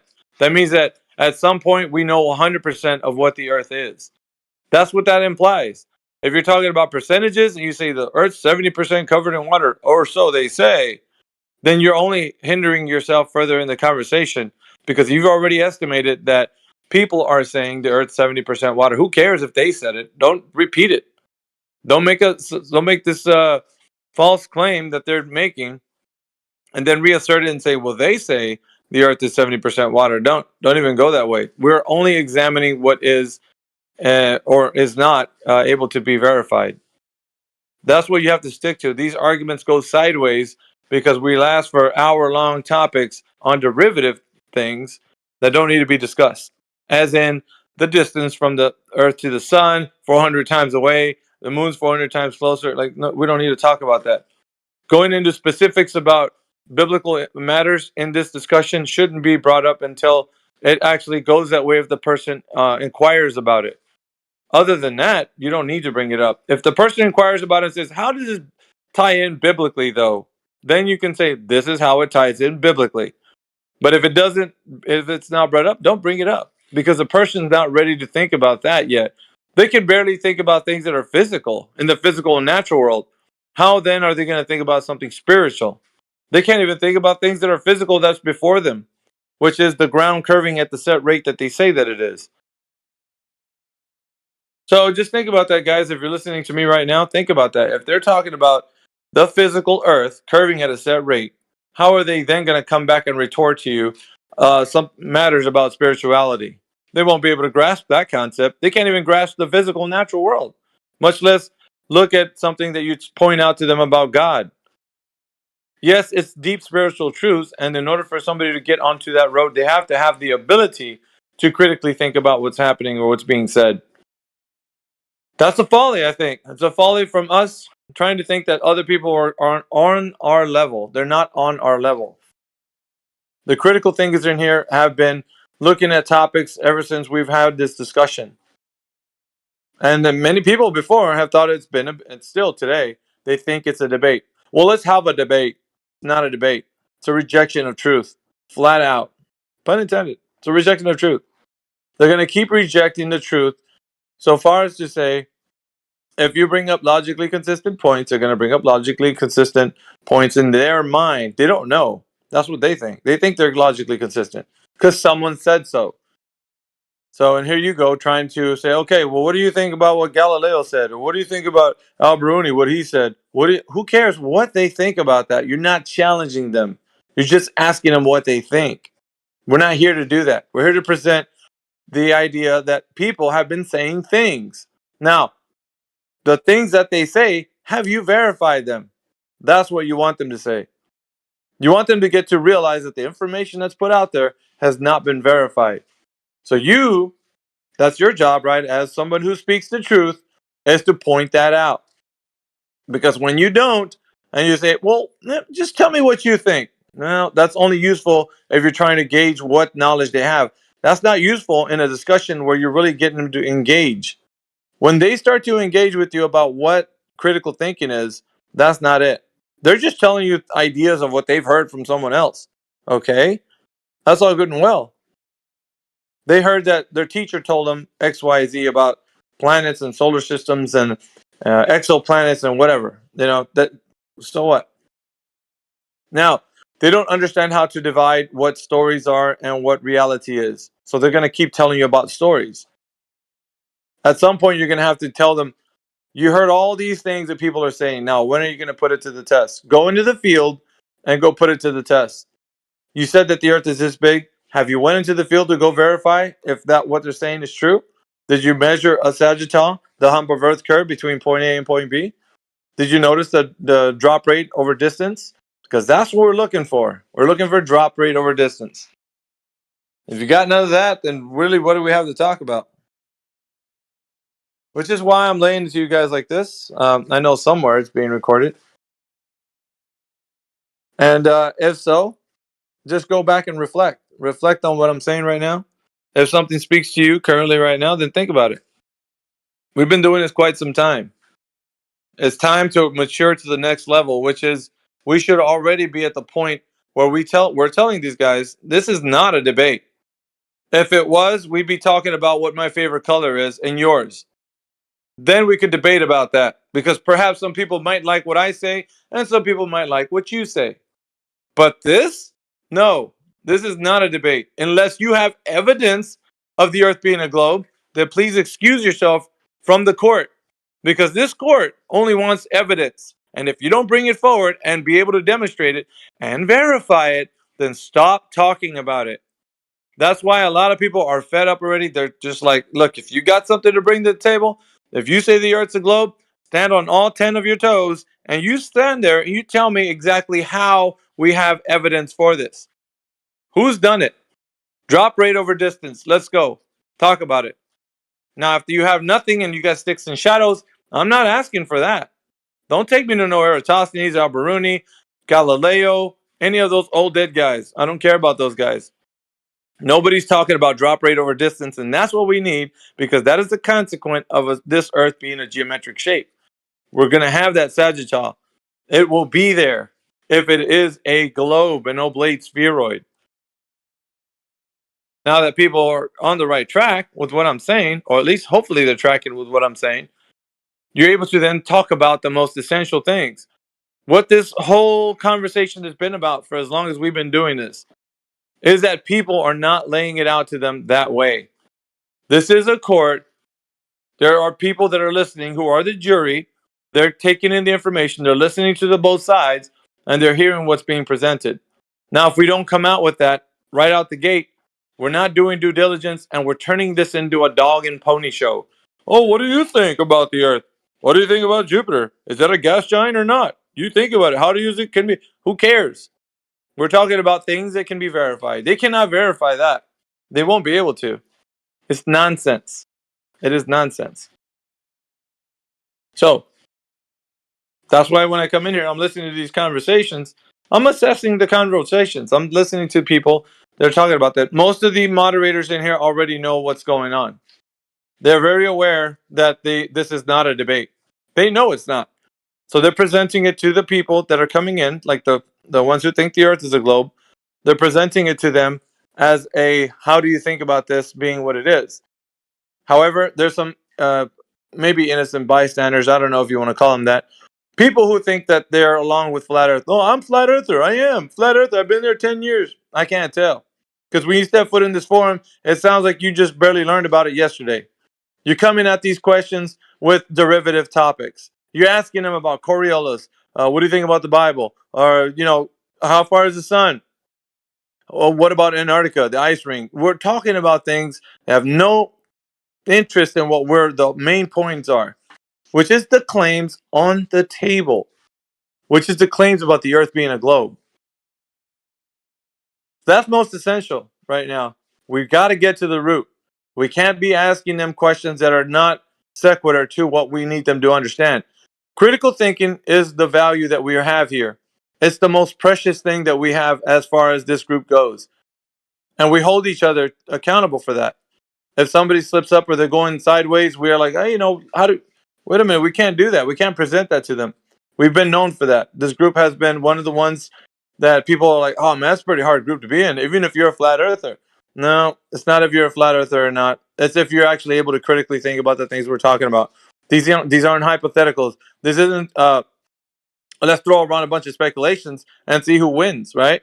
Your speculation or mine? Mine sounds like a better speculation than your speculation. Doesn't matter. At the end of the day, are they right? Are you? Can you prove what you said? How?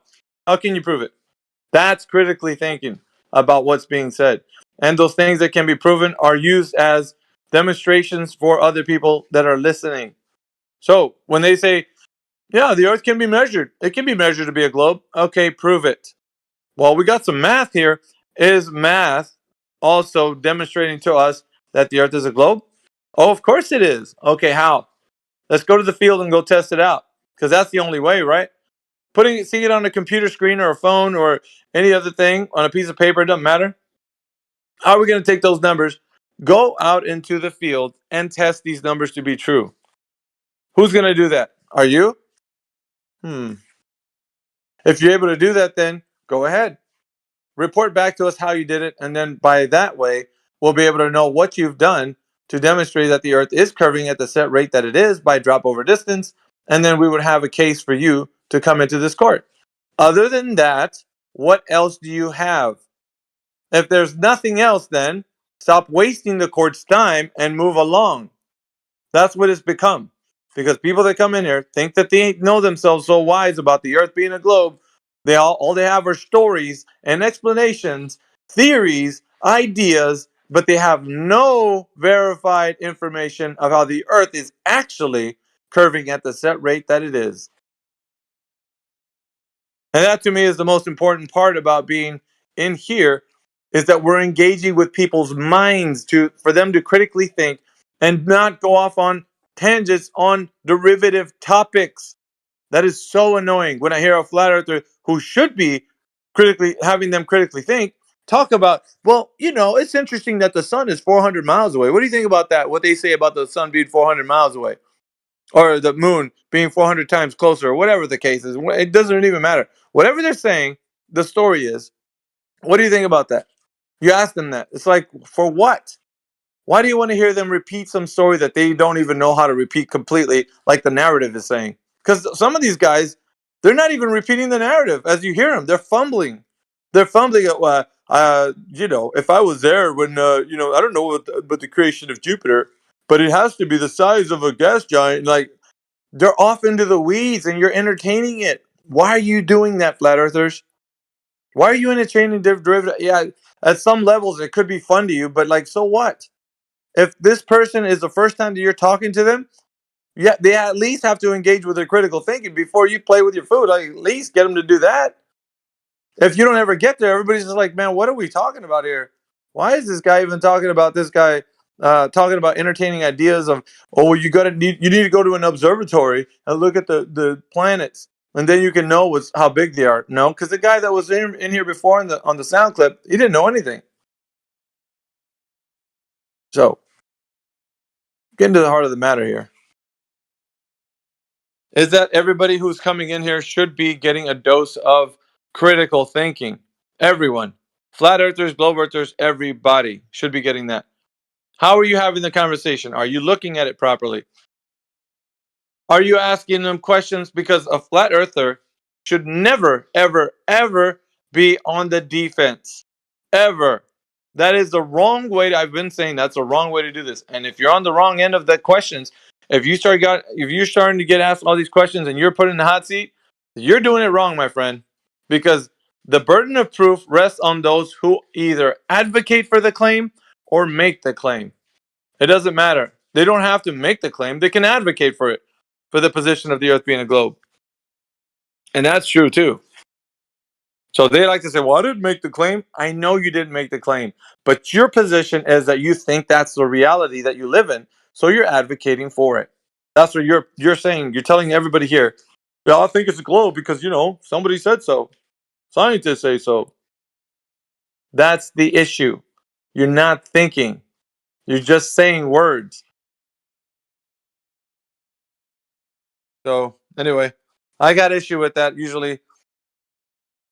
I don't see many flat earthers anymore coming in here and just saying those things, but when I hear them on the sound clips, it rubs me some kind of way. Because I think about it, it's like, we need to be in here doing better, guys. We need to be in here doing better, especially if you're in here and you're a veteran listening to these guys. But just hang on a second. Why are we talking about, the sun and the moon being what distance they are, or why are we going into biblical matters right now if their person doesn't even know how to think? They wouldn't know how to think about spiritual things, much less physical things.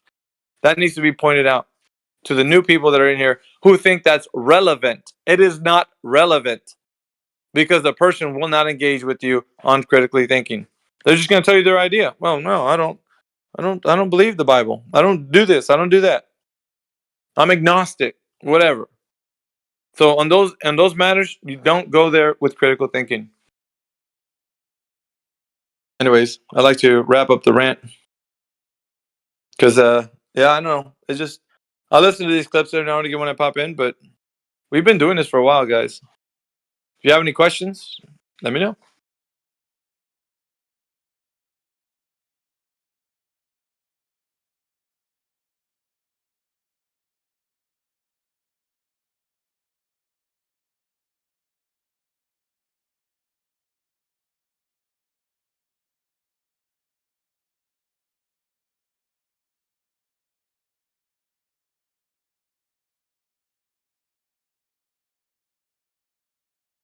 I don't think there's a significant difference between the amount of gravity I should feel spinning on a giant ball. That sentence doesn't make any sense. It does, because you can calculate the centripetal force based on the rotational speed, and we only spin once per day. It takes 24 hours to rotate the Earth. Even though I'm moving quickly, the angular velocity is actually pretty slow. The Earth would have to be spinning like, 13 times faster to launch things off the surface, and it's exponential. So it's like, I think it's only 1/3 of 1% at the equator when you actually do the calculations. And I did the calculations years ago when I actually bothered to do them. But yes, you can calculate the centripetal force, and it's things in theory should be 1/3 of 1% less. They should have less weight at the equator than at the North Pole. So yes, none of that addressed anything that I said. Right. So I asked you, do you feel yourself moving? Why would I feel myself moving? Exactly, because you're not moving? No, because I'm moving at a constant speed. All right, let's count how many times he says calculate. Come on, Julio, please. Can I just get to the end of this discussion? Yeah, go ahead, brother. Sorry. Thank you. I'm sure you've heard it before. Yeah, so, I mean, again, you're just kind of asserting unfalsifiable claims, right? So you're saying, well, I am moving, but I can't measure it and I can't feel it. And I can't measure it and I can't feel it because maths, right? No, because like that doesn't make any sense. It's much simpler. And if you were to bear out, say Occam's razor, you would just say, well, it's much simpler to just say, I'm not moving. Right. Without fewer assumptions. I don't feel like I'm moving because I'm not moving. Mm-hmm. That would be the assumption. So then the point is that if you then tell me no, shut up, it's not terrible logic. Then if you then tell me that you are moving, it's then down to you to prove it and not to dismiss that by saying mathematically it makes sense in your worldview. Right. I would calculate it basically. I'm not sure how much I should feel like I'm moving. If I were moving at the speeds that the round Earth suggests, I've flown in an airplane. Like, I've moved at over 500 miles an hour. It doesn't feel like I'm moving at 500 miles an hour. And if I set my drink down on my drink stand in front of me, it doesn't slam into me at 500 miles an hour. It's traveling at a constant velocity. So, how is that analogous to what I said? Because if I'm on a round Earth that's spinning, it's spinning at a constant speed. And unless it stops suddenly, I don't feel any motion. I'm moving at the same speed that I was before. Acceleration is what you feel, not speed. Okay, again, so it's not analogous because we both know that the airplane is moving. Mm-hmm. Right. But so that's not in contention. Right. This is in contention. So we can prove that the airplane's moving. Can you prove that the Earth is moving without saying, oh, but you wouldn't feel it anyway? I mean, I would... Yeah, weight change with latitude crypto. We've had this conversation before. Yeah, we've had this conversation before, but I'm not having this conversation with you. I'm having it with him. Again, this is all stuff that it's... Even Einstein had said that there's no optical experiment that can prove that you are the one moving versus the one that's stationary, when you consider, relativity and reference frames. Right. So again, we're just adding more unfalsifiable claims, right? I get it. Yes, of course. You understand how this is like a common theme for the globe? Suppose I'm in an airplane with all the windows shut and I can't see outside the airplane, and suppose there's no turbulence and I can't feel anything. How fast do I? How do I know how fast I'm moving, if I'm moving at all? It's not in contention whether the airplane's moving or not. No one's contending that. That's just an analogy. If I'm just sat in a cafe and not moving, I also don't feel like I'm moving, right? So I mean, the question is, which is it? And you're saying, well, in this one instance where no one questions whether the airplane's moving or not, it might appear this way. Right, but if I can see, but if I'm outside of the airplane and I can see that it's moving, then I can prove that it's moving. But you'd have to do some more work. You'd have to do some more work to prove that the Earth is moving. There's no optical. Not analogous then. Yeah, well, I guess but then you even said that Einstein admitted. Yes. Right. So then. There's no. You don't understand that your claim is unfalsifiable. Just admit that your claim is unfalsifiable. That's what you have to do. My claim is unfalsifiable. Say the word. Is the round Earth unfalsifiable? No, we're talking about the movement of Earth, not unfalsified, not unfalsifiable. Mm-hmm. Right. You got me kind of late at this hour. I'm really kind of tired. I mean, it's 6 a.m. here, so I really shouldn't be up. We have to wait till next time for this prized globe evidence. Maybe. Yeah. I've got to find out in episode 33. All is correct, Ruhi. I think this is really Aussie hours, so I might just leave it to the Aussies to duke out. Great. Also, don't the star trails making perfect circular trails in the sky kind of debunk the heliocentric model on its face? Because allegedly, according to that model, there's so many different vectors of motion, like with the Earth's rotation, its revolution around the sun, and also at the same time in a wake going along with the sun, traveling nearly 500,000 miles per hour, and the entire Milky Way galaxy itself traveling 1.3 million miles per hour through space. Right, all these different vectors of motion. There's absolutely no way. It is an absolute impossibility where the stars at night, if you're doing long exposure astrophotography, to make these perfect circular trails, and at the same time have Polaris, the North Star, have been there since the beginning of time. We should have seen different stars 100 years ago.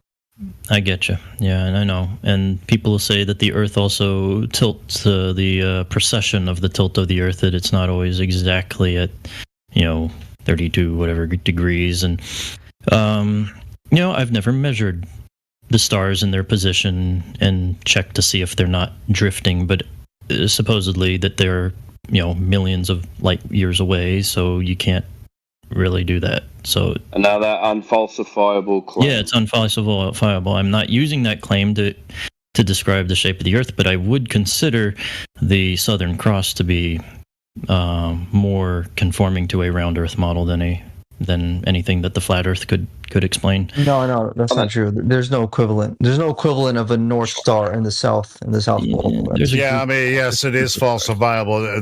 Their claim about the Southern Cross is falsifiable. There's no accurate observation the same way that it's claimed in the North. There's no such thing. There's a clump of stars that seem to be near the middle. Sigma Octantis, and for the most part, certain. You can't. Have you ever been down there? Have you ever been in? No, I haven't been. No, I haven't. Have you? No, Neither have I. Nope. Well, what are you saying then?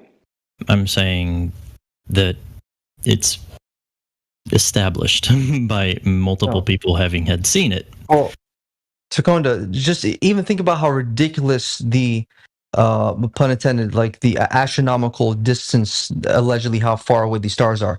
Just a single. Do you have any idea just how far a single 1 light year is? Any idea? Without Googling. No, you don't. Right. That's the answer. You have no idea, right? It's unfathomable. I know it's something like 300. Well, it's 10 to the 9th or something. 3 times 10 to the 9th. Yeah, 9.72 trillion kilometers. That's just one. Okay, the average star is 4,000 light years away. That's 37.76 quadrillion kilometers away. I And mean, if they're that far away, it doesn't matter how fast we're moving. They're no, not going to look See, like they're moving. no. That's the thing, though, right? Because this is the point you're missing. Just the simple inverse square law of light would deem those stars and its light completely impossible to see.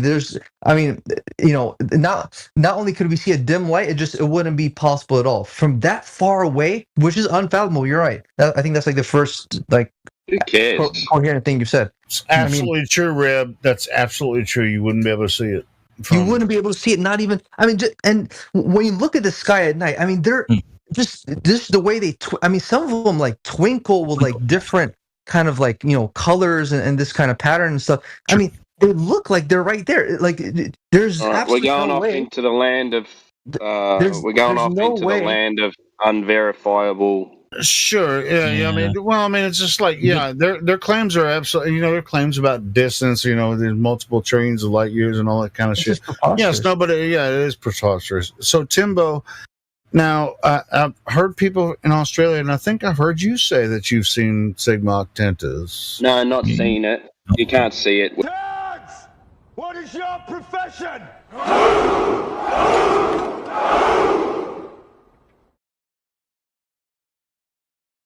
Old friend, I brought more soldiers.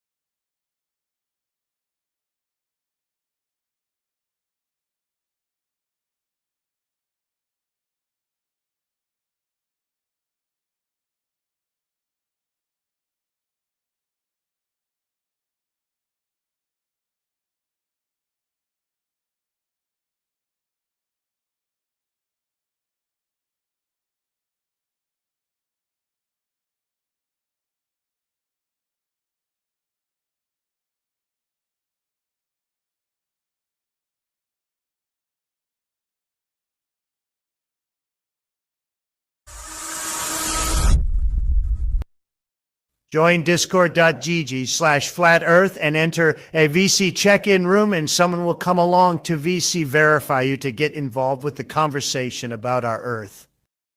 Tekanda versus Tekanda. Credit to Heretic for the name. With support from Crazinable.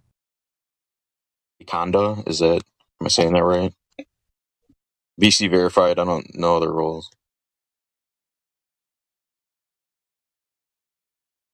Anybody want to? Hey, Conda, you there? Yeah, what's up? Hello, I'm Gregory. Pleased to meet you. Hi. I go by Takanda. Are you, do you believe that the Earth spinning ball in the cosmic vacuum? I'm just listening in. Oh, boy. Okay, that's fair. I'm just curious what your position is. Yeah. I was gonna say it's not to be rude or anything, but like we would like an answer to the question. It's okay, regardless of what stance you're on. Everyone's welcome here. It's okay to listen as well. But what is your stance on the matter? Seems like it's round. Enemy spotted. That's funny. When you say seems like, based on what exactly? Mostly based on the movement of celestial bodies. Doesn't seem like it would work on a flat plane. Wait. Let's talk about that. Yeah, we could dissect that in a couple different ways. Mm-hmm. But what do you mean by flat plane? I kind of would want you maybe to expand on that. A lot of people say like, oh, it doesn't work on flat. It can't be flat, not flat. And I'm often curious what they mean when they say flat. Because oftentimes it doesn't seem to align with what we're presenting here. They seem to have their own ideas of what a flat Earth should or would or could be. And we often disagree with that. So do you think you could maybe present this version of flat that you're talking about? Well, I see two possible flat models. One where, I think that probably would be the issue. But go ahead. One where the sun circles above the Earth, kind of like it circles above the equator. Moves to the Tropic of Cancer and then moves outwards in a spiral. That would explain seasons, but that would require a spotlight, and that just doesn't seem like what I observe.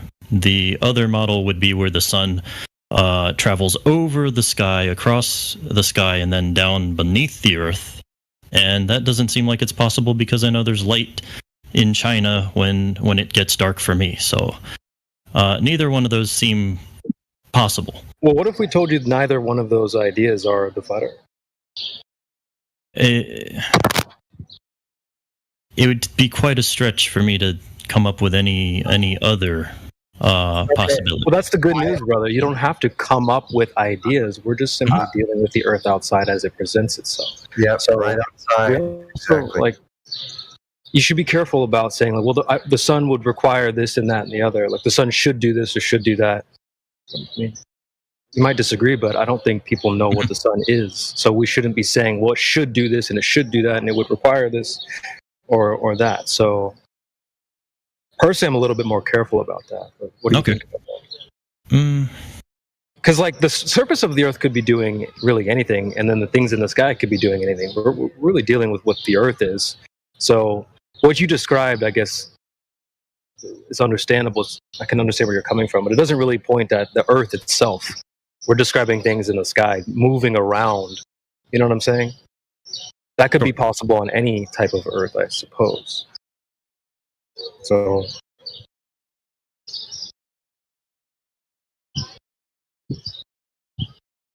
flat would just be the description of the surface. Right. Mm-hmm. So with the mention of the celestial bodies, right, just like CB said to you, when you appeal to the celestial bodies, logically what is happening in the argument, because I hope that you're attempting to give an argument, that in the argument, what you are doing is you are interpreting. Everyone interprets. Interpretation is never, the interpretation is necessarily required to have knowledge. So I'm not repudiating you for having an interpretation. That's not the point. It's not bad in and of itself to have an interpretation. You need interpretation in order to have knowledge. When you give the argument, you are interpreting the empirical data, because we're working with the same empirical data. All right. I hope you can agree with that. Yeah. Right. We're working with the same data set. We're interpreting that data set in two different ways, with whatever number of premises, at least one or more premises, through which we interpret that empirical data. Now, I just want to establish that, because a lot of the times when the globe earther, as we call them, makes the argument, very often they don't appreciate that logical and linguistic fact. All right. So we have to establish that. Now, it is just as valid, and cosmologists throughout the 20th century up to the early 21st century that you and I exist now in, they acknowledge this, that the quote-unquote Ptolemaic or Aristotelian geocentric model is just as coherent to account for the motion of the celestial bodies as is the so-called globe model. All right, be it Copernicus or whatever other landmark historical scholar that affirmed the globe model. Both logically, in principle, coherently account for the data. Okay, so all that says is that they're logically consistent with those in principle. That's all that says. The next question is, which do we empirically detect? Right? Yeah. What we empirically detect is that the Earth is stationary, and that the Earth has a flat, level, topographical plane surface, and the celestial bodies are moving. And logically, that will require that the celestial bodies are moving above the surface of the topographical plane. That's logically coherent in principle, and that's what we empirically detect. The former, or rather, the globe model, is what we don't empirically detect.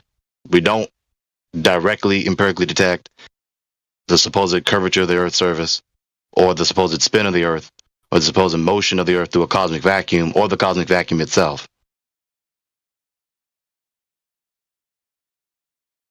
I've got some disagreements with all that, but firstly, I just want to say I'm not talking about whether or not the Earth is spinning or moving. Just focus on one thing at a time, whether or not the Earth is round or flat. And, okay, we can talk about that. Yeah. So with that question, when I go outside, for instance, be it when my feet are touching the ground, or when I'm in a commercial airliner flying at the average height that a commercial airliner flies, I don't see curvature of the Earth. And then you look furthermore at the work of other persons that have gone higher than the average flight height of a commercial airliner, and you still don't see any convex or concave curvature no matter how high you go. Sure. My point would be that I would rely mostly on my own senses. I have kind of like a scale on things that I attach weight to. Things that I have seen myself have the most weight. Things that other people say they have seen, but I could then potentially check for myself. If it's something that I can do for myself, I put a little more weight into that, a little more stock. If it's something like, oh, NASA produced this photo of the Earth, if I were a flat earther, I'd completely disregard it too. I'm like, I can't go to space, so I'm going to disregard that. So it's not entirely being disregarded, just thrown not away. Not entirely, but I would take things with a grain of salt, and the bigger the more difficult for it to be for something that I can observe for my own is the bigger the grain of salt that I would take, with what someone else says they have seen or haven't seen. Cool. Don't throw it out. What have you seen that you put a lot of weight in? Oh, well, my own observation, like if I look at the sun or the moon, that they do not get smaller. They seem to stay the same angular size, which any other object that I have seen, if a car drives away from me, there is a calculatable amount that if it goes from 100 feet away and it drives to 200 feet away from me, it is a car. It's half its angular size. We did start off by saying that, like, you don't know what the sun is, so we shouldn't be saying what it should or would or could be doing. But also, you also said, let's talk about like the surface of the Earth, whether it's rounded or it's flat. So looking up in the sky isn't going to help you get to that conclusion. What people often do is they try to apply their observations to some type of model, and it seems like that's what the line of. See, that's where I think that's where your issue comes in. The Earth isn't a model, and there's no model you can apply things to. And we're just dealing with the Earth outside. You can actually go test the surface to find out if it's rounded or not. Looking up at the sun and interpreting, like, well, if I picture a flat Earth and try to make it work on that, it doesn't work in my mind. That doesn't really verify what the surface is doing. So that's what we do, is go out and test the surface of the Earth. So, and again, the sun doesn't really lead to the surface necessarily. I hear where you're coming from. I'm sure, but so why don't we go and like test the surface? Well, then you'll understand. You'll understand your fallacious reasoning then, if you understand. Well done.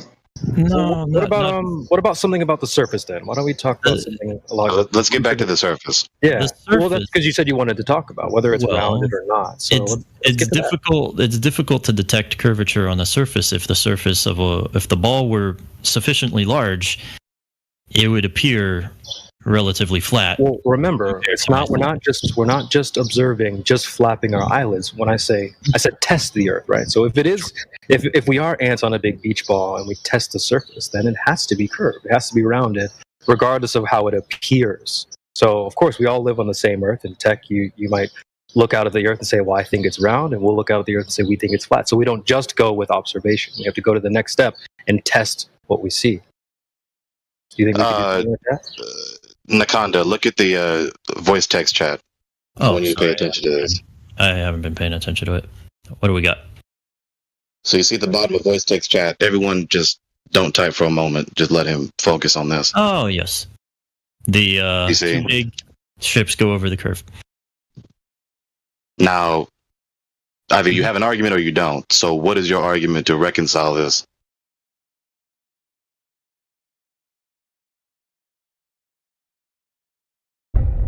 That's a good question.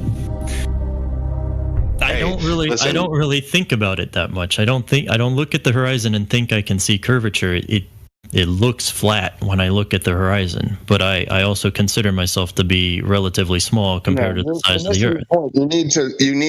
You're not just looking at the horizon. Yeah. We're talking about going away from you. Mm-hmm.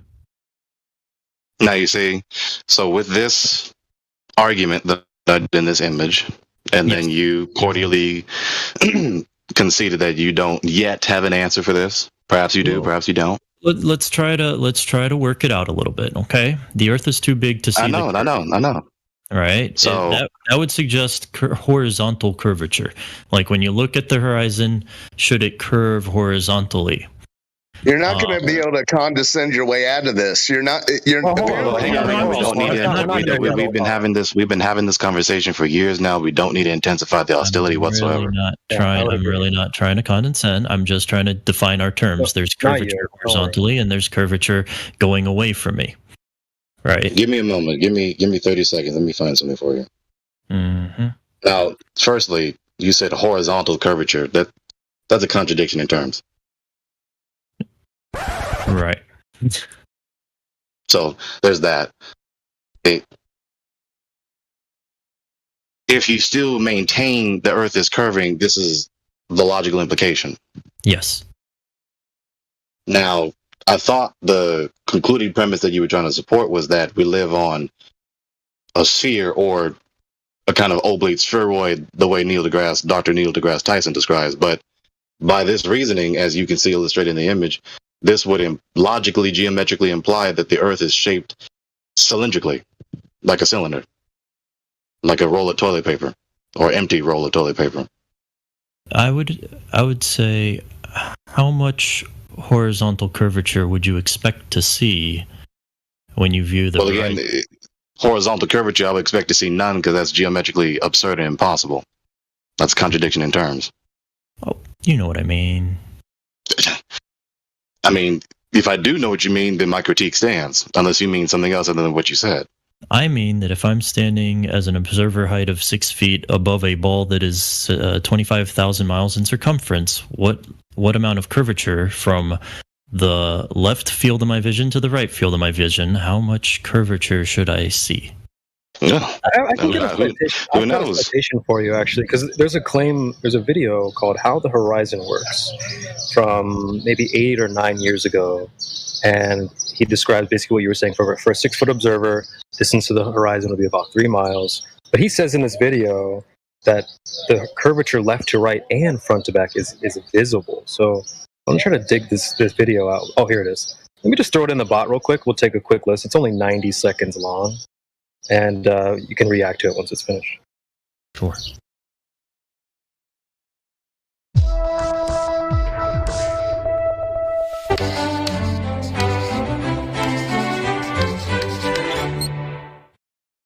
Hi, I'm Josh Clark, and this is Brain Stuff, and I'm here to answer a very pressing question. Have you ever been standing at the edge of water, say like an ocean, and looked out on the horizon and said, I wonder exactly how far away that horizon is? You know, where the sky meets the sea? That's the horizon. Well, it turns out because the Earth is curved that it depends on where you're standing and how far above water you're standing. Let's say that you are in the water, right? And you're up to, say, your eyes are about 8 inches above the water surface. Well, again, remember the Earth is curved, and despite the ocean seeming flat, they actually curve themselves, which if you've ever really looked at the horizon, it kind of goes like this a little bit, which is pretty cool. But it also goes like this.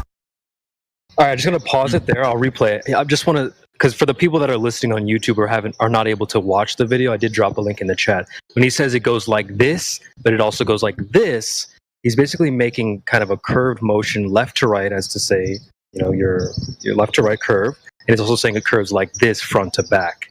And so let's continue. Right? So if your eyes are 8 inches above the water, right then you're about a mile away from that horizon point where the sky meets the ocean as far as you can tell. If you're standing up above water and you're like, I am about 6 feet tall, that means your eyes are about 5.5 feet above the water's edge, which means that you're about 3 miles away from the horizon. Isn't that amazing? Going from 8 inches above water, 5.5 feet above water, is the distance between 2 miles between you and the horizon. Mind-blowing, if you ask me. There you go. Did you disagree with anything in the video so far? I think the horizon's a little more complicated. What I see might not actually match exactly the geometry as described, and that's due to refraction. Wait, you mentioned this retort multiple times. Before we get into that, because I just wanted to get an answer to the question. Is there anything in that video that you disagree with? Well, he just answered it. He said, then he gave that answer. It's very general and very basic. It doesn't take into account refraction. Well, okay, so with that being said, you appeal to refraction to logically account for the empirical data given your cosmological paradigm. Now, again, remember I talked about having a a priori fallacies through which you interpret the empirical data. No. Because now what you're doing is you are giving, at best, some sort of rebuttal to account for the empirical data before you. And the empirical data before you does not show you any curvature of anything. Like you just told me earlier, the horizon is flat, it's level, it's not curving. Right? So now, in order to maintain grip of the supposed curvature of the Earth, you have to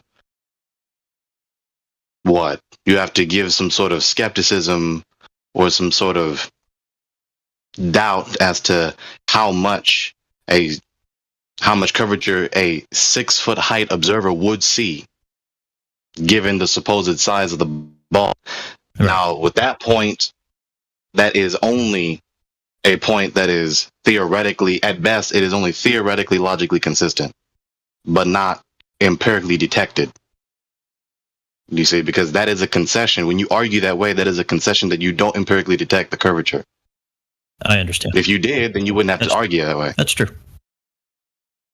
And that's why I don't base my belief that the Earth is round based on what I see on the horizon. It's based on, other factors. So let me ask you about that. That's where the tests come in. Remember, we're not just flapping our eyelids at the horizon. Right. If you want to test the horizon, you can tell me how we can test the horizon. But I don't see much use in it. Wait, but the claim is that the horizon is doing X. So why would they claim it? I'm not making that claim. Wait, well, hold on, brother. We're not waiting for you to make that claim. It's already been made. It's on the table. The globe is claimed to be a specific size, and so it's like we're not waiting for you to claim how big the Earth is. It's already that claim's on the table for everyone to address. Mm-hmm. So it's okay if you don't say it. It's already basically been said. But they're saying that the horizon is important, that the horizon is curved, and can be tested at a certain distance away from you. So it's just interesting that that's the original claim on the table, and then once that gets rebutted, people come in and say, well, I don't think the horizon is really that important. You shouldn't really use it. Well, the claim is that the horizon is a geometric physical curve of the Earth. So why relinquish that claim after it's been rebutted? It's almost like people have forgotten what they're supposed to be arguing for, which is that geometric physical curve of the Earth. Every single you have two options. Every single globe chart shows an exact amount of vertical drop, elevation drop, and on the side angles. So that's an amount of slope. So we have an exact amount of elevation drop. Why didn't they include refraction? Why are they still publishing that then? And I will add just quickly, really interesting, like when I first joined like the flat earth discussion, it was all about the horizon. And the Team Globe was basically saying the horizon is the geometric location. Ideally, you could go plant a flag in it. That's where the curve is, etc. And one of the responses or rebuttals I would hear from the flat earthers as well, there's things you have to account for, such as your observer height, weather that day, refractive conditions. Yeah. So, but it's just interesting now, like all of a sudden, the flat earthers rebuttal, and one of the reasons why the horizon does what it does was refraction. And somehow the Globers have stepped behind what the flat earthers were saying all that time ago. Like, well, there's refraction. So, well, now you've let go of the original claim, which is that the horizon is geometric in a physical location. No, it seems optical. Well, so then, with all this being that's said, been our argument from the get-go. It's an optical phenomenon, not a physical geometric. That goes to show that there is merit to proceeding from inquiry instead of just making claims without testing them. That's true.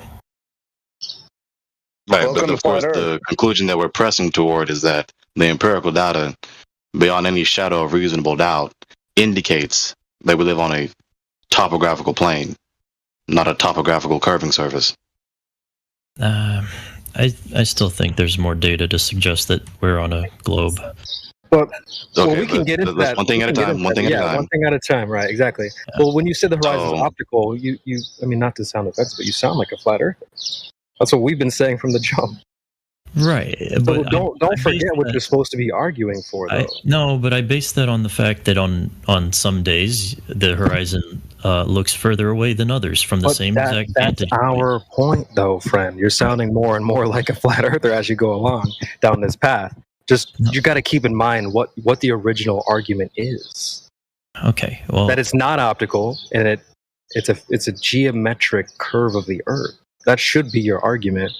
But when you say things like, well, it's optical, there's refraction, it's like you sound like you're relinquishing that claim and you're agreeing with us. Because that's been our point from like day one. Yeah, but if you can't tell how far away the horizon is, then you can't really... Of course you can. You got bad notes, dude. Of course you can. That's where we have things like when you go out to to water, you have certain markers that you can use to detect how far away the horizon is. So you don't just blindly looking out over the ocean. You're right. I misspoke. What I meant to say was that on one day, from the same vantage point, the horizon might look like it's 3 miles away. On a different day, it might look like it's 5 miles away. Welcome to Flat Earth. Wouldn't you say that's the issue? That premise you're appealing to is defeating your position. Mm-hmm. That doesn't protect your position. The premise that you're appealing to in the attempt to protect your position is the premise that we appeal to refute your position.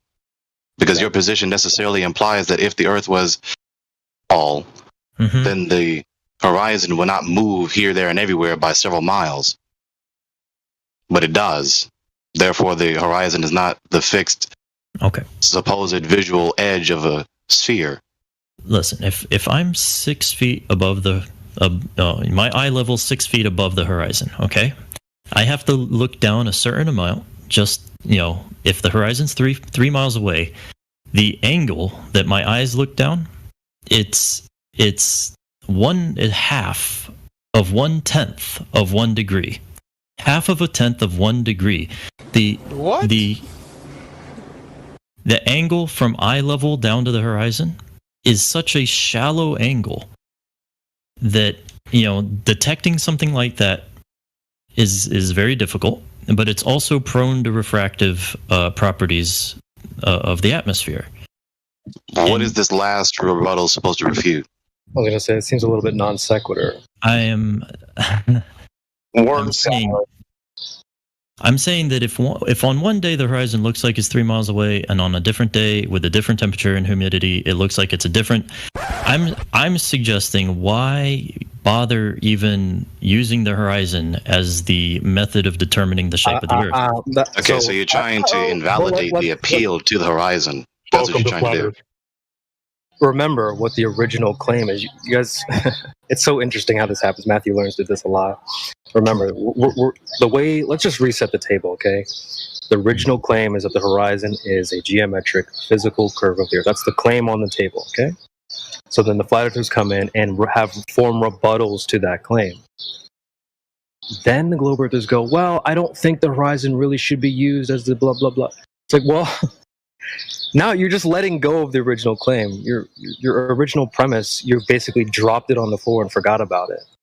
Matthew Learns would do this all the time. I don't think the horizon should be used. Well, remember, that's the original claim.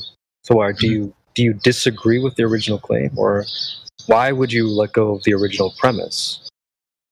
That the curve of the Earth is the horizon is the physical curve of the Earth. And that's logically necessitated. That's what they have to do. Takanda, that's what you have to do, logically. Right. So you have premise A and premise B. Premise A is that the Earth is a ball. And so the Earth is a curving surface. Mm-hmm. And then you have premise B, that the horizon indicates that the Earth is a sphere or that it's a topographical level plane. Mm-hmm. Now, if you wish to maintain the former premise, then you have to appeal to the horizon with some other a priori set of premises, right? You have to interpret that data through that premise that you wish to maintain grip on, that the Earth is a sphere, or you have to invalidate the appeal to the horizon. Now, what usually people do is that they try to invalidate the appeal to the horizon to prevent the flat earthers from successfully substantiating their position by appealing to that. But it doesn't work for the globers. The glober can invalidate the appeal to the horizon for the flat earther, but doesn't do it for all people, including themselves. And so that's logically inconsistent, of course. If it's invalid for the flat earther to appeal to the horizon as being a valid and legitimate datum point to substantiate their position about what the supposed geometric surface of the Earth is, then that's also true for the globe earther. If it's invalid for the flat earther to appeal to the horizon, it's also invalid for the globe earther to appeal to the horizon. Right. Those are your two options.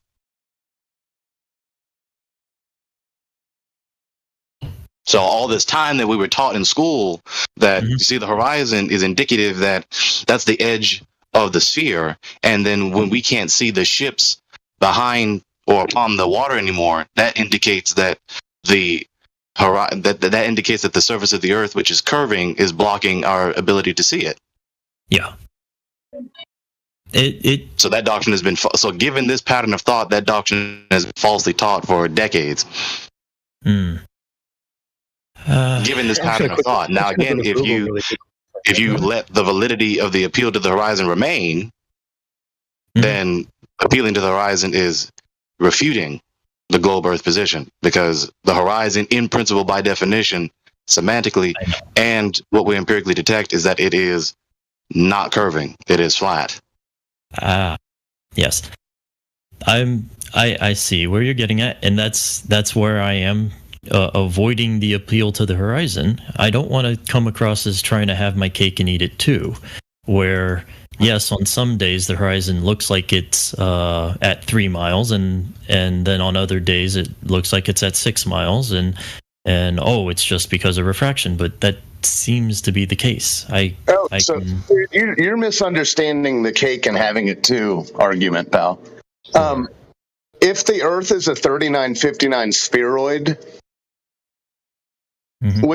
that's what you're here to defend, correct? I would start with whether or not the Earth is round or flat. We can determine its size. We can determine if NASA's been to the moon. We can determine all the other stuff later. Okay, but there's only one story. You don't get to make up your own story. So Why if not? the Earth is 59 spheroid, Why can't I there would proceed have. from inquiry? Why can't I be zetetic? You No, want what he's saying is that what he's saying is that this is I have a meme called like BYOB, right? You've heard of like bring your own booze. Well, you can't bring your own ball. Like, as I said before, the claim is already on the table. You said their Earth was claimed to be the size of like a circumference of what, roughly 25,000 miles. Yeah. So you can't bring Well, your he own can ball. defend his own doctrine as he pleases. Sure, he doesn't have to subscribe to the mainstream paradigm. What So I'm saying is, what do you want to defend is the question, Takanda. No, do you want to defend the mainstream paradigm as we read in the Google results? Greg. Hold on, Greg. I just wanted to finish my point really quickly. Is that you can't bring your own globe to the table. There's already a globe claim on the table that we're addressing. You understand that? Yeah. Okay. And so like I went to Google and looked up like how to prove the globe, and a lot, the horizon it seems to be a big thing they like to appeal to. So we're trying to address that claim, and it seems like you're just trying to discredit the claim a little bit on you, Greg. If you're thinking that the Earth is some vague marshmallow that you don't want to talk about, you don't get to pontificate about the geometric horizon or the apparent horizon, or it's just no thanks. Okay, well let's focus. Let's focus. So, Takanda, what is your position that you're trying to defend? What thesis, what conclusion are you trying to defend? Okay, we can start with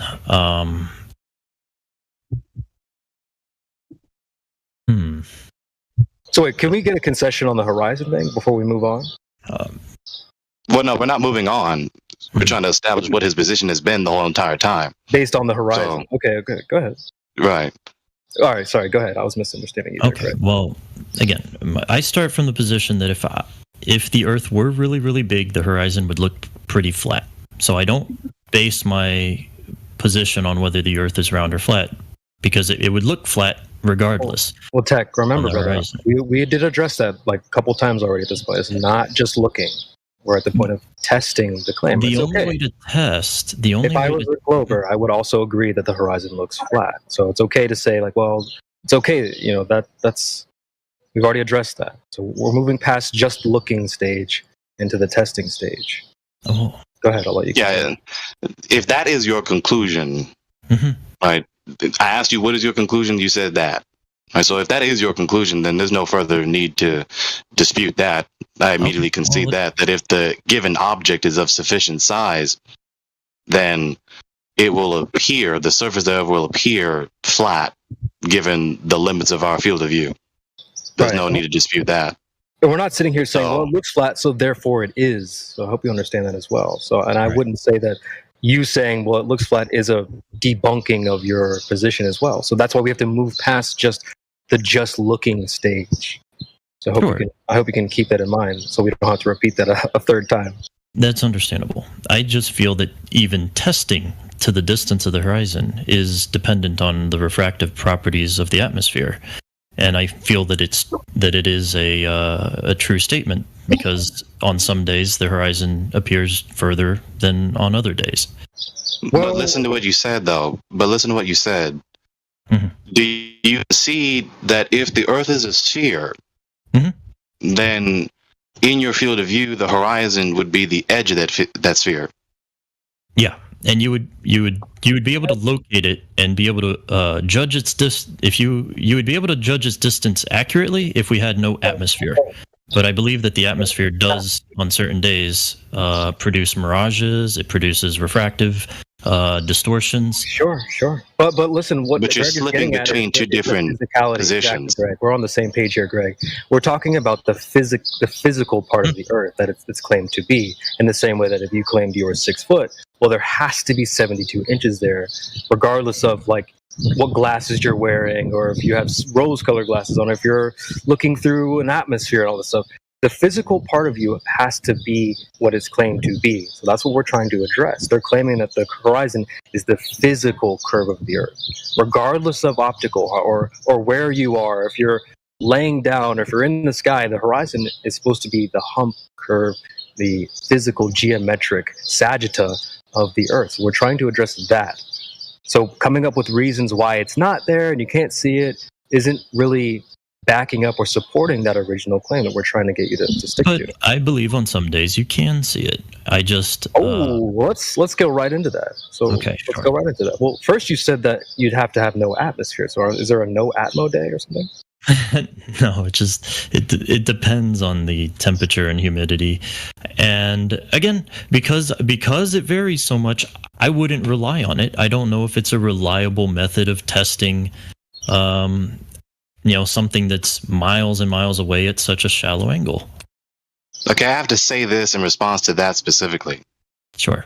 But given that rebuttal, you basically just told us that it is virtually impossible to do any method of inquiry to verify whether or not the Earth is a sphere. And if that is the case, then the claim that the Earth is a sphere is merely a supposition, not justified by a sound argument.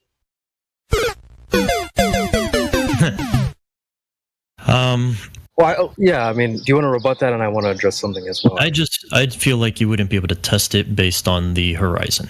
I would test it by other. Okay, again. I mean, you just said that, and then I responded to it, and then you said it again, so I have to say it again. If that's the case, right, you cannot empirically verify. You can't do a measurement to empirically detect the curvature and to measure and to quantify the curvature of the supposed surface of the Earth in any way. So then the doctrine that is out here being believed by billions, that the Earth is a sphere with specific quantified dimensions, is merely a belief that is not justified by a sound argument. If it's not possible to empirically quantify and detect the curvature of the Earth.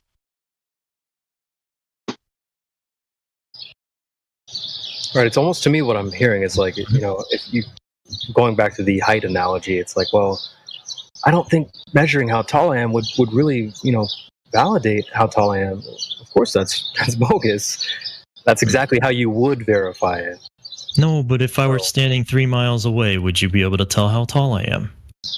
But remember, brother, I don't want to have to repeat this over and over and over again. We're not just looking. I'm not just looking at. Obviously, you can't tell someone tall. You can't verify someone's height by just looking at them. You have to go and test or measure this. So the problem is, by the time you go to the horizon, you have a new horizon. How would you measure it? Takanda, the more you repeat this, the more you are defeating your position. You are saying that we cannot empirically verify and quantify the existence of the curvature of the Earth and specifically quantify it. Yeah, not without going to space. All right. Oh, really? Yeah. Whoa. So, since you asserted what we can't do, since you've established what is insufficient to the conclusion, then what is sufficient to prove the conclusion that the Earth is a sphere? I don't know if you can prove it, but I'm not claiming to have proof. So you're telling all the navigators... If you're not claiming to have proof, and if you don't have an argument, then it's just a conclusion without a sound argument to justify it, so you don't know it. Exactly. So listen, you're having to say with just a belief only to all the navigators out there at sea that are seeing things like lighthouses a minimum of 100 miles, and they're watching it the entire time they're on watch until they can touch the shore of a certain location. Yeah. You're telling all of them that they're seeing a fucking mirage. Well, let's address something you said there too. You kind of had contradicting ideas. It seems like, correct me if I'm wrong. You're saying like you can't measure how tall you are by being 3 miles away, right?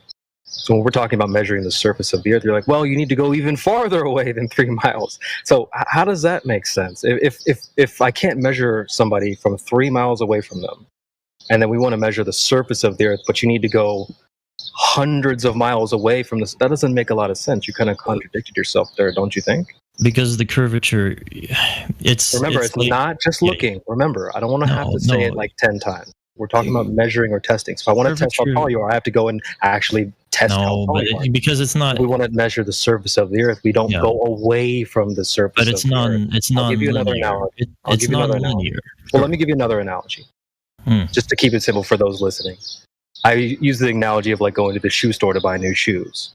So, hey, I need you to measure my foot. They don't go to the security cameras in the ceiling and like try to verify what your foot is from the security cameras. It's kind of the same idea. It's like, well, if we want to measure the surface of the Earth that's down below you, you don't fly away from it. Just like you said, you can't measure how tall you are by being 3 miles away. And I agreed with you. That's a great point. CB, remember what he said earlier, because he's casting doubt as to whether you can empirically detect the supposed curvature of the Earth in the first place in order to then specifically quantify it. So he has to find the curvature first in order to then specifically quantify it. Right. But he just casts doubt as to the possibility of doing that. He doesn't believe it's possible to detect the curvature of the Earth, let alone then quantify it. So that doesn't help your position. That necessarily implies that your position is not only not known, but it is false. That which cannot be known cannot be true. And I would also maybe want to address like another. It seems like there was another contradiction there about like, well, you can't see it or test it or whatever unless you didn't have an atmosphere. And then you said, well, there's some days when you can. Yeah. Do you want to maybe clear that up for us? I'm not saying. I'm saying that I didn't say there are some days you can trust your eyes. I'm saying that there are some days where the horizon more closely matches the geometric prediction. Really? But it's in what way? In terms of elevation detected using like a theodolite or... we're not talking about theodolites. Those are only a good up to 300 yards anyway. Okay, sure. So well, matching the prediction you said, that's begging the question. That's just affirming the consequent. Because the supposed prediction is an unverified cosmological paradigm with a specific geometric limit about the Earth. Yeah. So what you're telling me is that it matches a mere abstract hypothetical paradigm. Not it matches any empirically detected and quantified concrete entity.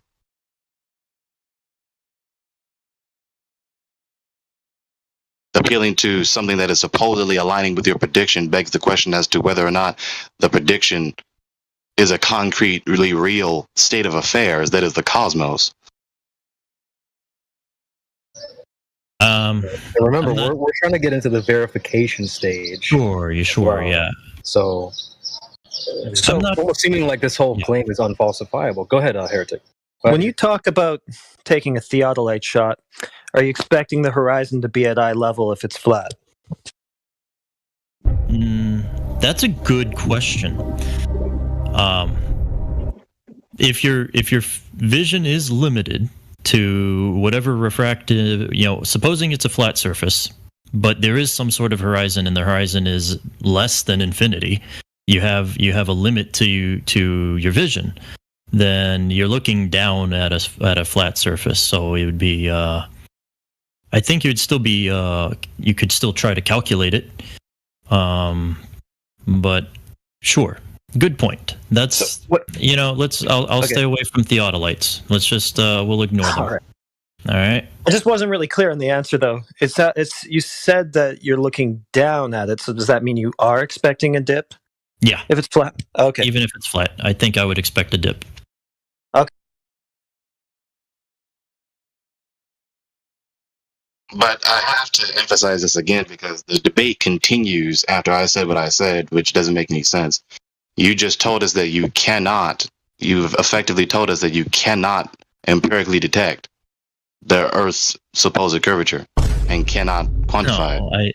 I said it's different on different days optically, and that's dependent on the refraction. But that's our. How is that? How does that respond? It's a good argument. So I'm not arguing with you. I'm saying it changes. No, you're stepping behind our argument, and you're sounding. But how is that an argument? You sound like a flat earther when you say that. That's our rebuttal to the. But how is that an argument? How is that an argument that it's flat? It's not. No. That's why I'm trying to say this. Let's clear that up real quick. It's not. It's a rebuttal to the original claim. We've Glenn, said this slow. maybe 5 times now. This isn't an argument that the Earth is flat.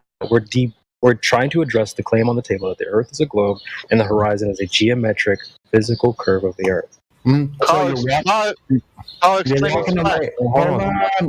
Hold on. You're walking away from your geometric globe claim. So now you're in a position where you're like us are saying that the horizon is only optical and you can't tell. Okay. Yet you're trying to say that you're using something else. What is that something else that you're using as evidence in an empirical sense? Like, where's your repeated observations of the globe with the elevation drop over distance that is required repeatedly over and over again, which is what we have that shows every observation as flat. So why don't you have any observational data that shows a repeated measurement of the horizon exactly where it's supposed to be? Where is that? I don't believe there is any, and I don't have any, and I don't think I could show you any without. So that's why I'm asking. That's why I'm asking the room to let me complete my line of talk to him about my words to him. Go ahead, G. Yeah, go. So I gave my critique about your response. You've attempted to invalidate the appeal to the horizon. You've attempted to invalidate the supposed possibility of doing a measurement. Right. I think you briefly mentioned supposedly going to space first to empirically detect, but I can't do the existence of the curvature of the surface of the Earth to then specifically quantify it. But then I asked you point blank, what is sufficient to empirically detect the curvature of the Earth, the curvature of the surface of the Earth, and quantify it? You basically said nothing. So if your answer is nothing, then you and anyone cannot empirically detect the existence of the supposed curvature of the Earth's surface and any specific supposed quantification thereof. Therefore, your position cannot be known. Therefore, you forfeit the debate. There is no debating after that. You just made your position impossible to be known. If you cannot prove your conclusion, then you don't know your conclusion to be true. And you're stuck in a position now because now you're in between what your experts, your priest of the heliocentric religion are saying, and you're not even like, you're more approaching like what we believe while walking away from your geometric claim completely, even though all the literature and data shows exact amounts of elevation drop over distance on your globe charts, on the globe graphs. If you forget that locality, then Earth is a globe.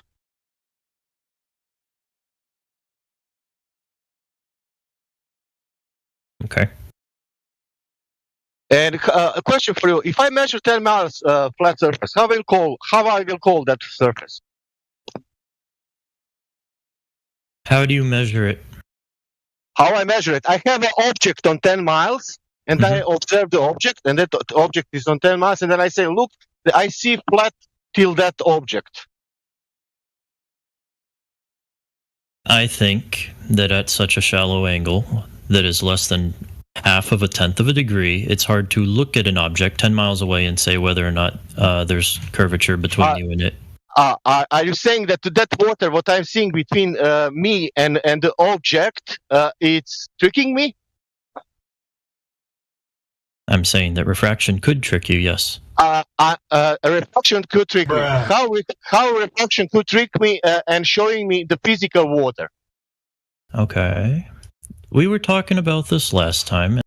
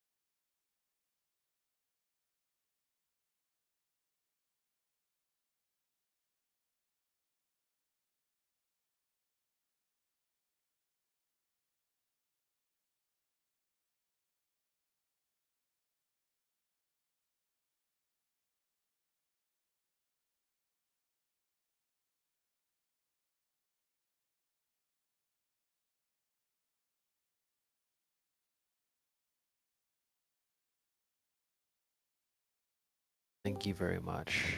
But anyway, the point is, you would be much more inclined to purchase that insurance.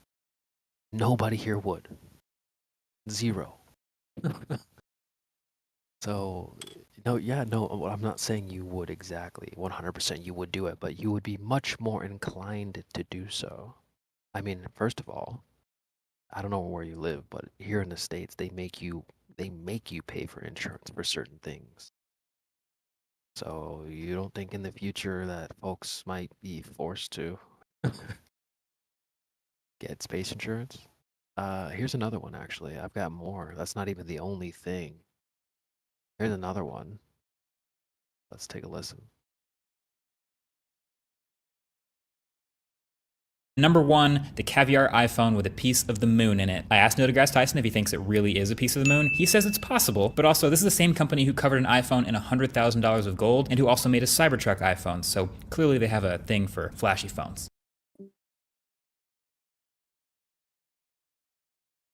Okay. So this is a company called Caviar, and they sell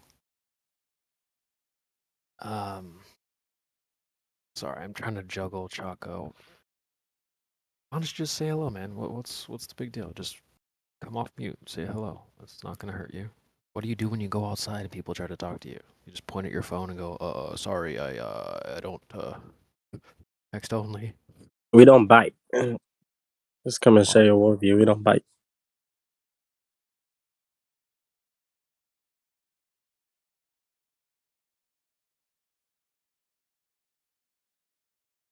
Anyway, so yeah, iPhone company, they make custom iPhones, and they claim that they've got like 3 versions. There's like a moon version, there's a Mercury version, a Mars version, etc. Does anybody want to take a guess how much those iPhones cost?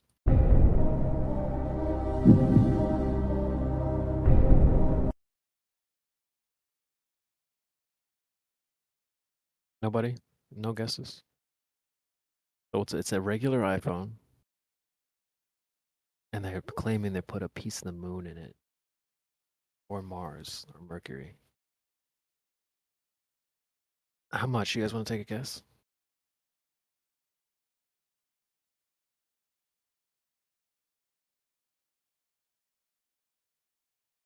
Damn, y'all really shy today, huh?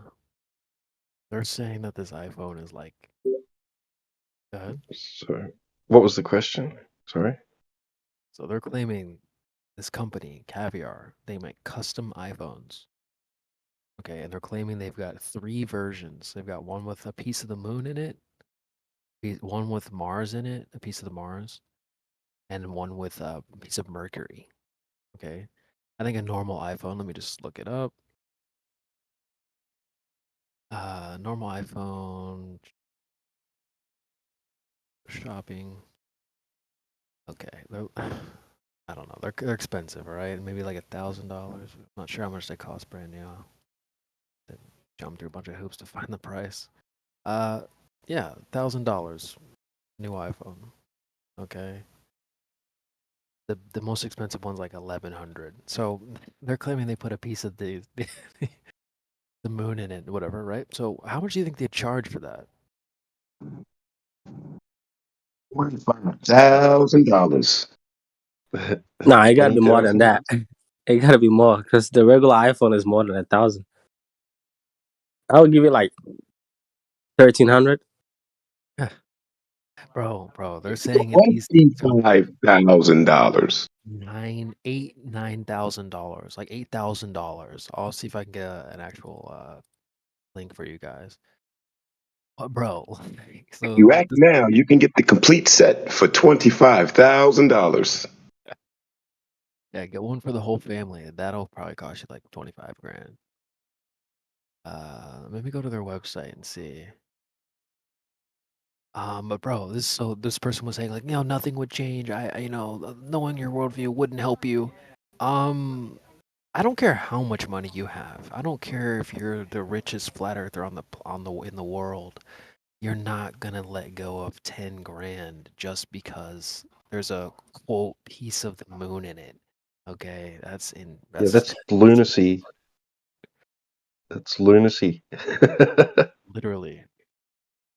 Oh my god, guys, they have a whole website with. Okay, hold on, dude. Let me just go to most expensive. What?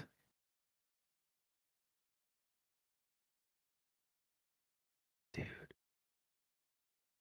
They have the most expensive one they have on here is $562,000. Jeez Louise.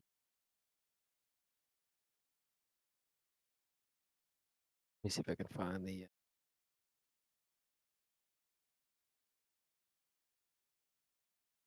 moon. Yeah, the website is Caviar. If you guys want to look it up, Caviar iPhone. That's what I looked to search it. But the point is, guys, we don't have to go too deep on this, but the point is that, like people say, like, why does it matter? Why do you care so much? Ah, Chaco, you seem so young, so green. Any sane person wouldn't buy that phone. So why are they in business? Clearly, people are buying those phones, goofball. Like, the point is that we would never be so gullible. I don't care how much money you have. So this is marketed towards people who believe in things like outer space. Okay, there's no flat earthers believe in outer space. So if there's someone selling you an idea or selling you products that quote came from outer space, you would buy it.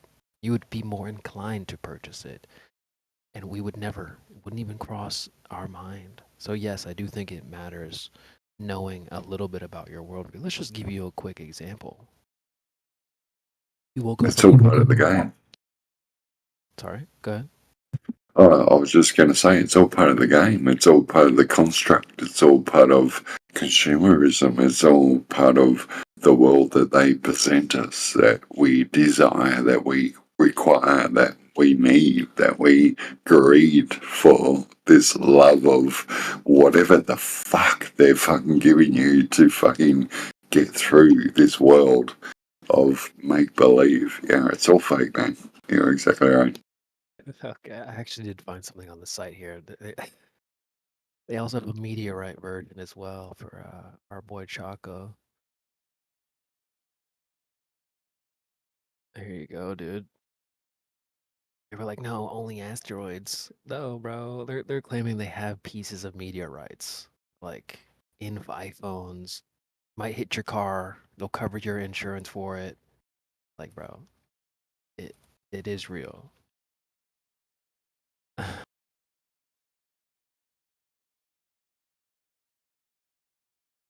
Oh man, you're starting to sound like a flat earther. It's weird. That's not real. Yeah, I know. The meteorite is definitely not real. That's the whole point.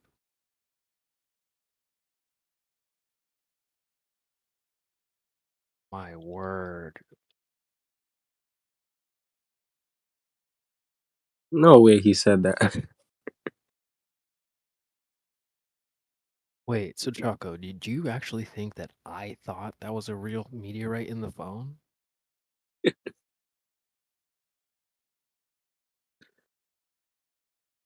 Wow, that's some freaking 4D chess right there.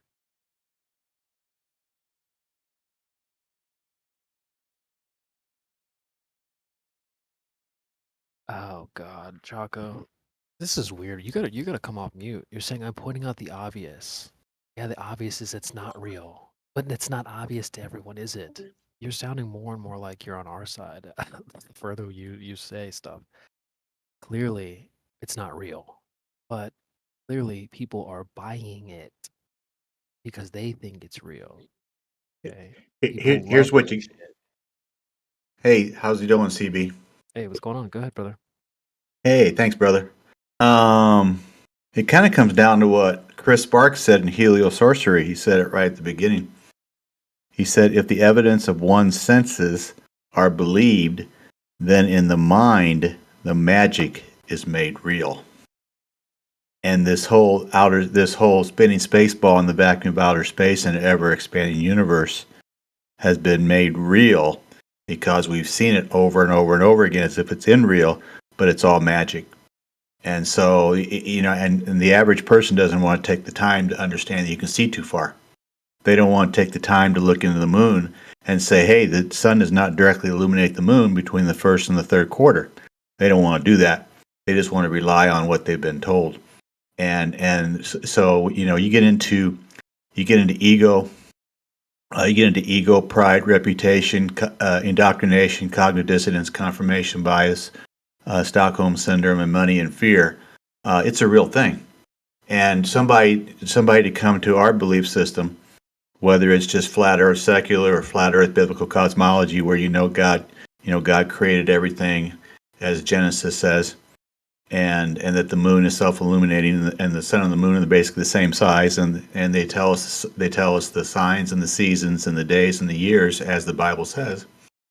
Once you actually come to that, then you'll realize that this spinning space ball in the vacuum of outer space in an ever-expanding universe is, one, magic, and two, is an abomination to everything God created. So, to tell the average Christian that, who believes they live on a spinning space ball, is very difficult for them to take, because they would rather believe in man's science than God's science.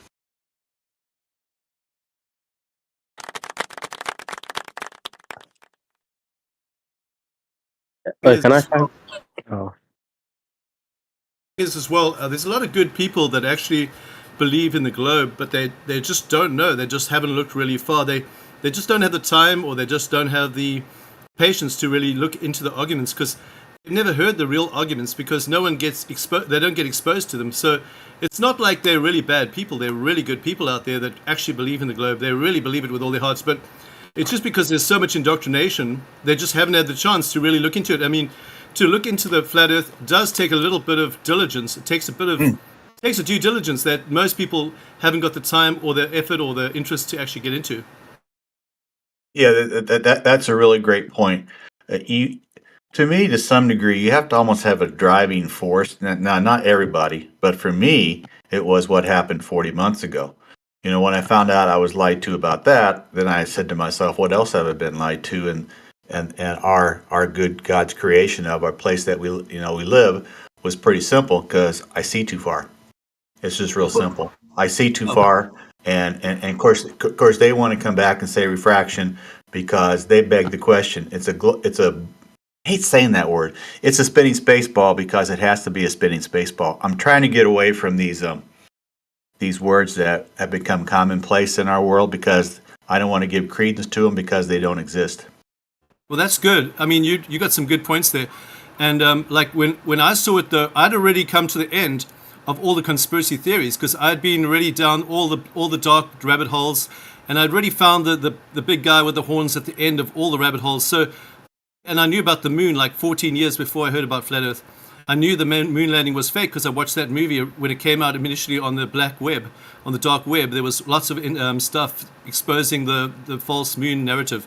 So I knew about all that stuff for ages, and I knew about 911 right after it happened, because I was following all those guys, Alex Jones and all those guys, and I knew all about that stuff, and I knew all the conspiracy theories inside out, because I studied them day and night. But the thing is, the flat Earth is really hard to believe, because it's kind of like you always get told everything's right except the flat Earth. That's a false conspiracy. They tell you that that's a fake conspiracy theory. Even the people that are doing conspiracies, they actually don't give you that one. They actually hide that one for some reason. I don't know why. But even the people that, like Alex Jones, he doesn't even expose flat Earth. He's actually exposing globe Earth, and he's propagating space and all that stuff, which is quite weird, because all those guys, they're very prominent and they're very well known, but they're actually going against flat Earth really hard. And it's weird, because you actually think that they would actually expose it, but they don't. And it's so weird that they do that. But the thing is, the flat Earth itself, when it comes with the conspiracies, if you just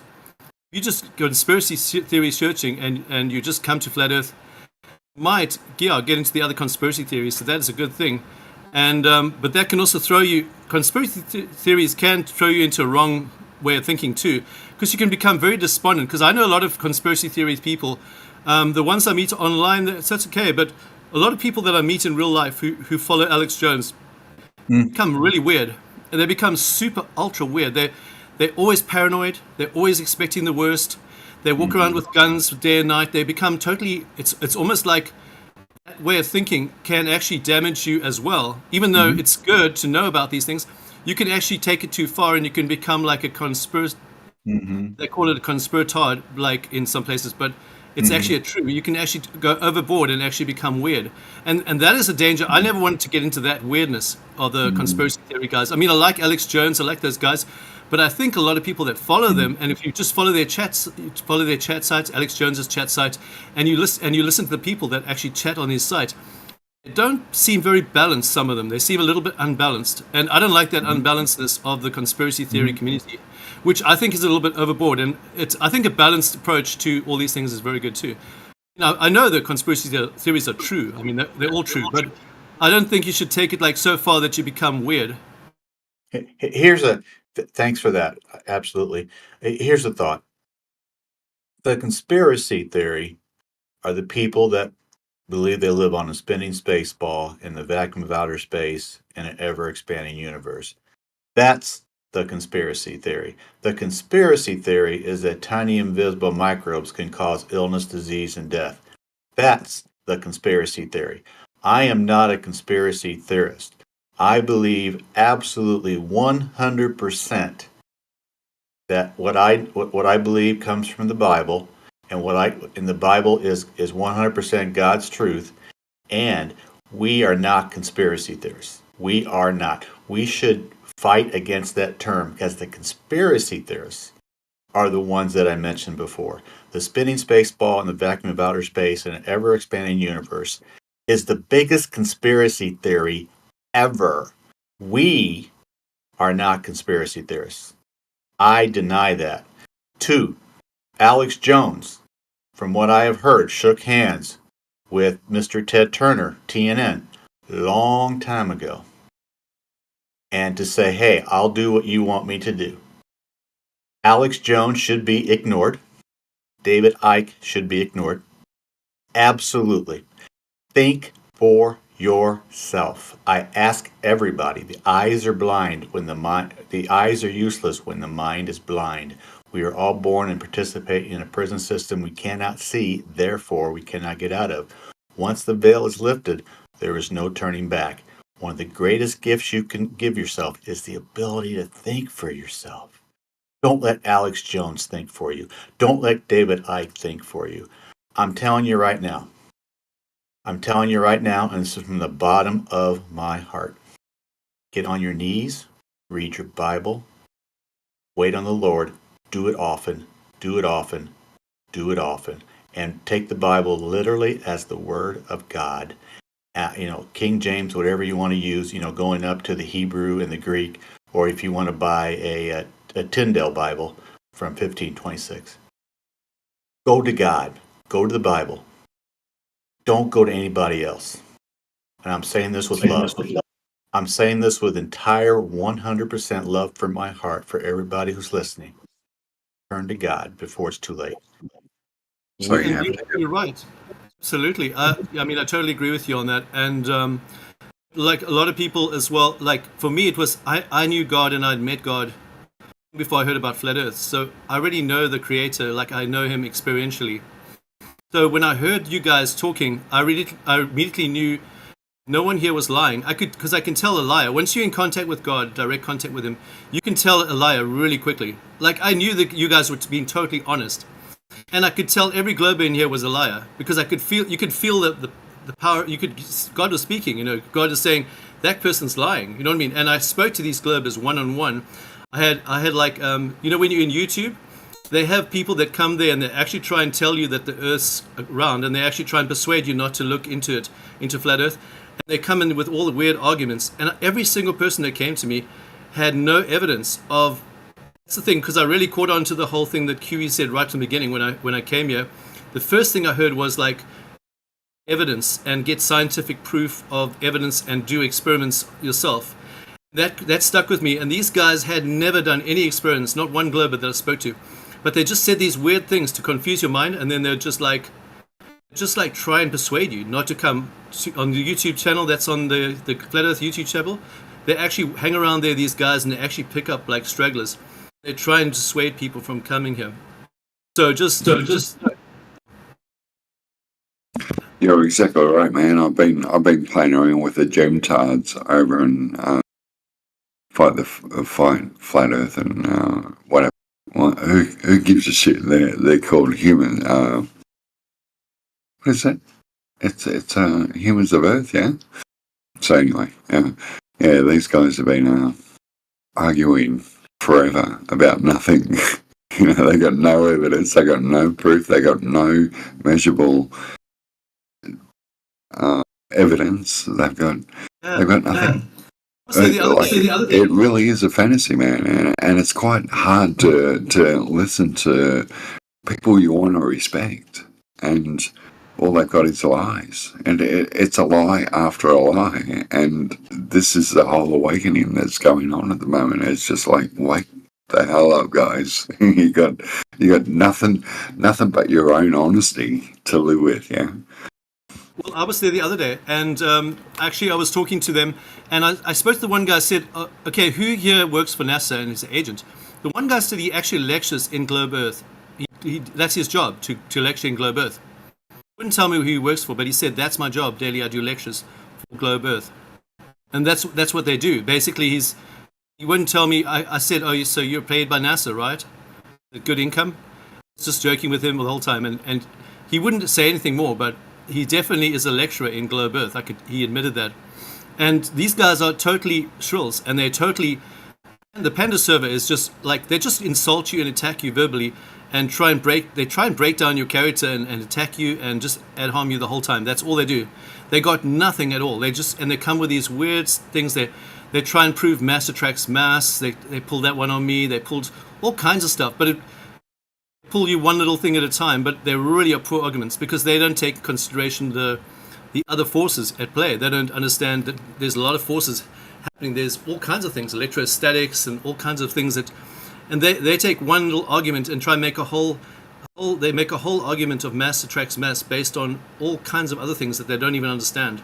So it just shows that they're desperate, but there's no one there that actually has any good arguments. And I like the way that other guy, he goes in there and that guy from Japan, what's his name again? Jin, CBR. Jin, yeah, CBR.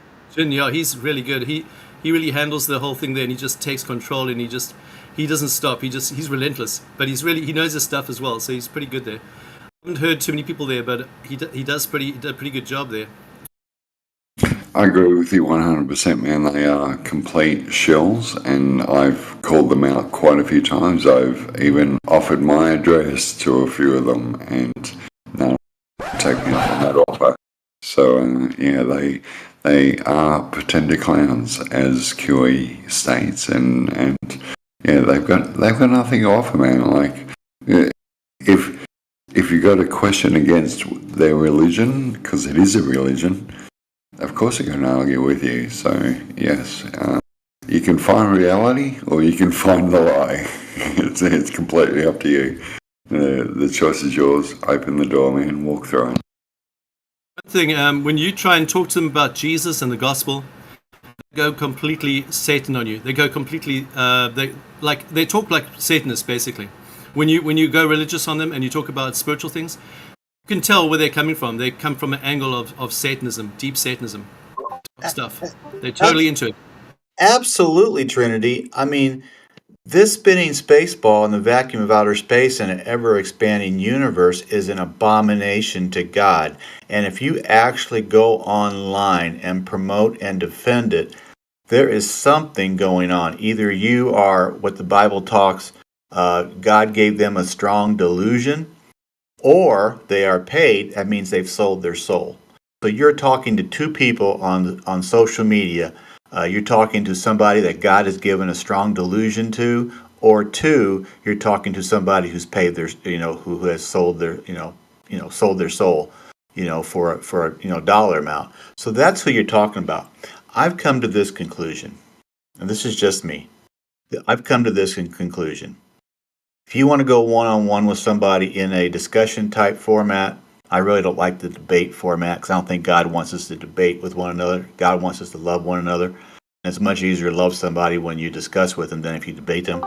So I think it's very important that we get people one-on-one and discuss with them. This going into Gem Panda is a waste of time. I'm sorry. It's a waste of time. It's a waste of time to go into Gem Panda into a abomination website where you are by yourself and talking to those people. You get nowhere. You are 100% right there, Jim. And you do. You feel like excrement. You do. You feel like crap, man. It's ridiculous how they. I will ask people this. And I say this with all love. When it says in Ephesians 6:12, we wrestle not against flesh and blood, but against principalities, against powers, against the rulers of the darkness of this world, against spiritual wickedness in high places. How do we prepare for it? Ephesians 6:11. Put on the whole armor of God, that ye may be able to stand against the schemes of the devil. I'm telling you right now, one of the schemes of the devil is this abomination of the spinning space ball in the vacuum of outer space and ever-expanding universe. Go to God, get on your knees, and pray. Pray and wait on the Lord. Do it over and over and over. Learn what the Bible says exactly about it. The moon is self-illuminating. The sun and the moon are the same size. They show the signs, seasons, days, and years. Perfect. Look at the moon between the first and the third quarter. It does not get directly lit by the sun. Perfect. God owns the sky, and we can see too far. God owns the ground too. God owns it all. And if they don't accept it, it's on them. But you do it one-on-one. I really appreciate the fact that this server encourages when somebody new comes in here that might believe in that spinning space ball, that we do it one-on-one. That one person talks to them, and not 2, 3, 4, or 5. I totally agree that it should be one-on-one. And then when that person gets done, maybe somebody else go one-on-one with that person that came in. We should not gang up on people. We should show love when somebody comes in who's actually lost on cosmology. It's all about love. God commands. Sorry, Jim. I agree with you 100%, man, and I couldn't agree with you more. One-on-one is the only way to have a conversation. The fact that 5 people will jump on you as soon as you start making half a little bit of sense over there, yeah, you're exactly right, man. They're all demons, and you, as long as you know that, yeah, free to walk wherever you want. Absolutely, I really think this is just my opinion. Again, this is just my opinion. But everything we do, we should do with love. Every time we talk to somebody who believes in the spinning space ball, we should do it with love, even if they don't love us back. We are commanded to love because Jesus first loved us. And do that however you can, with a great understanding that we see too far, and that the sky and everything else that God created, footstools, 4 corners, ends of the earth, face of the earth, all those things describe some sort of a stationary place here, with flat, level, whatever you want to call it. It's the most beautiful thing in the world, ladies and gentlemen, that you have God on your side when you go up against these people. Do it with love, and God will bless you for it. It doesn't hurt to laugh at them once in a while, though. Well, I think laughing's great, man. I find going there, though, you do learn their arguments, because I find when I'm sitting here, sometimes people are just talking off topic, and you don't really learn how to counter their counter arguments. Often, I mean, sometimes you do, but you have to really go. You have to go watch QE's stuff, and his 6-hour-long videos, and you got to try and find the information there. But like, I still don't have. I got a lot of blank spots that I don't really know, like how to counter them on certain, like, on the high level. When they say stuff to argue back at you, I'm not really clued up on how to counter all those things yet. So I need a whole step-by-step how to counter certain things. So the easiest way for me to learn that is actually to go there and argue with them. That's a very good point there, Trinity.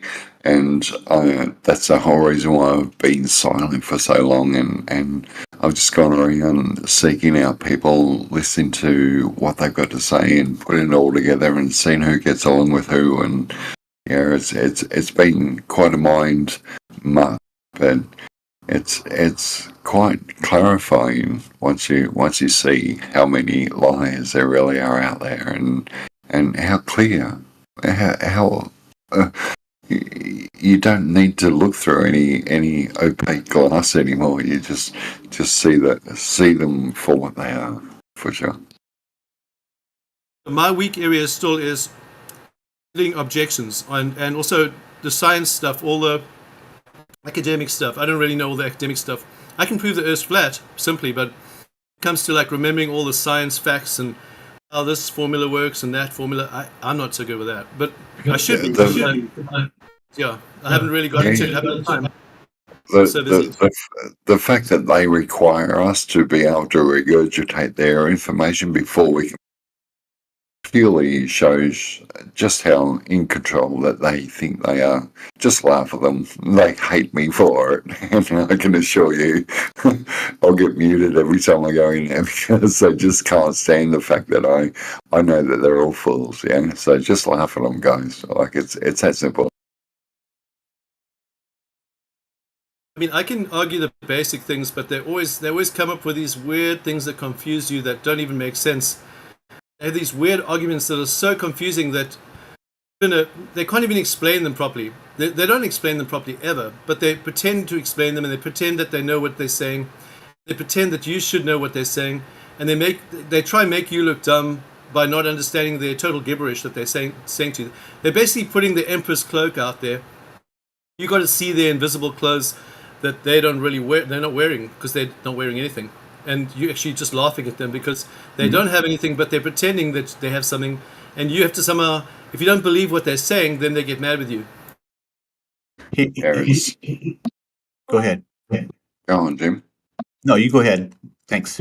I was just going to say it's pseudoscience wrapped up in a pretty bow, and no one's buying it, man. That's all I want to say. Go ahead, Jim. All you can really do is present your case. And let the chips fall where they may. Hit the top at 51 minutes after the hour. That top photo of the moon, the sun has already moved away for the evening. So the sun is down around 5:30. If it was a clock on the moon's looking up at about 2:30, 2:45. The next one is a waning gibbous, and the sun hasn't even arrived on the horizon, which will make it about 5:30. The moon is looking up at about 10 o'clock, maybe 9:30. So obviously right there, line of sight says, the sun is now illuminating the moon. Case closed. Genesis 1:16. God made two great lights. Thank you, God. And then the next photo is Chicago, 40 feet observation height, 28 miles, 273 feet of hidden curve should be if they lived on their spinning space ball. There is none. Obviously, bye-bye ball, next one. That's so obvious. They have to invoke refraction. There is no type of refraction that gets the job done for them. It's a fairy tale. It is by far a begging the question when they come with this. The Grand Canyon, you look across 70 miles. The furthest rim is 70 miles. There should be 2,993 feet of hidden height. Curve away from the watchtower there at 6 feet observation height. 70 miles, 2,993 feet. You can see that nothing is bending over a half mile away. This is how they do it. They get them early, they repeat the lie often, and they ridicule the opposition. It is perfect propaganda, and they do it perfect. And then hit them with the inverse square law of light. It goes the other way to Saturn as well. Hit them with the Newton's third law of motion. Hit them with the second law of thermodynamics. And which is the next one down. And then I think I have one with a jet flying about 1,000 miles per hour, 800 miles per hour, really close to the water. The person flying that is not taking care of the curve as they are flying over the water, very, very close to the water. And then the next one is 12 minutes, 11 seconds. It's the Utah test, March 5th, 2021. 18.8 miles, 5 feet observation height on each camera. The lasers see each other. There should be 149 feet of hidden curve. There is no hidden curve. That water is not bending. Case closed. Go have dinner. Go have something nice to eat and say, hey, you spinning spaceball believer on Gem Panda? I'm sorry, game's over. You believe in your fairy tale. You believe in your abomination. God created you. God created me. God loves you. God loves me. It's perfect, guys. And then let the chips fall where they may. Radio check 1 2 1 2. Loud and clear. We hear you. Thank you. Appreciate it. Out.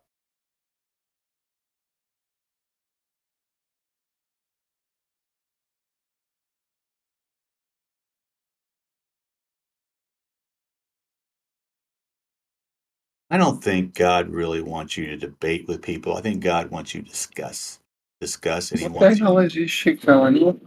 and Who's playing that crap? and He wants you to love one another as you do it. So I don't think this debate stuff is so good. Let's have a good discussion. You give your points with love. They want to come back with hate or whatever. That's fine. That's on them. But it's never on you to hate somebody. It's always on you to love somebody. It's the most important thing in the world.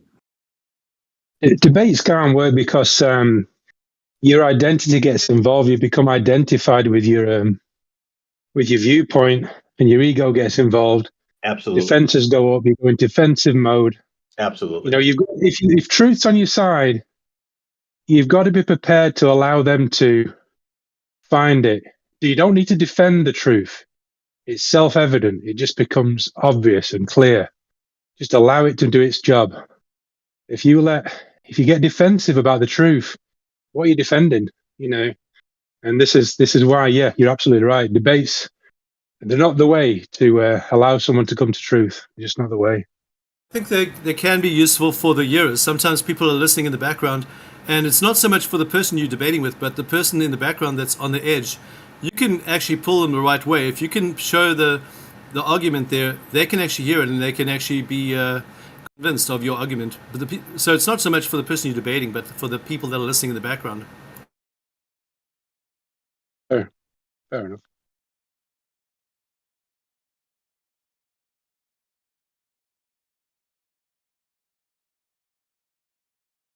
We have all the tools.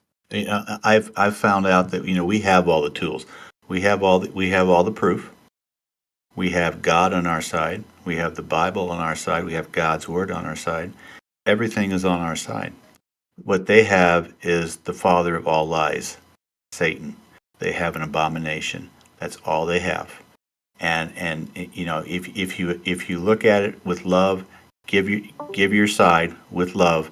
Give all the evidence that you possibly can, not evidence, proof that you have, because in 1 Thessalonians 5:21 it says, "Prove all things."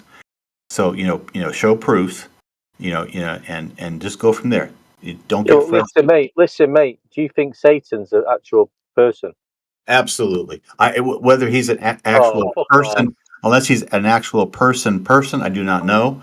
But in Revelation 12:1 through 9, he was kicked out. Michael kicked him out of heaven. He took 1/3 of the angels with him, and I absolutely believe the Bible is the 100% literal and inspired word of God. Where do you think Satan's living right now? I have no clue. Right, what does he look like? I have no clue. Right, so he's a person, is he? I have no clue what. Right, well, I have no clue. Then do you see evil? Do you see evil in the world? Oh, stop fucking quoting shit to me. If you've got no clue, which you've just said, shut up. You've got no clue, right? If you think fucking Satan's walking around with two horns hanging out his head and a fucking spade, never said that. Yeah, Dude, he didn't even say that. You're just coming in being rude. He didn't even say that. I'm not being rude. I'm not being fucking rude. I'm saying, do you think are? Satan's You swearing real you're coming in being rude. He was being civil and he was making a good point. And you're just coming on being nasty and rude. So why don't you fucking shut? I'm not being nasty. Hey, one deck. I love you as a fellow human being, and I love you as a fellow human being and somebody that God created. Absolutely. That was disrespectful. What the other guy just said. I'm not coming in being nasty. I'm asking a serious question. Mm-hmm. That's not nasty. Mm-hmm. You might think it. You're saying nasty. What's nasty? I'm saying to you. You were talking about Satan. I'm telling him to fuck off. Telling him to fuck off. It's not the way to approach a discussion, is it? I didn't tell him to fuck off. You did. You did.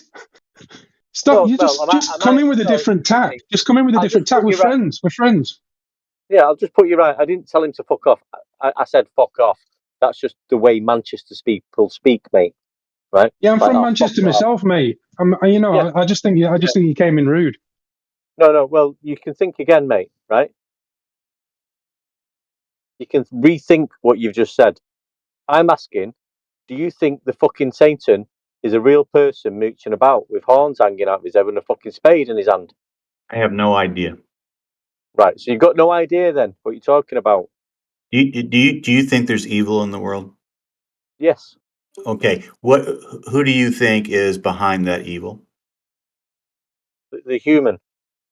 Who inhabits humans? Do we have spirits? Do we have thoughts? I don't know. Okay. I don't know. Here's the fun thing, IDEC. I appreciate you're talking. Oh, I love sorry, you. mate. I love you. It's I love you as somebody who God created. I just want you to do this. I just want you to look at good versus evil, look at it from a biblical standpoint, pray about it, and read your Bible and wait on the Lord and see if He changes your heart to see that Ephesians 6:12 is exactly what's going on in this world. I don't need to read that, mate. Right? I know there's always going to be good and evil. Right? There's always going to be up and down. There's always going to be black and white. There's always going to be peace and hate. Mm-hmm. Right? There's going to be yin and yang. That's what happens. That's just the way it is. Yeah. There's always opposites. There's always opposites attracting things. Right? We're never going to get out of this cycle. It's been going on from the beginning of time. Right? There's always been war. There's always been peace. There's always been hate fighting love and love fighting hate and war and killing and love and peace and people saying this is that. You're never going to get out of this cycle. There's never going to be a time where everybody says everything is peaceful on this earth and everyone's walking around with bows in their hair saying, why didn't we just realize? It's just the way it is, mate. There's always going to be a conflict. It's just the way it is. Let me ask you, IDEC. I appreciate your comment. Sorry, mate. One deck. Sorry, mate. One deck. I'm sorry. I appreciate your comments. Question for you. Yeah. Do you believe the Bible is the inspired and literal Word of God? I believe that the Bible is a very, very important book that has connections to the creator of our flat earth. Yeah. And I think there's hidden messages in the Bible. I think they're biological. I think they're astrological, psychological. And I think you can read the Bible on different levels. Yeah. So depending on where you are on this plane, yeah, and what level you're at, you will read the Bible in that way. Yeah. So you and there's no disrespect to anybody on whatever level they're at. It's there. Why do you think there's Bibles in every court in the world? The Bible will be never rid of it. It's a very, very sacred book, and I've got so much respect for it. But what I'm saying to you is, and I'll say this now, I don't think there's a guy called Satan walking around with horns and a fucking fork in his hand. I don't think anybody does. Well, that's what I was asking, and the guy said, "Yeah, well, that was my point." It's called a straw man argument. One day, it's called a straw man argument. You invented something that the other person did not say, and then knocked it down. It's a straw man. No, I asked the guy, "Do you think that there's a guy called Satan walking around with horns?" And he said, "I don't know." But you implied that he'd said that. You implied that he'd said that. You came in aggressive. Hang on a minute. You implied that he'd said that. No, I didn't. And then you went, fuck off, as if it's run. That's what you did. That's not what he was even saying, mate. That's not what he was even saying. Listen, you can't shout me down. You can't shout me down. I'm from Mank as well. You're not going to shout me down. It doesn't matter where you're from, mate. Yeah, no, but you brought Mank in. You brought Mank in. You spoke to me before, mate. Yeah, but you said I'm from. You said you're from Mank. So what? So what? Yeah. So what were you bringing it all for? Exactly. You brought it up, not me. No, you did. You were the first. You don't even know what you're saying. I don't think you're very aware of yourself. Well, what's a bit that bad, Tom? You're not aware of yourself. You say things, and then you claim you didn't say them. You say that other people have said things that they didn't say. You have an argument with yourself. Excuse me. You elevate the aggression of the conversation. It's not on. It's out of order, mate. No, I asked the question, and it's triggered you and everybody else in the room. You were triggered by the talk No, of I'm God, not. it I'm not seems to triggered. me. I'm saying Well, the there's not a attitude you guy came called. in with, Listen, was someone who was triggered. You came, listen. oh, I'm you telling. believe in a devil, dear? Where is he? No, Where does he live? where does he live? I didn't say there was a person walking around called the devil. I didn't say that. Well, no, I wasn't talking to you. Well, I wasn't talking to you though, was I? Hey guys, I got a question. I just wanna know how You we all doing butted in, haven't today. you? I just want to say hello. Today's a beautiful day. So we can get this over with. I love all you guys. Shut the up. The greatest of these is love. Why? Because Jesus first loved us. That's the greatest of these is love. If we That's look right, Jim. if we look at each other and say I love you as a brother or sister in Christ, then we all get along. I guarantee it. Definite. God is good.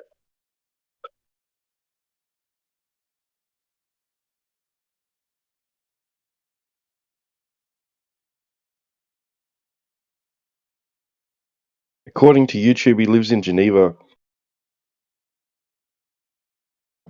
You're the devil. That's interesting. He lives in Geneva. Yeah. That's really quite funny. I tell you what, it's funny, man. I tell you what, it's all good. It is all. I tell you what, guys, it is all good.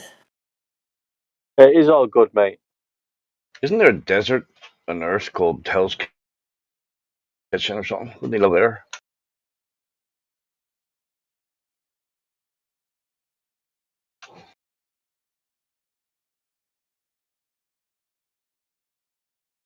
You know, you can say some things sometimes, and then some people are on you like, yeah, you got a good point there, mate. Like fucking Pisces moving into Aquarius and all that, and then you come in and say another thing, and then people are on your back.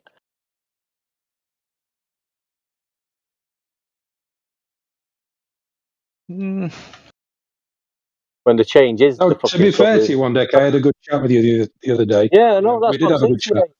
I know. Yeah, we did have a good chat, and that's what that's how you just noticed that now. But what I'm saying is, and I'm not being funny, I'm not coming aggravating. I'm just saying like, I just bobbed in, and it's like the devil and all this, and Satan, and this person called Satan. Who is this person called Satan? Do people actually think there's a person called Satan mooching about the fucking earth? Who's real? I don't. I think that's an absolute straw man, and it's. And do you know what else? I think. Mate? I This think. straw man fucking I think bullshit. I think if you really look at Ephesians 6:12 and really examine it, and then look at 2 Thessalonians 2:1-17, and Revelation Yeah, 12, what, 1-9. read a Revelation to me. Read a paragraph of Revelation to me. Well, I just ask you to go look at Revelation 12, 1-9. Okay, let's have a look then. I'll tell you. What's it called? It's Revelation. I don't know if the server wants us to get in the Bible too much, but Revelation 12, 1-9. It's okay, the one that Jim forgives you. No, I don't need forgiving, mate. No. There's only one person. I don't need forgiving, mate. I'm just here chatting with my mates. I don't need forgiving. I just talk my mind. There's just one person that gives forgiveness, and that's our Father above. He forgives our sins and he loves us.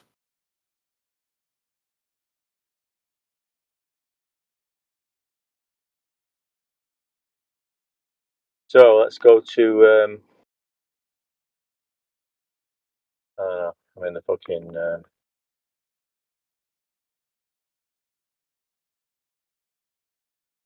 Sorry, mate. I'm just trying to.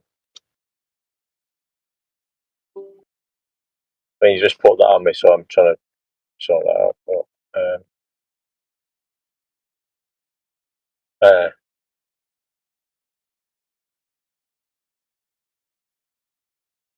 Revelation. What? Sorry, what's it, mate? What Revelation was it? Sorry, mate. 12, 1-9, specifically Let's take a So, and there appeared a great wonder in heaven, a woman clothed with the sun, and the moon under her feet, and upon her head a crown of 12 stars. Yeah. So there appeared a great wonder in heaven, which is the skies, and it was a woman clothed with the sun, which is in the skies, and the moon under her feet. And that woman, do you know who the woman was? It was Virgo, because there's only one female sign in the zodiac. What Bible are you reading out of? I'm reading out of King James Bible. Okay, very good. Because have you read verse 3 yet? Well, I'm going to. I'm reading what you asked me to read. Yeah, are you reading? And there appeared a great wonder in heaven, a woman clothed with the sun. So that's a woman is Virgo in the star sign, and the moon under her feet, and upon her head was a crown of 12 stars. Yeah, 12 stars. And she began with a child cried, travelling in birth and pain to be delivered. And there appeared another wonder in heaven, and behold, a great red dragon, which will be Scorpio, having 7 heads and 10 horns and 7 crowns upon its heads. And his tail drew the third part of the stars of heaven. Yeah, stars of heaven. This is all astrological, by the way. And did cast them to earth. And the dragon, yeah, Scorpio, stood before the woman, Virgo, which was ready to be delivered to devour her child as soon as it was born. And she brought forth a man. Now the man in the zodiac is Aquarius, who was rule all nations with a rod of iron. And her child was caught up unto God and his throne. And the woman fled into the wilderness. That's Virgo moving the sign where she have a place prepared of God, and that they should free her from the 1,260 days. And there was a war in heaven. Michael and his angels fought against the dragon, Scorpio, and the dragon fought his angels and prevailed not, neither was in their place found by any more in heaven. The great dragon was cast out, the old serpent called the devil, and Satan, which is Saturn. So yeah, I just see star signs and zodiacs and heavenly fucking movements. Where do you get astrology from the Bible? Astrology, not astronomy, which is an abomination. But where do you get astrology from the Bible? What's your interpretation when you read certain words? You went to astrology. You named some things in astrology. I ask this with love and respect to you. Where do you get astrology there? Well, there's only one female sign in the zodiac sign, and that's Virgo. And I'll start again from Revelation 12. And there appeared a great wonder in heaven, a woman clothed with the sun. That means Virgo is in the sun. The sun is in Virgo. Where do you get that interpretation? Where do you get that interpretation in the King James Version? Well, a woman is the only star sign. Well, who? Okay, and there appeared a great wonder in heaven, a woman clothed with the sun. What does that mean? What was happening? I'm gonna say this, and again, I'm gonna say it with love. Hermes Trismegistus is considered the father of alchemy. One of the byproducts of alchemy, which is, it says, lead can be turned into gold. One of the byproducts or subsciences of alchemy is astrology. And you can go ahead and believe whatever you want to believe about what the Bible tells you in interpretation. Astrology is an abomination to our Heavenly Father. And so I ask you to pray about it, read your Bible, get on your knees, do it over and over and over again, because astrology is an abomination to our Father who created you and me. And I say that with love. Now we can disagree, and that's fine, and we can have a further discussion maybe somewhere, in chill chat or whatever, whenever you want to. But when you look at the Bible and invoke astrology, that is an abomination to our Heavenly Father. Well, I mean, that's all said and good, mate. But what I'm saying is, I can tell you from reading, and there appeared a great woman in the heaven, and a woman clothed with the sun, and a moon under her feet. I mean, where's the moon? Is the moon is the moon astrological? And this is from the Bible. The moon is Genesis 1:16. God made two. God No, made. you're missing the point. No, Sorry, I'm not only interrupting you. missing the I'm point. only interrupting you because you're diverting, right? You're saying to me the Bible is not astrological. I've just read Revelation to you. Excuse me, don't interrupt me. I've just read Revelation to you, and it said, "And the moon under her feet." So it's mentioning the moon, which is in the heavens, which is the God's creation. Yeah, that's the Creator's creation. Yeah, I'm not doubting the creation's creation. It's telling me there's a moon and there's a woman clothed in the sun. Now, if you think there's a big woman, right, clothed in the sky under the sun, right, which is that if you think that's happening, then I mean you need to have a chat with yourself, mate. Why are you interpreting? Why are you interpreting? Go ahead, Jedi. That's Virgo. Sorry, that's Virgo. The woman clothed in the sun. Yeah, it's that's Virgo. Yeah, no, that's what I just said. So I don't need to have a chat.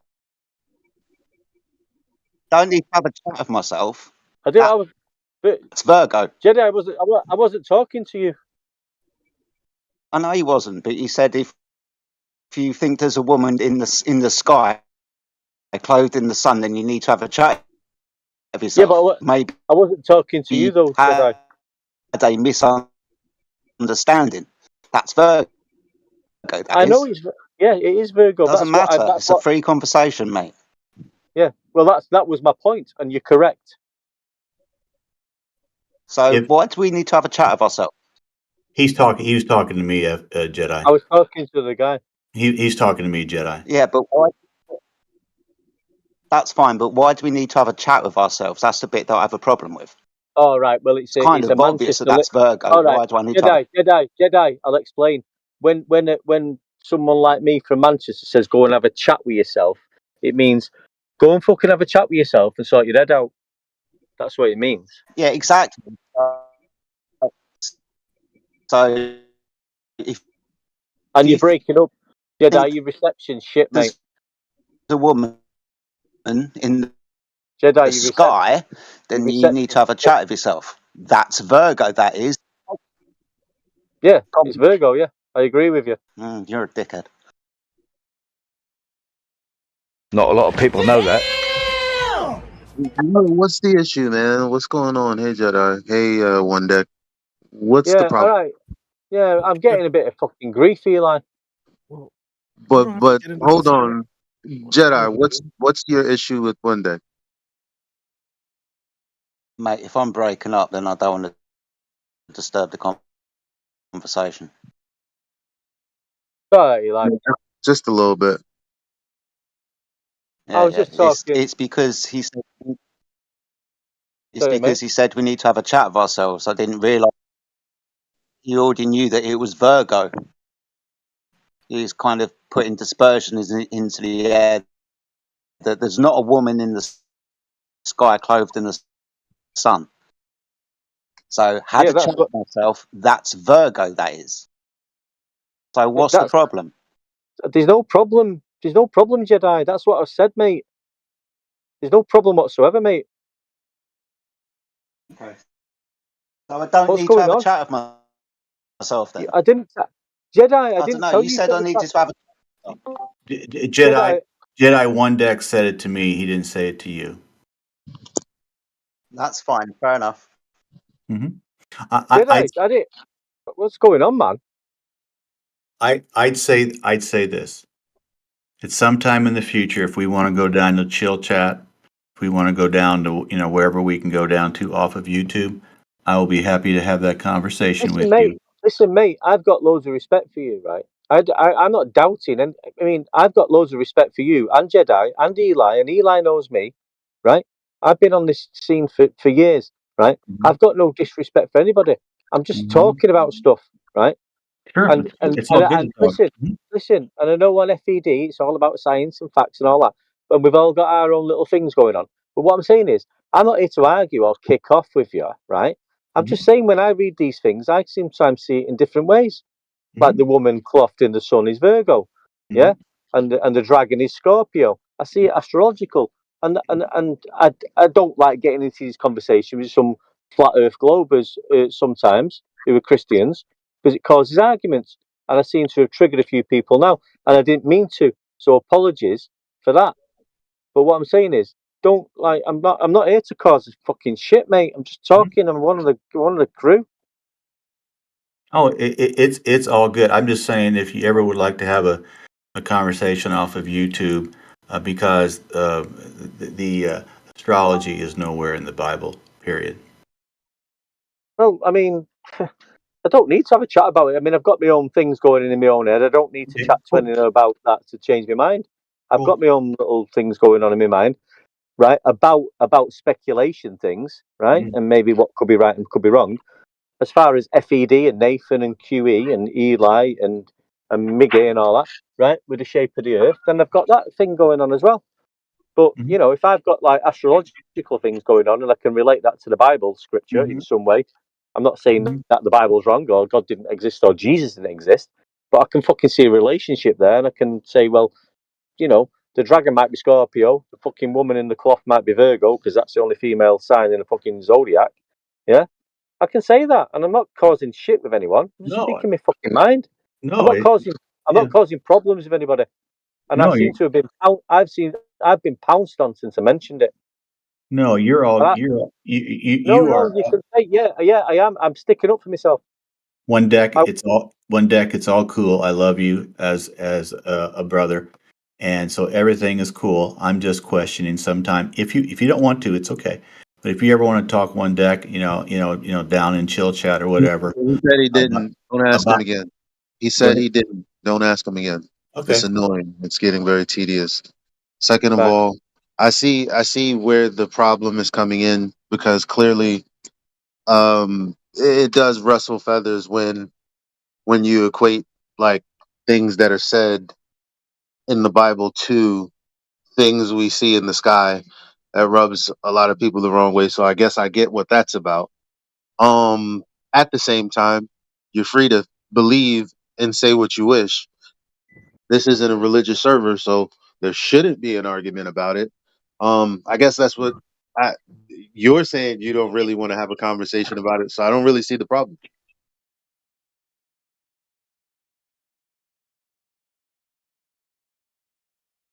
You know, sounds like you're trying not to have a problem, and you're saying you can believe what you want. We can all believe what we want. Like, what the hell is the problem in here?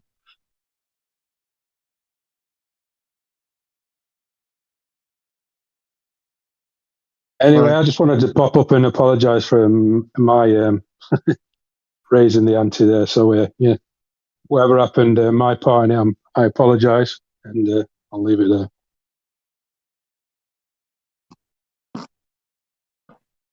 No, but I'm going to hop out. But Eli, yeah, that was the right thing to say because, you know me, mate, and we've spoken and we've done my poems and all that. But yeah, I do. That aspect of that does interest me. The astrotheology, it does interest me. It's always been, but that doesn't mean. And this is where you get jumped on with the Neils and the Temps of the world. Like as soon as you start mentioning things like this, it's like, oh, you're evil, and the stars and God's creation has got nothing to do with the Bible when it fucking certainly has, because he mentions how he creates it in the first instance in Genesis. Yeah, so it's certainly got to do with the Creator. Yeah, For sure, for but sure. But to analogize or make reference to things that are said and directly correlated with this guy is like an entirely different. That's another. That's a step beyond what you're saying. You're saying. You know what I mean? Say that again, mate.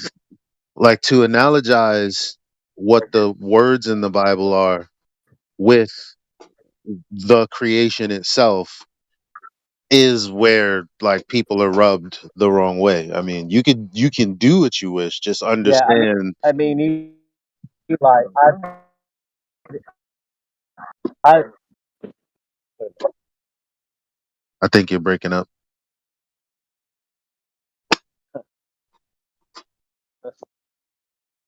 I've been breaking up for a while, mate. You're good now. Yeah. No. I always find it an interesting talk, but I always found it causes a lot of friction. And people, as soon as I start sort of saying, well, I've read that Revelation script, but when I read it, I can see the correlation between the heavenly bodies, which God has created, because I am a believer in God and I'm a believer in creation. Yeah, I can see the resemblance, and that's all I can see, and it amazes me that, and I think it's a really, I think it's amazing how that comes into the Bible. But some people think you cannot talk about astrology, you cannot talk about the stars and bring that to the Bible. But yes, you can. Well, we're not talking about ether. We're talking about the stars and the moon, and it mentioned the moon, and it mentioned the woman, and it mentioned the dragon, which is Scorpio. Now, I'm not saying that doesn't that like dismisses the Bible and the true story. I'm saying there's some sort of correlation there. I hear what you're saying. It's possibly a huge cosmic coincidence, or maybe not even a coincidence, because most of us don't really believe in coincidence. Too tough. Again, I can see where people would get upset, but at the same time, I would urge people to think about what is that symbol? What is that? What is that? Like what's your ear? What's your the like what your ear looks like, and that looking like a whole bunch of other things, like in creation. You guys know what I'm talking about? Yeah, like What is it called? But anyway, The in any golden event, ratio, that kind of stuff. the who? Golden ratio or the Golden ratio, something like, yeah. I think something like that. So I'm Yeah, like, no. perhaps on some level, creation does tell the story. I mean, God is well within his capability to do that. I mean, there are things that look like other things. I mean, trees that look like people and shit. On one hand, people think those were really people. On another hand, it could just be a part of creation that, like, is repeated in some weird way that we don't understand. That doesn't, like one deck is saying, it's not like he's saying that the stories aren't literal. So I mean, the best thing you could do is just disengage him, I guess. I mean, I don't like to argue about the scripture. I don't see the point.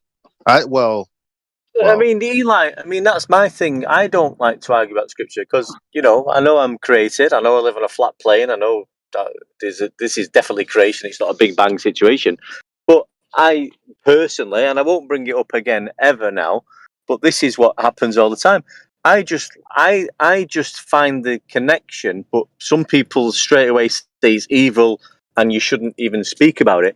I find the connection where you can sort of connect the stars and the moons and the planets, which God created, is mentioned in the Bible, which is God's book. Yeah. So don't dismiss that. It's part of the creation story. Don't. Well, It's mentioned there's also parts in the Bible that say, don't idolize or itemize. I don't know what it is exactly, specifically. There's just there are a lot of passages in the Bible that kind of warn against certain thought forms, because it can lead to other thought forms that are not good for us, and I think with good reason. So that probably might be the thing that people are pushing back against. I Eli. don't really know. I might be wrong here, mate. I mean, I know you just said, and I will trust you on that. But I've never read anything in the Bible that says don't don't admire God's creation of the stars, the constellations, the sun and the moon and the wandering stars. That's what he put up there for us. Don't idolize them. So don't use them for divination. Yeah. Like, Yeah. was it Yeah. astrology? Yeah. Don't Let do him, that. let Yeah, him Jedi. finish. I Let told. him, Yeah, let I him, told. let him finish. Let him finish. Come on. Sorry, You Jedi. don't have to Sorry. cut. You don't have to cut him off. Sorry. Apologies. But it does say, God literally does say that he uses the sun, moon, and stars for seasons, times, and signs. So Yes. that's what, yeah. So there is one way of doing it, and there is another way of doing it. What God tells you to do is do it his way. Don't go about it and do it your own way, which is using the stars for divination. Yeah, but you're correct. Jedi, you're totally correct. That's Yeah, the way and I see it. I do apologise for jumping in earlier. It was just your comment about you need to have a word with yourself, where it was quite obvious that we're talking about Virgo, right? Yeah, I mean that's just my lingo and the Manchester fucking. Yeah, but I'm English, mate. I understand what have a word with yourself means, mate. I understand what that means, which is why I jumped in. I don't need to have a word with yourself. It's Virgo we're talking about. It's Yeah, not an well, that's actual what. woman in the sky, Okay. is there? No, that's correct. That was my point. So apologies on that. We got confused. I don't want to follow anybody. I'm part of the crew. You know what I mean? I'm not going to follow. No, you're fine, bud. You're fine.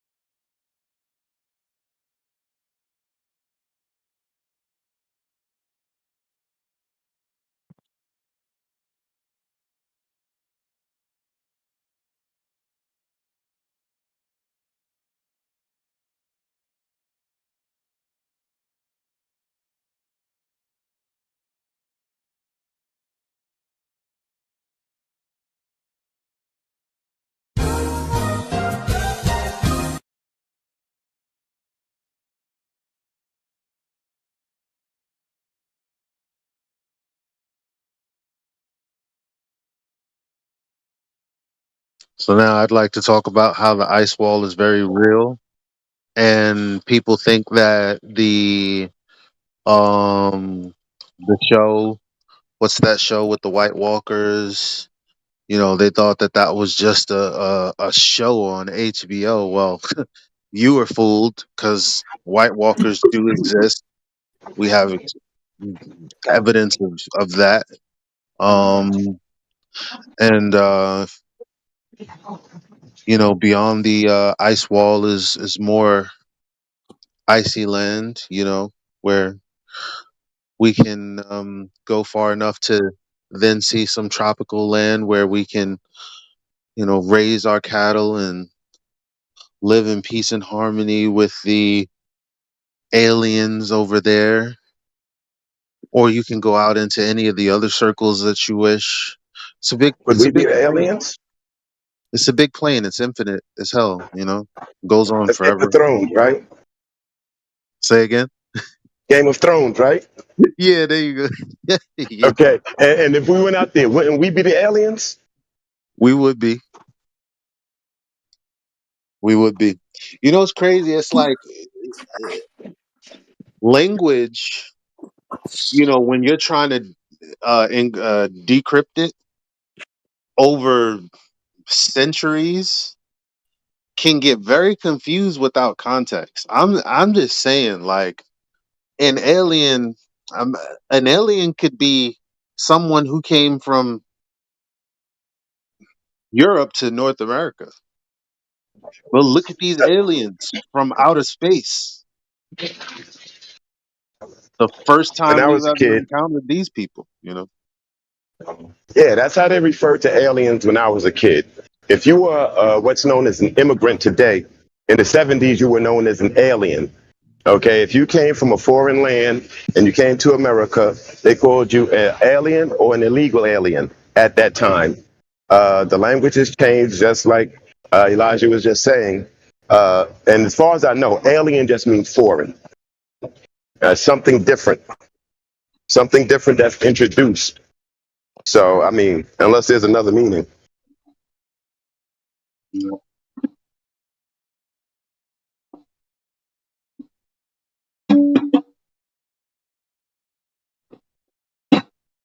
This idea of even extraterrestrial, like this idea of aliens, how far back does it truly go? Because, and my feelings aren't the arbiter of what's true and what's not. Let's all just understand that. Like, I mean, my idea of aliens only in my imagination and what I've been able to research is it only goes back to the 60s. It goes back before then. They had science fiction movies where things came from outer space. You had the Blob, you had the Pod People, Body Snatchers. In the early 60s, you had Lost in Space, a television series. So I'm not sure how long they've been talking about it because that's not something I looked into, but it really seems interesting now that you pointed that out. But I think it goes back. Old, right? You know what I mean? No, I think it is. I think it goes back further than we think. But the word alien in the etymology says that if you want to use it in the fictional sense of it, you can talk about beings from other planets or beings from, out there. But then in the real sense, you're talking about people from other lands, not native to this land that you're standing. That's the part that I don't know. Like, I don't know, other than like after NASA, I don't know how many people thought that people lived on the things in the sky. Like, I don't know how old the idea of a planet, that something, not even a planet, well, I guess a planet, not like in our solar system, but I wonder how many people looked out into the stars and went, no, even our solar system, like planets, it's not like they had ideas of, okay, Earth is a ball. And so those planets that kind of move in a funky way separate from the rest of the stars in the sky, those are also, terra firma. And they're probably things out, because galaxy, like us living in a Milky Way galaxy and there being other galaxies, that's only 100 years old. So I'm wondering what people truly thought. What the fuck? I'm wondering what people. Hello? Yeah, we can.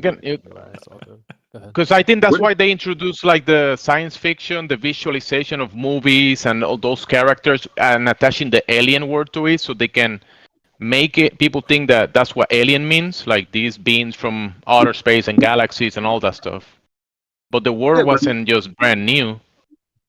The idea of actual like planets and like I dare anyone to prove to me, not even prove, like in the sense that give me the literature that has like some foundational backing from other scholars where it says that other people thought that planets were actually spheres and somewhere out there people lived somewhere else or things like big enough like the Earth and that kind of stuff, like the similar to the Earth that some other people lived over there. Yeah, I get what you're saying. Because there's I don't know if you can find literature now on it. Say again? I was saying, I don't know if you could find any scholastic information on it now where, anybody will say that there is life on another planet. I don't think there's anything like that scholarly that has been introduced, but I'm not 100% sure. I mean, because that's kind of interesting to like, they're like, oh, we knew it was a sphere for thousands of years and this, that, and the third. It's like, okay, fam, but convince me that people think the sky is what I think it means past 100 years ago. Convince me of that. I think that's why, to the point again, that's why it's introduced in the sci-fi, in the fictional sense, and people just believe it. Oh, yeah, I see movies that shows aliens from other planets. Now there might be a possibility. People just fill in the gaps, just looking at sci-fi and fiction.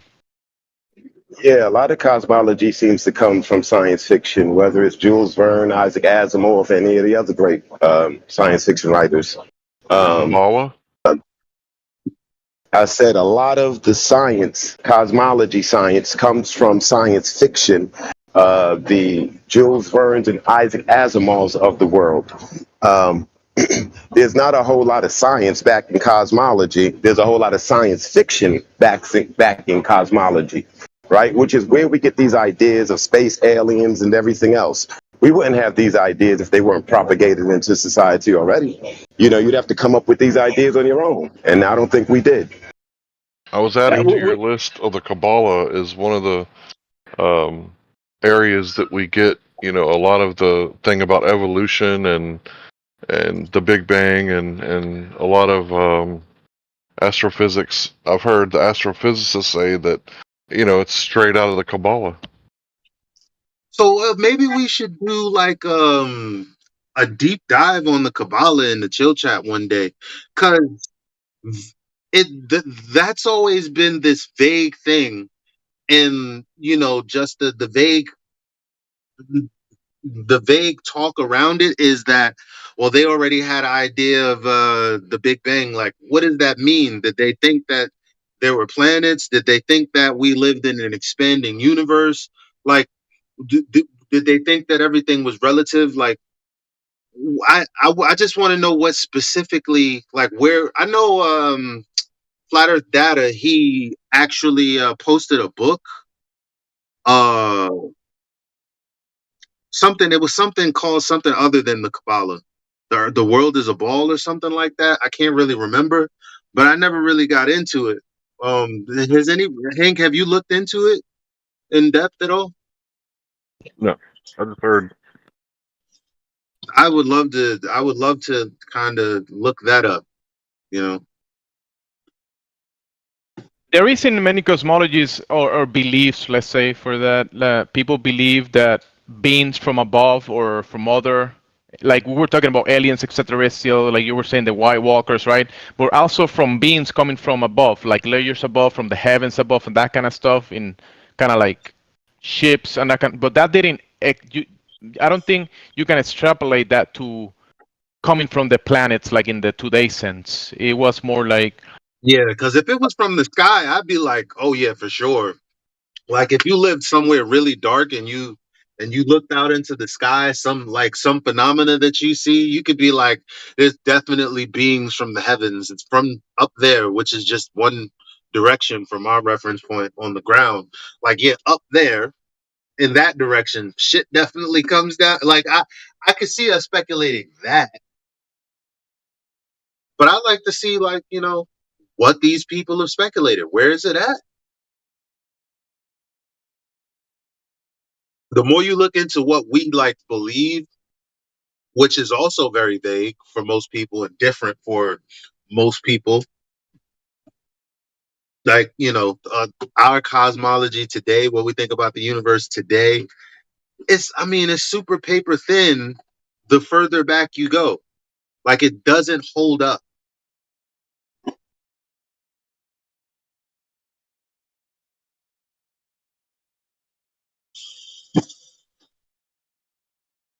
Are you talking about man's science when it comes to cosmology?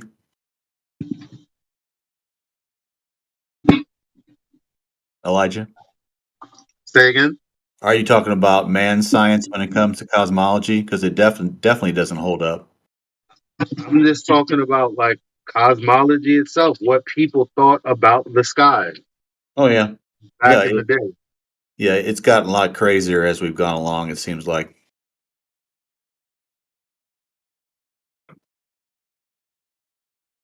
I'm finding out, I'm learning how they do these photos in the sky, photos that they took in the sky, they say, of nebulas and things like that. All these little pretty pictures they're putting on Instagram and Facebook and saying, yeah, I took a picture of this. I'm finding out how they do it. It's just, they go into it. This is what I'm finding. They go into it begging the question. It has to be a globe. It has to be a spinning ball. And they almost program their computers to do the same thing. It's a spinning ball because it has to be a spinning ball. So and it takes hours from to do that. But they actually have programming. They actually have things that they can download in their computers that will give them the answer they want. And the computers are begging the question as well. It's unbelievable what they're doing.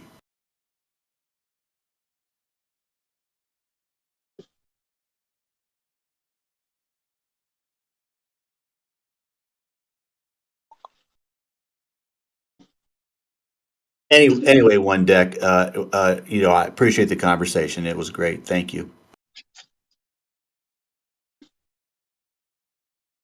Sorry, I jumped in and ruined it.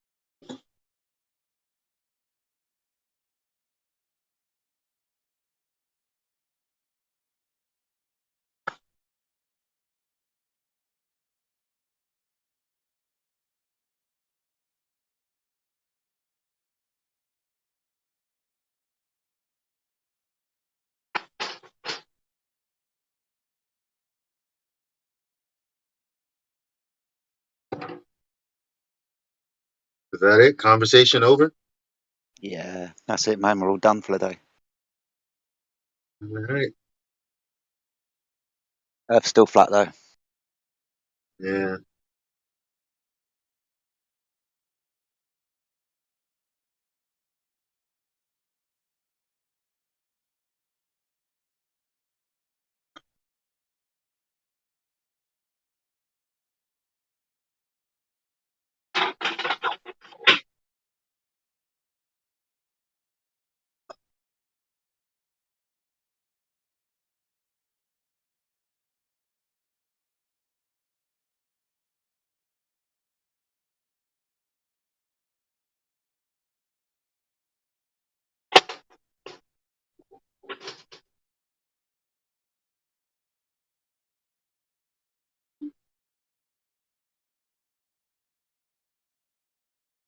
I just dropped something in the chat, Elijah, about the science fiction and or the cosmology or people living on other planets and what the Scientific American Journal has to say about it.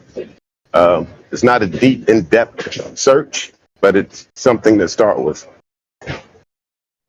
I like Scientific American because they always fighting.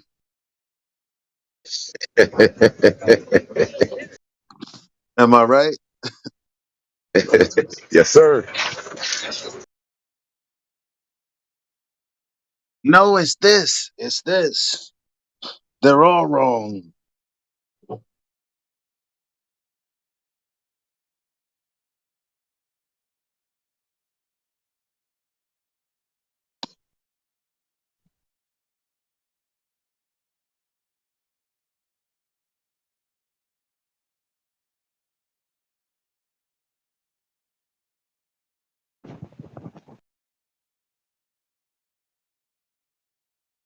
I'll just read what they said real quick.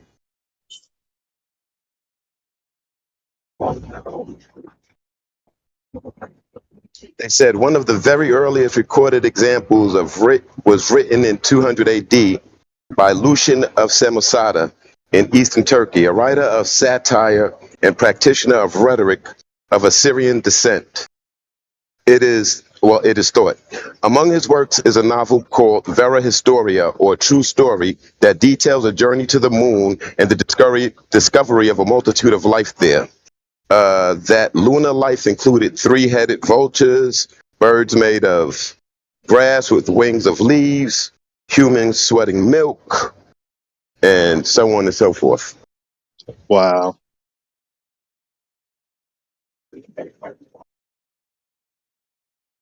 Wow.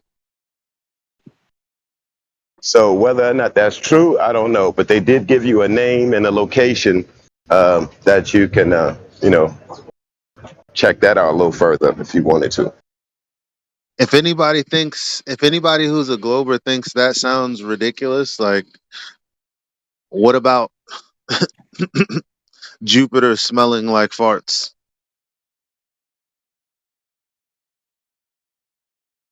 How's that any different? They say that? That Jupiter smells like farts. It even, in some cases, opens up a hole where a very gaseous sulfuric cloud comes out. Mm-hmm.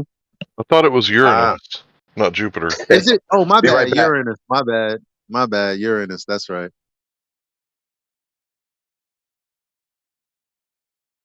Thank you, Hank. Happy to help.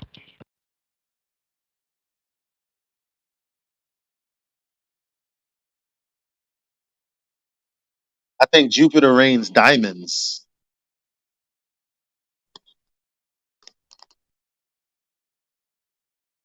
Yeah, so Uranus smells like farts, even opens up to release, little party farts. Jupiter rains diamonds, and the moon has people on it that sweat milk. What's the difference?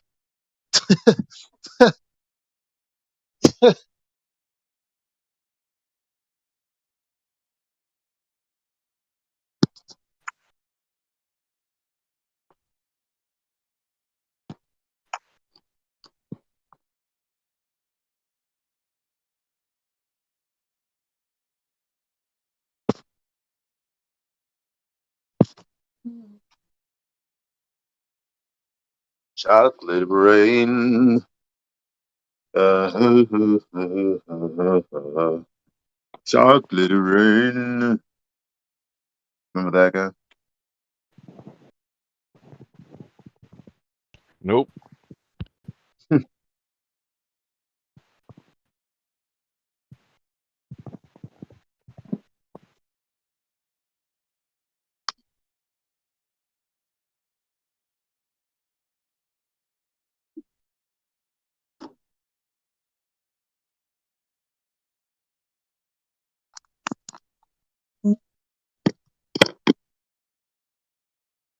You guys know I'm playing Starfield. It's basically like Skyrim in space or No Man's Skyrim or whatever. This game, I'm enjoying it so much. Like I can't give it like a 9, but it's like a real strong 8.5 so far. And I've only, been playing the game for like 20 or 30 hours. But yeah, this game has got a little bit of everything. Like you could be a space pirate, you can be an engineer and like build up like colonies. Of course, there's all kinds of dogfights, which I'm a huge fan. I love dogfights, especially like space dogfights where there's no up or down. It's a little bit of Star Wars, a little bit of Star Trek, with the diplomacy and the war, and I'm just really loving this game. And of course, it's all based on fiction, no science whatsoever.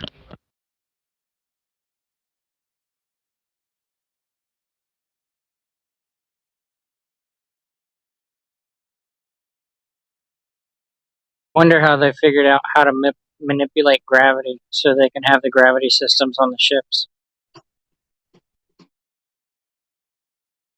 With a gravity drive, of course. Is that mass attracting mass or the bending and warping of space-time they use for these gravity drives there? Which one? I think it's the space-time, because when you look at the solar systems, it has the little gravity well underneath. But the planets never fall in. It's a shame. Have you ever noticed in any like space film, like Star Wars or Star Trek, when you're flying around space and you come up to a planet, the planet's never going anywhere. It's always stationary. I thought these things were supposed to be orbiting like suns and stars and so on, but you never have to catch them up. You never have to wait for them to come to you. You just arrive there and it's just stationary. Yeah, there's abandoned ones that are just sitting there, like nobody's maintaining them or nothing, and you can just walk right in.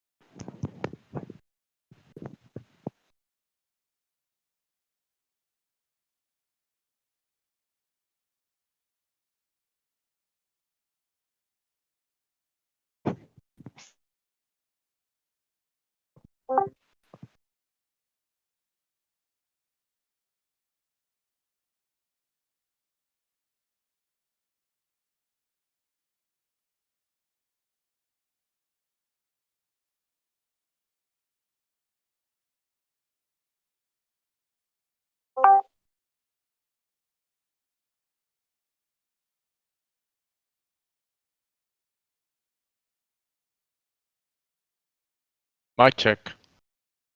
1, 2. Sounds good. Thank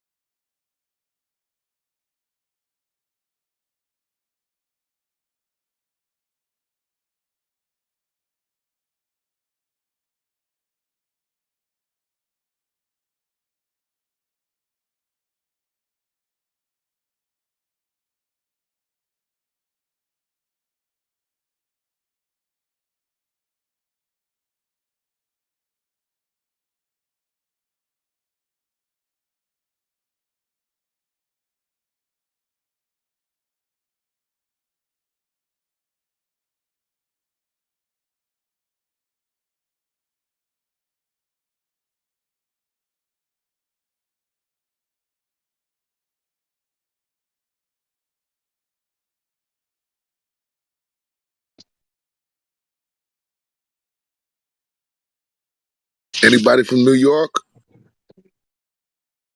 Yep. You noticed the moon was out at like 10:43 in the morning yesterday? I guess I didn't notice, but why? What's up? I just thought that might be a little weird. What's weird about the moon being out during the day? You don't think that's off? It was to the right of the sun in the sky, wasn't it? Yeah, like I'm from Long Island. I'm trying to think. When I looked up at it, it was west. So Can I'm in you that circle, but describe? the sun Can you, was more east. can you Yeah. describe what's off about it? It just thought it was off that the moon was out not only at the same time as the sun, but I never saw it during the day. I usually see it during the afternoon. Sometimes, when the sun's going down, I'll sometimes see the moon, following it in the Yeah. sky. But this time it was the opposite. It was like the moon was being followed by the sun. Is that the time of the year that we're in, where the moon passed the sun or something No, like that? it's the time of the month, so that would be a waning gibbous, I assume, Yeah. because the waxing gibbous is when I'm always trying to catch it when it's chasing the sun. Yeah, it happens all the time.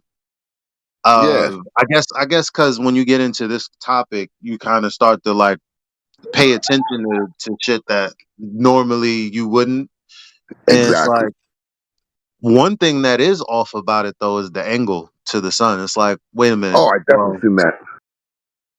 you know what I'm talking about? 100%. Yeah, 100%. yeah. So I dropped at 10 minutes after the hour just now what looked like 2 nights ago. So you would have seen a quarter, right, this morning? the other day it was like 3/4 of a moon. Yeah, about 3 days ago it was about 3/4, and this picture was 2 nights ago. I got up at about 1:30 and took this photo. It was pretty high in the sky, and so it probably would have been like a quarter, for you. It was too cloudy around here for me to take a picture. If I could jump in. One thing that I noticed the most about the moon is the elevation difference from one night to the next. Like we had the blue supermoon, and then like 2 days. So it was pretty low on the horizon. I mean, as it was, I don't know, like not even halfway up to the, the full zenith. And then 2 days later, it was like pretty much right. You put your head all the way back, and that's where it was. That's what's odd to me, is how drastically different the position in the sky it is. I mean, I know it's slower than the sun, so it's not going to be like in the same spot in the sky every day. I get that. Yeah, But that's it's moving. It's moving back north now. The sun is moving south, towards Australia, and the moon is now moving north. So it will get higher in the sky. Because in June, July, it was very low in the sky. It was only in the sky for not many hours, while the sun here was in the sky for 15 hours. So what they do is they're starting to switch. They're starting to switch positions in the sky, which is really cool. well, yeah, because the seasons are going to change. Yeah. Yeah. Right now, the northern hemisphere, the sun is moving to the south or back towards Australia, so they can have their summer, and the moon is moving north, and so it's really cool to witness.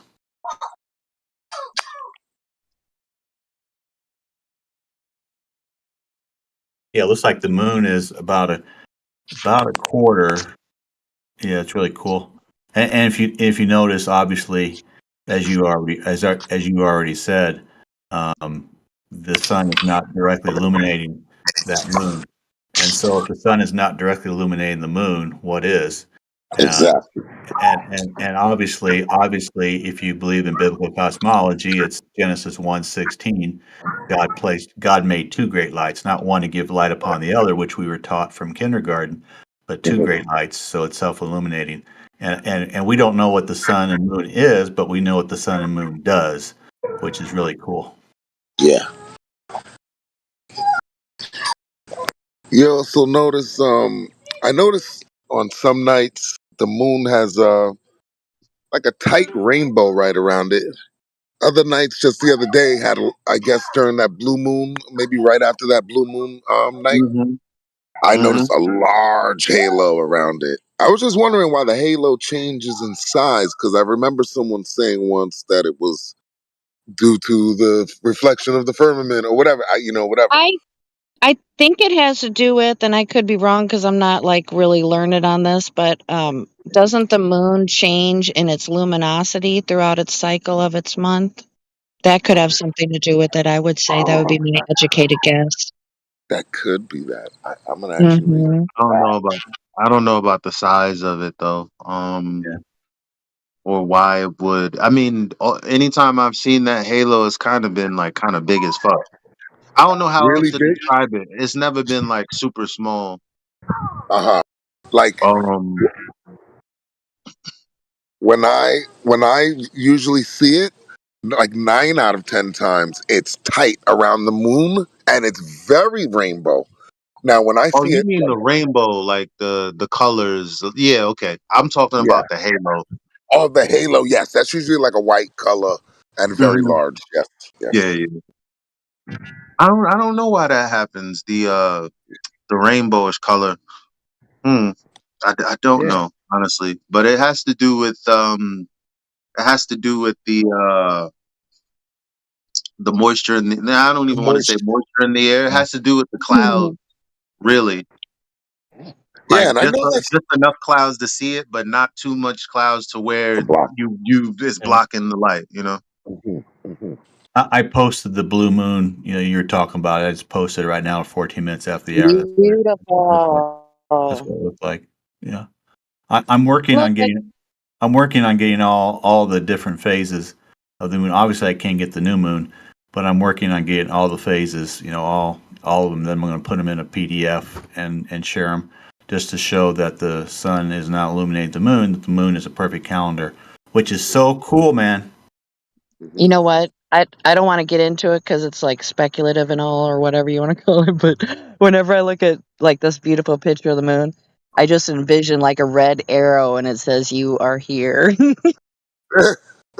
Yeah, all 6 moon landings, right? Cool, man. That No, is no, such. no. I mean, No, like, no, I I know. mean, like. I'm just joking with you. I'm just joking Oh, with okay, okay. Yeah, I don't even want to start on that. I'll get in trouble. you. Yeah, hey, here's where 11 landed. Here's 12 landed. 13, actually had an accident had come back, No, right? I was referring I to. know, I know, Oh, I okay, know, okay. Just I know. checking, just checking. Okay. I know, I know. But 13 had a problem, had to come back, right? Okay. And they made a movie about it. And guess who played the Jim Lovell? Tom Hanks. Ooh, that's so cool. Tom Skanks. Did you see that Apollo 13? 1995. They had all the big movie stars. I mean, all the big movie stars. It was like, That's been on my watch list, and I yeah. can't remember if I watched it or not. Oh, I'm not a big fan of Tom Hanks anymore. no, I'm not either. And it's I'm not. so sad. I'm not a fan of any of those guys anymore. I don't I go. I know. don't buy. I don't do any. I did go see Maverick last June because I was in the Maverick, Top Gun. So I did go on. I did go on discount Tuesday for $6. So forgive me. Yeah, but back to what you were saying a second ago, though. What were you saying a second ago? We got off a little tiny foot in the weeds. So. I know we stepped into it, didn't we? Yeah. It's just. Oh, Apollo 13. Okay, so yeah, I mean, Tom Hanks. There's gotta be an Easter egg or two or something good in that Apollo 13. Oh my goodness. Can you give a spoiler on any like along those lines? Like, Do you want me to if tell there you? was Do you want me to tell you the script? Because I've seen it like 30 no, times or 20 times. no. What I'm asking is truth in plain sight, hidden in the movie, kind of thing. Actors. Yeah, actors. Yeah. Hey, do you realize that every time that they tell us that when they come into the atmosphere, if they don't get it just right, they'll burn up from being too deep or too shallow. They go out. So we're told that we're an open system, so they can go up into that fairy tale. But when they come back, they have to turn themselves around and come in back first with the shield. Every time that's ever done in simulation, it always turns itself around to want to go nose first. Always wants to go nose first. So when they say that the heat shield goes first to protect the astro NOTS, whenever they say that it goes backwards, so it can shield itself against the atmosphere, every simulation ever done shows that it turns itself around and goes nose first. Talk about a fairy tale abomination. Dude, you know what? You already know this. If this was 24/7 moon landing was fake, Discord, we would be still here just the same 7 years later. That's why it's still over 5 decades later, it is still a topic of conversation. Oh, Not a huge one, but I think maybe it's becoming more now, but I believed it. I'm old enough to have been in the den, but by Peoria, Illinois, with my dad, watching it on July 20th, 1969. that's And where my mom's stuck at. She yeah, told me I saw it live on yeah. TV, and I'm like, in my mind, I'm like, oh, mommy, no, mom, no.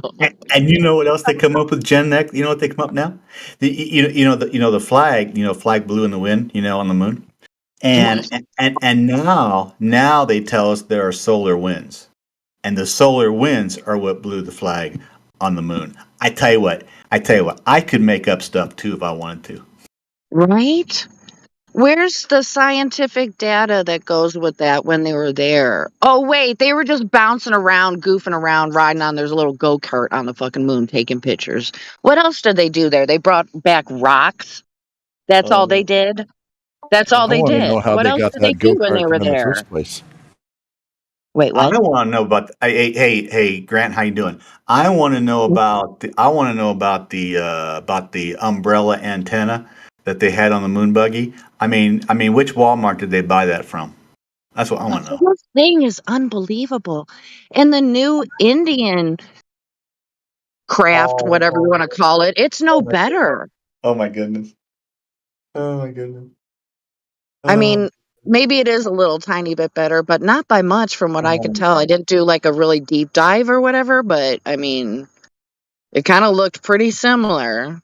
That's the reason they get you at age 5. That India spacecraft does have some nice Play-Doh colors to it, though. Oh man! I'm telling you. I mean, I thought it looked real nice with the Space Invaders backdrop. That's bad. Come on, guys. It's all art. You know, you can't really knock it. Even if India's space program is a little more abstract than everyone else's. What up, bro? Good to see you back with your name. I hate it when Yeah. people change their names. I hate it. I hate it. You hate it when they change it? Is that what you said? Mm-hmm. Mm. I mean, okay, if you're going to change your name, then your picture has to stay the same. One or the other. It's Yeah. too confusing. There's too many of us in here. I can't keep track. I can't. You got a point. I mean, that's a good point. I mean, there's some people that were in here from the beginning, and they've changed their pictures and names so much. I mean, I can kind of tell that the voice is familiar, but you know, Well, I you mean, got a after very 7 distinct years. voice. If you changed your name, it wouldn't matter. Oh, yeah. Yeah, but I've had 3 Discord accounts, okay, for various reasons or whatnot. I never had any trouble getting back in. But yeah, some guys' voice, they sound very similar. Hank, you've got a pretty distinct voice, I'd say. I could recognize I've your heard that. voice. I've heard that. And it's a good thing. Hey, Jen, tell me who I am. I'll be back. That governor dude. I'll be back. Come with me if you want to live. Man. That's pretty good, huh? I remember how fabulous and amazed and awestruck I was when I went to go see T2 in the theater. I was front row, you know, laying back, reclining, watching it and everything. You know, CGI was not too shabby, you know, 20 years ago.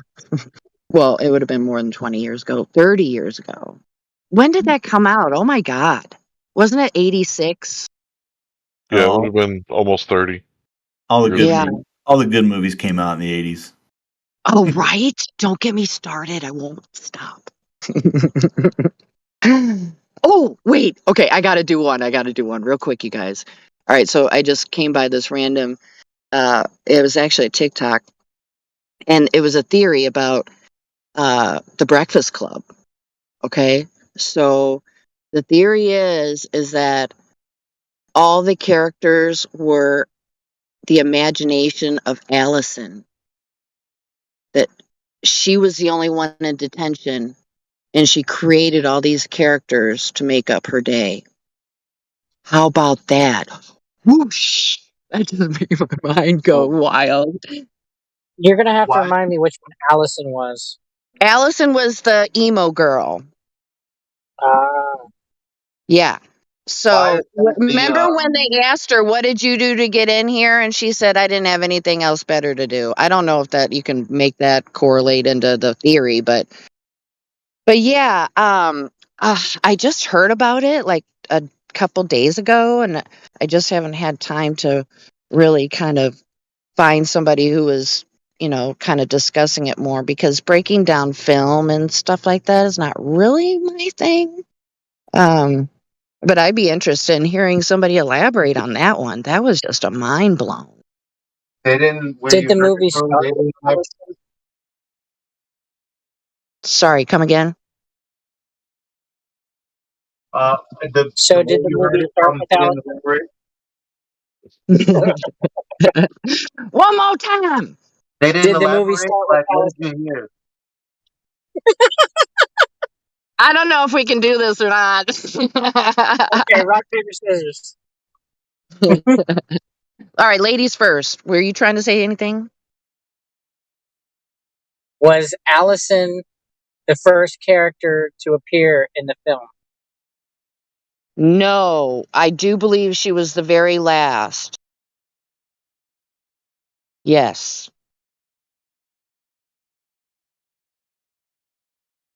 That kind of settles that, in my opinion.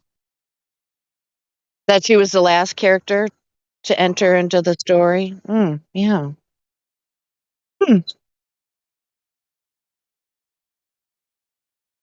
it definitely would make sense if she was the 12. It would be a good foundation if she was the first. Over here. Get over here. Get over here.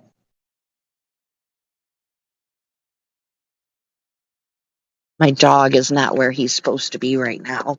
Get over here. Come on.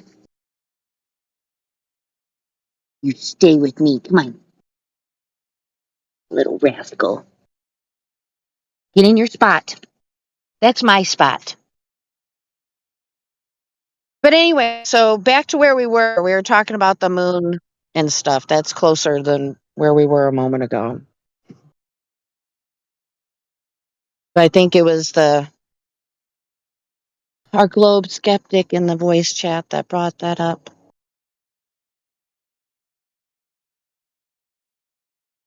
Hey, I don't know if anyone goes on Facebook. I don't really go on much, but whenever I go on, there's so much propaganda, globe propaganda, and space propaganda, and moon propaganda. And there was one picture I saw of the moon, and it was they kind of like enhanced it. And they said, "Oh, this is a really detailed picture of the moon." It was all really enhanced. It had various colors in it, and the shadow part of the moon was in detail as well. I don't actually think that's possible, is it? I don't know what you guys think, but I feel as though it was just an artistic impression. Well, it is if you're zooming in um on a hologram. If you think about it, if you think about like a picture, you zoom in and out on a picture, you sort of don't lose the detail the same way you would something 3D. You guys probably don't know that. I don't know. I'm hoping you guys. You should know that. I mean, Wait, say it again, if you would. if you zoom in and out of a picture, you don't lose the detail. Even as far, like, you can put a picture out as far back as possible and zoom in on it. It's not the same as zooming in on something like trees with buildings in the background. Like, you're gonna resolve as much as that space as a whole as you can, versus there being things in the background or things, that are the 3D things. You would lose or gain more. Just zoom into a picture and see what I'm saying. Yeah, I And think I then know what you you're said saying. versus a hologram. You said versus trying to focus in on a hologram. Is Well, that a what you said? hologram is in essence a picture. I think that the Same difference. hologram theory makes no sense. I mean, a Well, hologram, but what do you mean? how? Holograms exist, right? Yeah, So take your mind out of trying to figure out whether the moon is a hologram or not, yeah, and but just think about what I'm who trying to or tell you what? about, and just But try to who think or about what what is making that? I mean, people, the government, or I'm getting annoyed very fast. I Oh just man. told you not to do what you're still doing. I literally said, Oh try not to no. do this, and you're doing it You because jinxed yourself, dude. I'm making a point, and you're missing the point by being confused about something that you'll never know anyway. Well, Yes, I'm well, listening I'm to you, here to learn. Eli. I'm trying to understand you, Eli. So your efforts are not We can totally in talk vain. about if it's physical or If not. you zoom in and out of a picture or a hologram, like when I say a hologram, you ever seen a 3D crystal? With like a portrait of a family at the mall, Laser and no etch. matter and no matter like what angle you look at it from 180 degrees, it looks like it's facing you regardless. I don't know that much about holograms. I didn't know that. That's pretty damn cool. And Yeah, it probably shouldn't. Google 3D holographic family portrait. Wow, okay. So on this side of things, 180 degrees from it, no matter what position you are to it, you still see the same face, the same angle of the family. So Mm. all I'm saying is, if you were to zoom into a picture like that, or just a painting, you zoom in, you zoom out. It's not the same resolvability as if you were taking a picture of a landscape and zooming in and zooming out. You Okay. won't have the same clarity. Meaning, so you have a super zoom and you zoom in on the moon, you would expect it to be, as a whole, maybe more fuzzy, but it's just as clear as not zooming in. You still see the same exact clarity as you do if you're just looking at it. And if you, I don't know how clear people without glasses can see, but when I had glasses, man, the moon was really clear. Well, getting a zoomed in shot of it, it looked exactly how it looked with my Yes. glasses on, except smaller. That's not Well, the this is same. That's not the yeah. same for things like, mountains, trees, like forests. Not the same thing. Yes, this is what I mean. Because I don't believe you can focus in on the moon and get any more clarity from the dark side than there is. It's always going to remain dark. But on these kind of photos, these photos they produce, they they suggest on the photos that there is detail within the darkness of the dark side. I don't think there is. Oh, the I dark just think side. it's Nobody's ever seen that. exactly, exactly. That's what I mean. Yeah, the shadow side of the moon. When you focus in on it, it doesn't become any clearer. You don't see any detail within it. There's just a bit occluded. It just remains dark. Just remains nothing. So I think there That's may a be more photos. accurate thing to say. There's nothing there. Because, Yeah, as you know, people have photographed it and there's nothing there. yeah, That's agreed. the weird part. I Like see when what it's you're saying. Like if you were to, if like with real shadows, it's not like this whatever they're giving photos of the dark side of the moon. Those shadows aren't as natural as actual shadows. Is what you're saying? Yeah, yeah. I mean, if you took a real object with a shadow on it and you focused on the shadow part, you would see a bit of detail, even though it's dark. And that's what they try to suggest with these photos. Is that that's what you would see? But what I'm saying is, no, not with the moon as it is. No matter how far you try and focus, you're not going to get any more detail because there's nothing there in that shadow part. Mm. You don't know that. So I hope that's why I floated it up as a topic. But I mean, because it's like you you don't have any information to refute what may or may not be real. Like, so it's like you kind of get into error making that statement, even though Mm, mm, I mean, it's not real anyway. mm. I mean, I guess I could solve it by pointing a telescope at the moon and seeing if I could get any detail by focusing on the shadow part. I mean, that's why I was floating it as a topic. I'm not well, saying I if know, but if you wanted to do something like that, what came to my mind is that, people claim that they can see stars through the moon yeah, during certain time periods. That would be worthy of observation, time in that. mm. I mean, I guess just depends on how much you want to spend your time with what, you know? I don't understand why people say that. I always rail against it when I hear it. Because I think that the moon is going in front of the sun. And if the moon doesn't allow sunlight to come through, why would it allow starlight to come through? And yeah, those are two different things. But in a lot of ways, that's just two different frequencies. So I guess, yeah, there is X-rays that can pass through things, and while other light cannot. But these are both visual spectrum lights. So it's pretty close to the same frequency. And I don't understand why people say that they can see stars through the moon, because I've been watching the moon for so long, working outside. Every time I, walk outside just about, I'm stargazing and tripping over shit, falling down, almost. Because I'm always looking up. And I don't see how people say that they can see stars through the moon, because I've never seen it. Well, you have a telescope, Hank?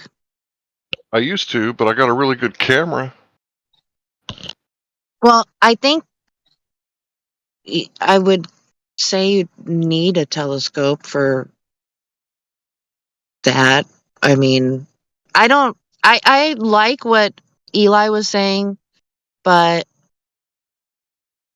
that you can only focus, you can't get any more in focus. I mean, that was a lot what he said, but so I think what he was saying. I don't even know what it is. I don't know what the moon is. I mean, wasn't he saying that for people with good vision or a good glasses prescription, you can see just as much detail with the naked eye as you can as if you were looking through binoculars and or a telescope? I mean, I'm not trying to be funny here. I'm really trying to be sure. Yeah, I mean, because you lose the detail of a person or anyone in the distance. The closer they get, the more it appears. But when it comes to a picture, the detail is exactly it's the same. I don't know if I'm making sense. No, Hank, I you know what I'm sort of talking know about? what you mean. I kind of sort of know what you're Yes, it meaning. makes sense. You're not going to get a picture's not going to enhance itself. It's not going to reveal more about itself the more you focus in. It's just because it's just a picture, as opposed to something in reality, which the more you focus in, you gain more detail because that's the nature of reality. But a picture is just a representation of reality, and therefore it won't reveal more about itself the more you focus into it. It's just a representation. Yeah.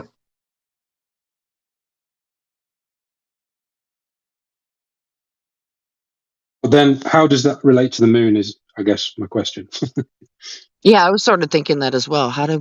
Where were we 5 minutes ago Yeah, on this? I used to actually speculate hard body in here about the moon and art and people talking about the moon and how it couldn't possibly be flat or this or that. And I was like, well, what if it's a hologram? And they think I'm talking about a hologram that's like, the bat signal. And I'm like, no, not from this side, from the other side. You mean the underside? The other side. The Okay. dark side, if you will. Well, do you know there are some that you're aware that there are those that believe it would be from the underside. Which would be this side. Yeah. Yeah, Right. no, I don't. But no, I mean like underneath. Yeah, but it would still be projected on this side. Yeah, I get you. Yeah. Yeah, I don't know. Nah. But You're an Audi.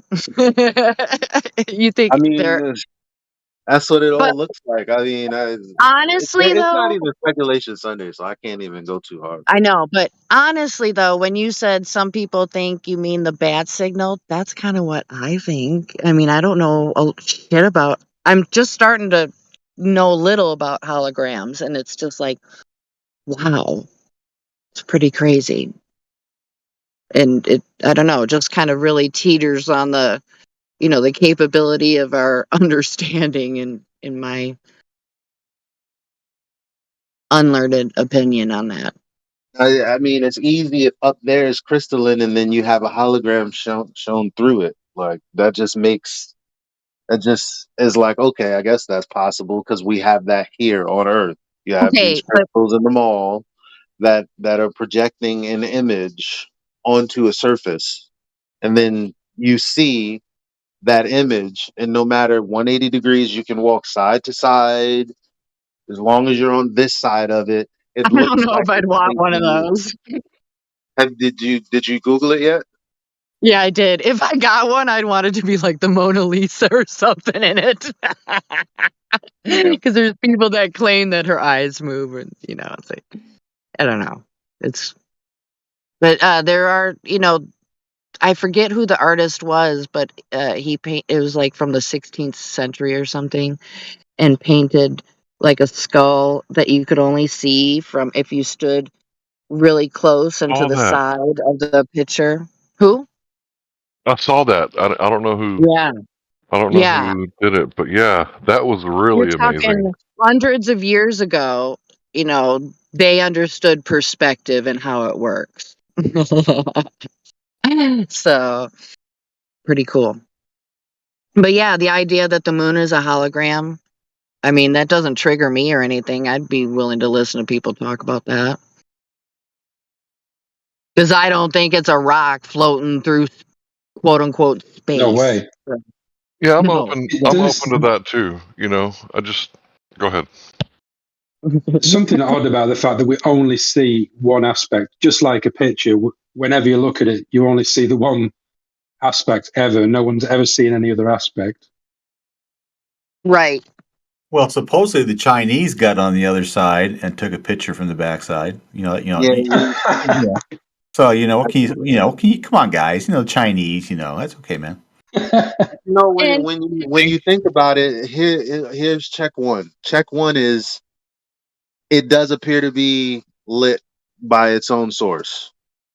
I don't mean like some sort of globe light, strobe light, or something like that. Um, but nonetheless, it is lit. Whatever it is, it's illuminated. We know that. Um, Number two, it's not like it's a lit flat piece of paper because clearly the Globers have already explained why that wouldn't make sense. You would get an elongated shape the more like if it moved all the way to the west and you're like, oh, okay, from my position, clearly that's wrong because look, we can tell that it's flat. Unless there would be some sort of dome shaped sky, but that wouldn't really work because it'd be too small with our 180-degree field of view not being the 180-degree field of view of the entire earth, so that would be wrong. The only thing that makes sense to me is the hologram. Yeah. And God made two great lights. I just kind of leave it up to God. Yeah, we definitely should do that probably. I love Yeah. talking. I love talking to you guys because you guys got some really good ideas. We just can't verify it. I don't think there's anything wrong with speculating, right? We're not writing it as if it's like true, No. like this is true. Yeah. I think as long as we agree that it's not 238,000 miles away in their fairy tale. Actually, I think it's only like 235,284 miles or something like that. I read that somewhere online. It's not 238 right now, so we're gonna have to temper our Oh. enthusiasm for 238,000. So What if it was that 40? so the picture that Secret Asian Man posted, not the last one, but the prior to, that always confuses me when I see that, because to me that looks like some kind of I don't know. Like it's some kind of light bulb or something. It's crazy. That's just how when I mean, it's a matter of perspective, but it's transparent almost. And till it like completely disappears, like the last picture. Because if somebody were to photo manipulate that photo, there would be nothing there. You need to get used to seeing the moon, because in Revelation 21, 23 to 27, the sun and the moon are like taken out. We don't need it anymore because we're in heaven. And so God creates the light like he did in the beginning of Genesis, and Jesus is the lamp. So get used to the moon and sun while you got it to look at, because it's not going to be there forever. Well, that's unfortunate. It's so cool, man. I guess we'll be underground or something. People want to know what lit the earth, the very first part of Genesis, like God's light. He caused the light. It's cool. And you know what else is really cool? Which is really going to help us, Jen, to sleep, is there's no darkness in heaven in Revelation 21, 23, 27. Well, there's no darkness, it's all light all the time. What I like about the section of the scripture you're referring to is that, he created night and day. And then he created the sun and the moon. That's right. Yep. That's right. I mean, the moon I can see, sure, but not the sun, because then how would it be night and day 3 days prior?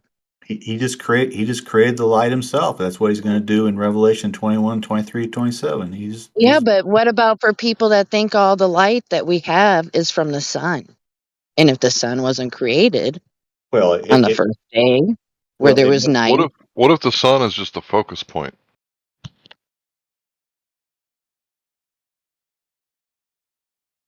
Okay, you're going to have to help me a little more. Okay, so when you got a light and you put a magnifying glass on it, like it condenses the light almost to like a laser, right? So what if the sun isn't what we think it is, emitting the light, but what if it is a focal point to make it more intense with using less power? Are you an innie or an outie, Hank? Have you heard Hank, me say that before? I don't know what that means. Did you hear me say Is that? the sun, moon, and stars inside or outside? What? Did you hear me say that before? I'm sorry. Go ahead, Elijah. Oh my God, it's us again. Go ahead, Krillin.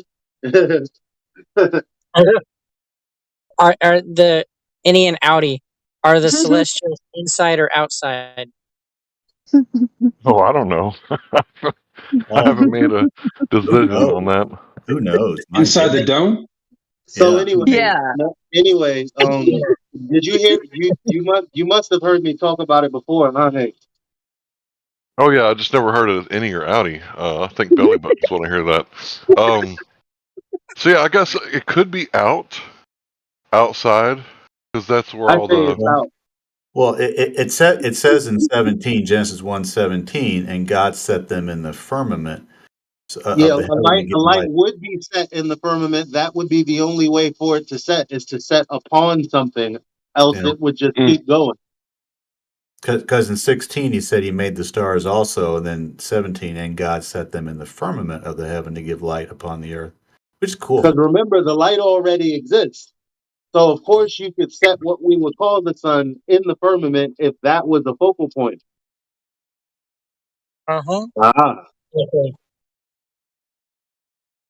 It's interesting that the sun and the moon do appear to have their own course in the heavens, and the stars tend to have their own course, and then the wandering stars, which they decided to call them Jupiter and Saturn and put them out there billions of years away from us, billions of miles away from us, look to be wandering stars. So it's all quite wonderful when you distinguish the stars from the wandering stars from the sun and the moon. Quite wonderful to witness.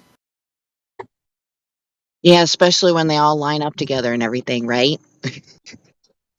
But yeah.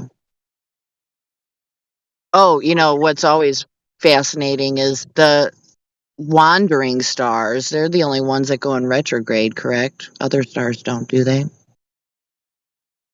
Correct. As far as I know, the sun did it one time. Yes, in Joshua 10, 12 to 13, God stopped it for a day so they could defeat the Amorites, have more time daylight so they could defeat the Amorites. And then I don't remember the verse right off the top of my head. I might find it here. But he did set the sun back 10 degrees in the sky.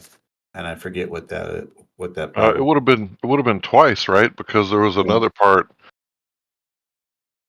It was Joshua, and then there was another part where it went back. Yeah, How many degrees? Yeah, 10. Joshua was 10, 12 to 13, where he needed an extra day to defeat the Amorites, so he needed extra sun, and so A it question. stopped in the sky.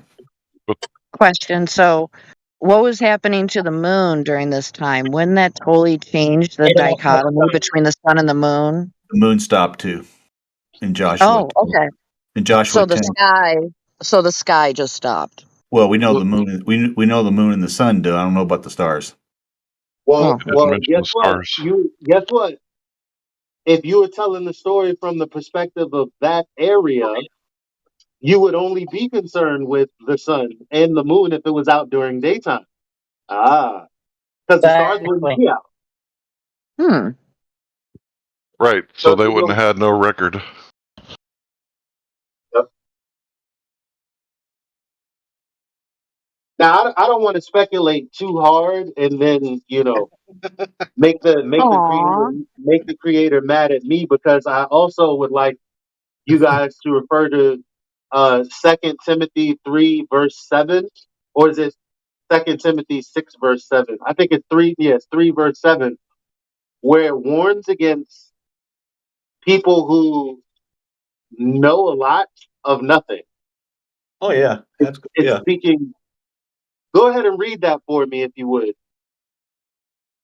Whoever finds Yeah, it. I want to know what Timothy had to say. Yeah, whoever. Well, Timothy. Well, it's Paul, I think, if I'm not mistaken, speaking to Timothy. Okay. Thank you for clarifying that. Did somebody find it?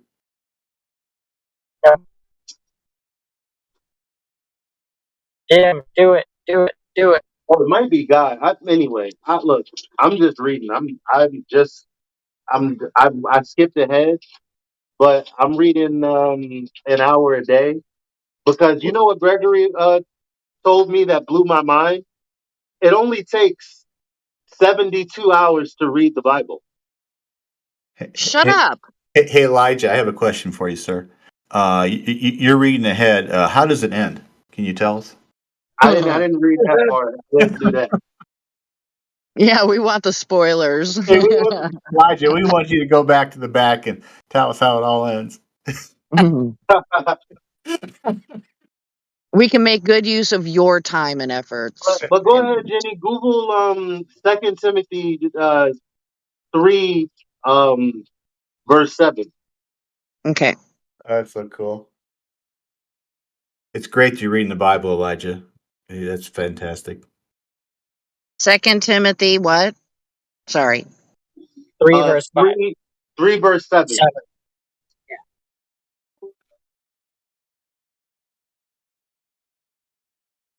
Okay.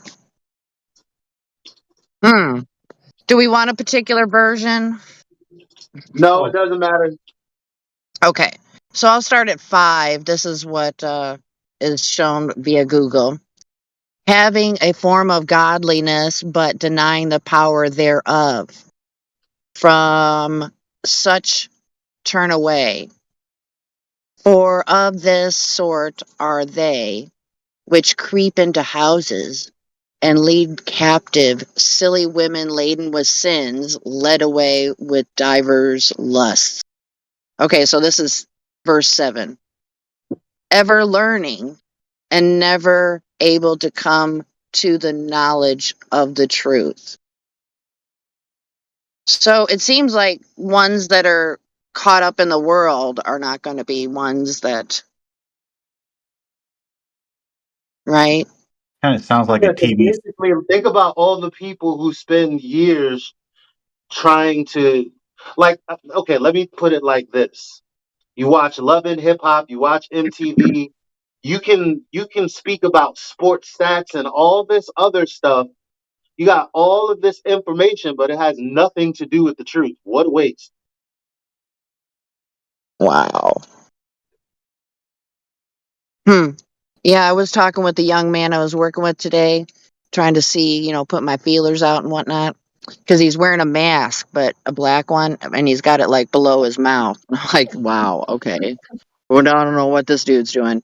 So come to find out what he likes to do. Because, all right, I'm not a racist person, but where we work, there's only very few white people, and it's mostly Hispanic, which is fine. But so I don't know, the dude, he puts it on his mouth, over his nose and mouth when he doesn't want people to see his facial expression.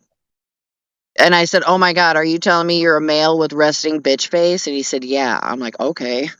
I guess people, I don't know, man. All right. So anyway, I was trying to get, I forgot how I said it, but it was, like really easing into it. And he said he was really into sports. And I said, "Oh, okay. All right." And he doesn't like to gamble or really pay attention, but I said, I've heard people talk about that, sometimes the games are rigged or they seem like they're rigged. He says, "Yeah, I've kind of heard of that." And so he's like, still kind of taking a nap and everything. So I didn't like press him and anything. So, but yeah, so that's his thing. He's totally into sports.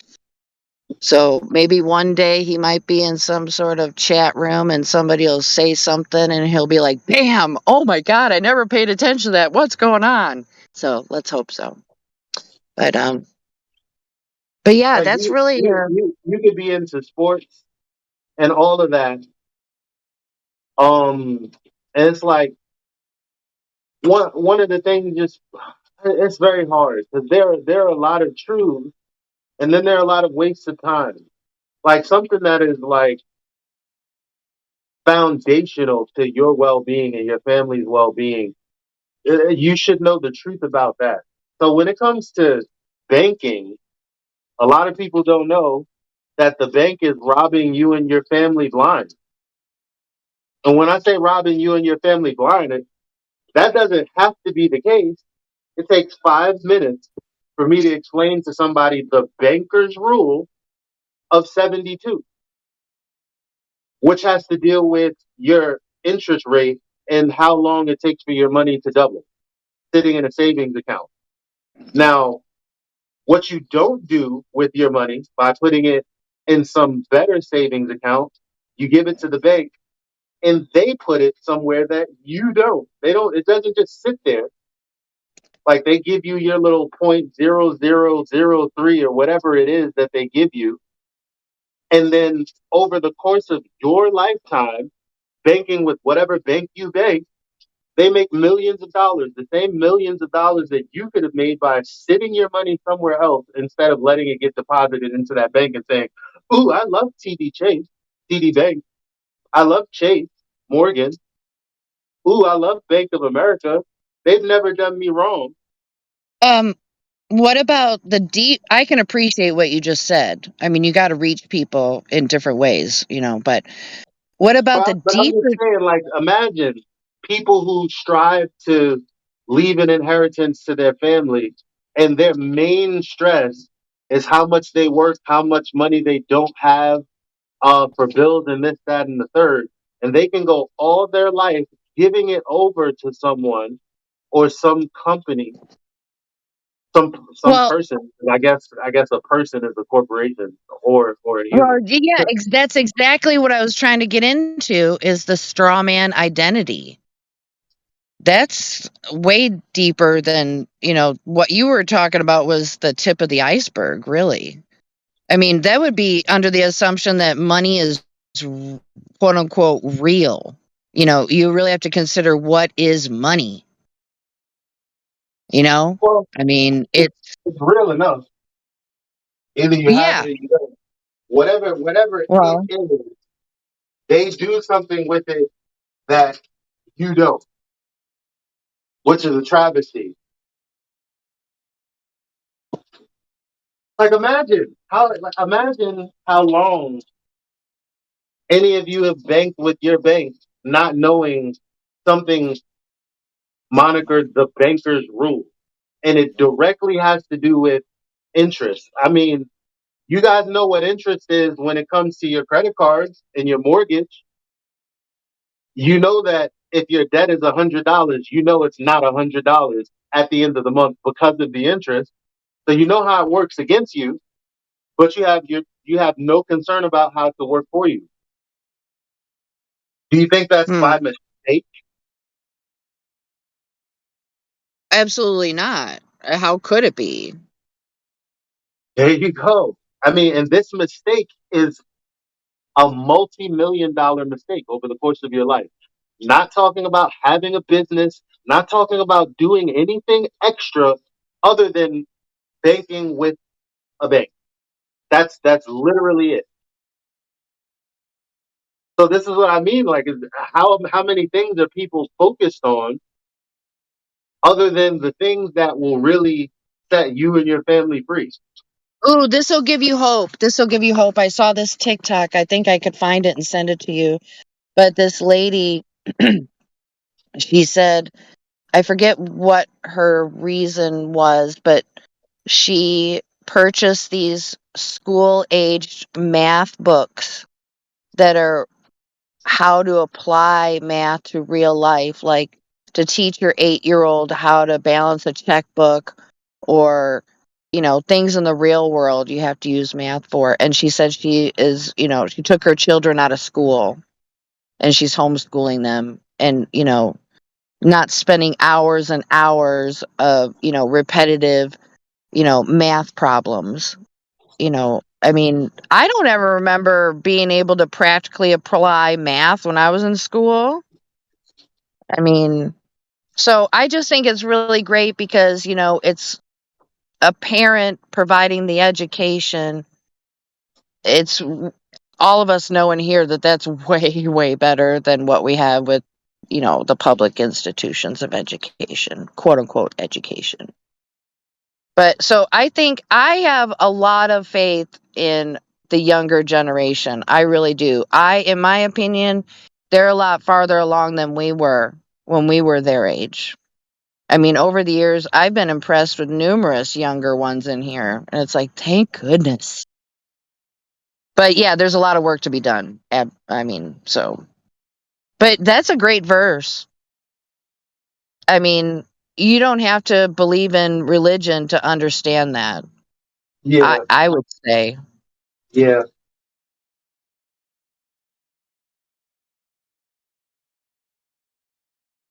But one thing I thought was, I don't know, maybe I could revise my search here and do 7 through 9 because I wanted to kind of what was after that verse, your main verse. Let me see, BibleGateway.com. Thank you, Google. I didn't So read it it says, out. Don't hold me accountable. I didn't get there yet. all right, so verse 7, I'll read that again. Always learning, but never able to come to a knowledge of the truth. Verse 8, just as Jannes and Jambres opposed Moses, so also these teachers oppose the truth. They are men of depraved minds who, as far as the faith is concerned, are rejected. Verse 9, but they will not get very far because, as in the case of those men, their folly will be clear to everyone. Ooh, that sounds like really good to read on after that. Yep. Yep. It's all relevant. What's that from? Sorry, which verse? 2 Timothy 3, 5 to 9. Yep. Okay. I mean, it always makes sense to me to read, two verses before and after a particular verse. I mean, yeah. So I don't know the significance of the two individuals that oppose Moses. I don't know what that's supposed to mean. Got to go back and read. Ooh, that's not where I am right now, but I can appreciate anybody wanting to talk about it. That's just how it is. I mean, back to the initial point. Well, not initial point. Back to a point that I made. It's crazy that, like, the Bible is one of the things that if Americans kept it real, like, none of us, 99% of us really haven't read it. And if we did read it, it took forever. When in actuality, it only takes 3 days. I heard you say that earlier, and I was wondering what you meant by that. It literally, like, if you read nonstop from front to back. Okay, let me say it like this: if you played an audio book from front to back, it would only take 3 days for the guy to read it to you. Isn't that interesting? This is one of the biggest books. Like, we're like, oh, it's so much. Imagine how much learning we could really be doing by reading, and we can't even get past 3 days worth of reading. It blew my mind. And what's fascinating, Elijah, is that there are audios that can take you all the way through the Bible if you just want to lay down and listen to it. Obviously reading's the best way. But yeah, you can actually find people that go online and just read this stuff. Great. I've just read the New Testament in a day. It's so much shorter than I'm the not Old a very Testament. fast reader. I've got to be honest with you, Revelation's hard to get through, but yeah, New Testament in a day. The King James Bible's on an app, and you can just it's got an audio link, and you can play the audio. Yep. So realistically, it should take you 2 weeks if you're busy. I'm busy.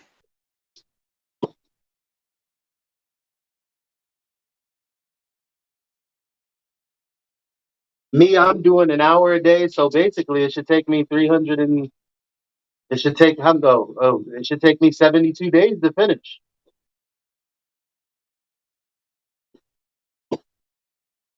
So if we go ahead, Sorry, Jedi. Go ahead, Jedi. All I was going to say is the thing with the Bible is it's not something that you read and put down and then forget about it. It's something that you continually read over and over again. Okay, Elijah, where are you at in the Bible now? We don't know. I want to follow along. Well, I'm in Numbers, and I'll tell you, Leviticus and Numbers are very hard. Yep. To get. It's like, dude, I want to get to the New Testament where Jesus says I don't have to do none of that. Yeah. Well, you still got to keep the 10 Commandments. Yeah. You remember that part whenever the priests had to put blood on their thumbs, their big toes, and their ears? Jesus had to do the same thing when he got nailed on his hands and his feet and had the thorns shoved on his head. Here's the fun one for American Bible goers. Is the first day of the week is actually Sunday, and so the seventh day Oh, is I thought it was supposed to be Moon Day. it's a Roman Catholic thing that they got it switched from Saturday to Sunday. So Sunday is the first day of the week, and so that God 6 days. So he was done on the 6th day. He said it was very good. So the 7th day is the Sabbath, and it does say in the 10 Commandments we are to keep the Sabbath day holy. And so Wait a minute.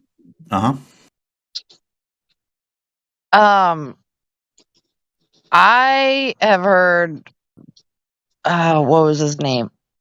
Zen Garcia, that the Sabbath is not every Saturday. It is not. Well, you have 7 days. First day is Sunday. The 7th day is Saturday, and the 10 Commandments are quite explicit about keeping the Sabbath day holy. Right. Yeah, but if you start your year at the first crest of the new moon, after the new moon, and you start counting your days for your month, and you follow the cycle of the moon, right? Yes. You have the moon, you count 7 days, there it is. You count 7 days, there it is. And your Sabbath day is not going to always end on the same Gregorian Saturday. It's going to be different. It's going to look like stairs. Are you talking about the Gregorian calendar from 1582? I'm talking about the one that we're using right now. The Gregorian calendar, the Yeah. Catholic. I'm going to say this with love again. What the Catholic Church instituted, like the Catholic Church instituted Copernican theory on the revolution of the heavenly spheres in May of 1543. The Catholic Church brought about the Gregorian calendar. Now, we don't have to get into the Catholic Church right now. It's probably not a good thing to do. We ain't got time for that. We ain't got time for that. It's not a good thing to get into it. But the Gregorian calendar was made specifically to take the crucifixion of Jesus Christ and his resurrection and his ascension into heaven off the tables and replace it with the Easter bunny with eggs and sex, fertility. So the Gregorian got time for that. The Gregorian calendar, the Gregorian calendar is actually an abomination to God. It is a Roman Catholic invention that they wanted to get heliocentrism into the world, and they wanted to take God off of Easter. That's the facts. The Gregorian calendar is something that we've been living with because the Catholic Church said we want to have it. And I say this with love. That's so nice and considerate of you. Good on you, brother. When Paul was speaking to Timothy, he was saying hard things like these. He would preface that too with saying that I say this with love. The greatest, no hard truths. This is the truth. The greatest of these is love. We are to love our brothers and sisters because Jesus loved us first. Very nice. That's why I think it's really important. I think it's really important to wish people, when you can, God's love, peace, joy, and truth. I have a question. Whenever you can. Well, I have a question though. I recently came across somebody who, quite a number, like a decade or so ago, when the trend started where you would say something, and I'm not saying you're doing this or anything, but they would say something unkind and then say at the end, "No offense," and that's supposed to like make it better. I don't know. You know what the kids do, Jenny, these days? There's a new version of that, and Jim, you can answer that. But the kids these days, they'll say respectfully and then say something really disrespectful. Oh wow! Okay, I'm so glad I'm up on that. Okay, thank you. Yeah, I don't mean to be funny, but I'm just about to be funny. That's what happens in England. Actually, in a lot of ways, Jen, when you're direct and you're telling the truth, sometimes it doesn't come off real well. So obviously, the tone of voice is real important. I know, but the thing is, nice guys don't have to say that they're nice. Have you ever? You're a guy, so you might not be familiar with that. But I'm not saying you. I'm just saying in general. So I'm not. I don't make personal attacks. I always think now, because Jesus loved us first, we should tell people when we tell them the truth. You can preface it by saying, or after the end saying, I say this in love, because that's part of love, peace, joy, and truth. And so I find it, and when I'm talking to people out and I tell them, hey, come look at the moon when I'm at the beach, and I say, go look at the moon. And when I'm done talking with them, I always want to bump wrists with them, just to let them know we're not enemies, that we're brothers or sisters or whatever. So I think your mannerisms will tell someone the type of person you are. In my opinion, you don't need. I don't know. I mean, it's nice to say, but I don't know. People might say it. People are so easily offended now, and not that you should tread lightly or whatever. But, yeah, I just find it interesting that there's really no reason to be mean to anybody, and there's really no reason to debate somebody. And it says in the Bible, if somebody slaps you, turn the other cheek and things like that. It's a hard thing to do. Oh man, I don't know about that one. I don't. It's really a hard thing to do, obviously. But Jesus was all about the love. context is not literally somebody smacking the shit out of you. That's No. not the context. No. And I think it says somewhere, one verse says like if you can, or the best you can. I forget where. I think it's in Romans. So forgive me for not knowing exactly where it is. But it's really quite interesting, this love thing. And Jesus says, "Peace be with you," quite a few times. So I think it's really cool. I think the whole thing, the whole don't be conformed to this world, but be transformed. And when you're transformed, you're new, and you're a new creation. I think that's so cool, and it translates into your language. Your language immediately cleans up. Your mind cleans up, pretty quickly as well, and your temper cleans up really well too, because you're led by the Spirit. You're not led by yourself. You're led by the Spirit, because we have the Father, then we have the only Okay. begotten. Go ahead. Where were we 5 question as minutes ago? well. I feel like we're in the weeds. Okay, we can go off. We can go talk about something else. Cool. Imagine me bringing that up. we can talk about some other time in Bible or I'm not. No, I just saying back it up a little bit. Where were we? How did we get? Yeah, that's all. Speculations about the moon. Yeah, we were talking about the moon, Jenny. Oh yeah, we were talking about how the Lord stopped the moon or the sun for 24 hours. How did we get to that? It was just prior to that, I think. That's where I was hoping for. Our bad. Anyone? My bad. We're talking about whether the moon is a hologram. Oh yeah, I'll talk about that some more. The moon is a hologram. Go. Prove it. Well, I mean, check this out. You know how Indio asks when Globers say, "Well, just look at the other planets," and he says, "Well, what is identical between the planets and the Earth?" And they're like, right? Well, what's identical between the moon and a holographic light? Well, you see the same face. It never changes. Always looks the same. It's luminescent. Yeah. I mean, my idea is much less dumb than heliocentrism. Sorry.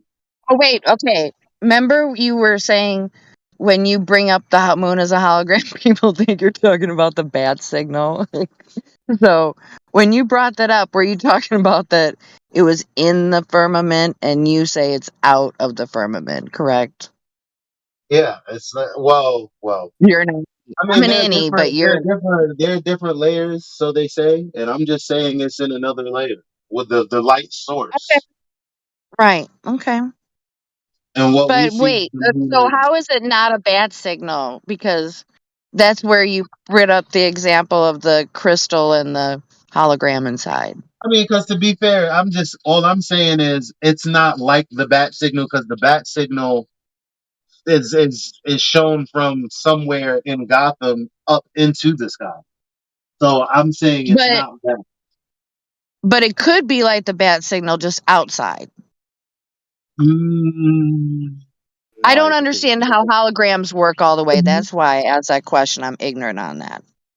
If I walked around the bat signal, it would change in its shape. When I look at the moon, when I walk either side or whatever, it doesn't change its shape. It doesn't become elliptical. Oh, I got it. Okay. But could that be attributed because it's not as far away as they say, but it is quite far away? The bat signal is not a hologram. Say again? The bat signal is not a hologram. Oh, okay. Okay. Another thing that's interesting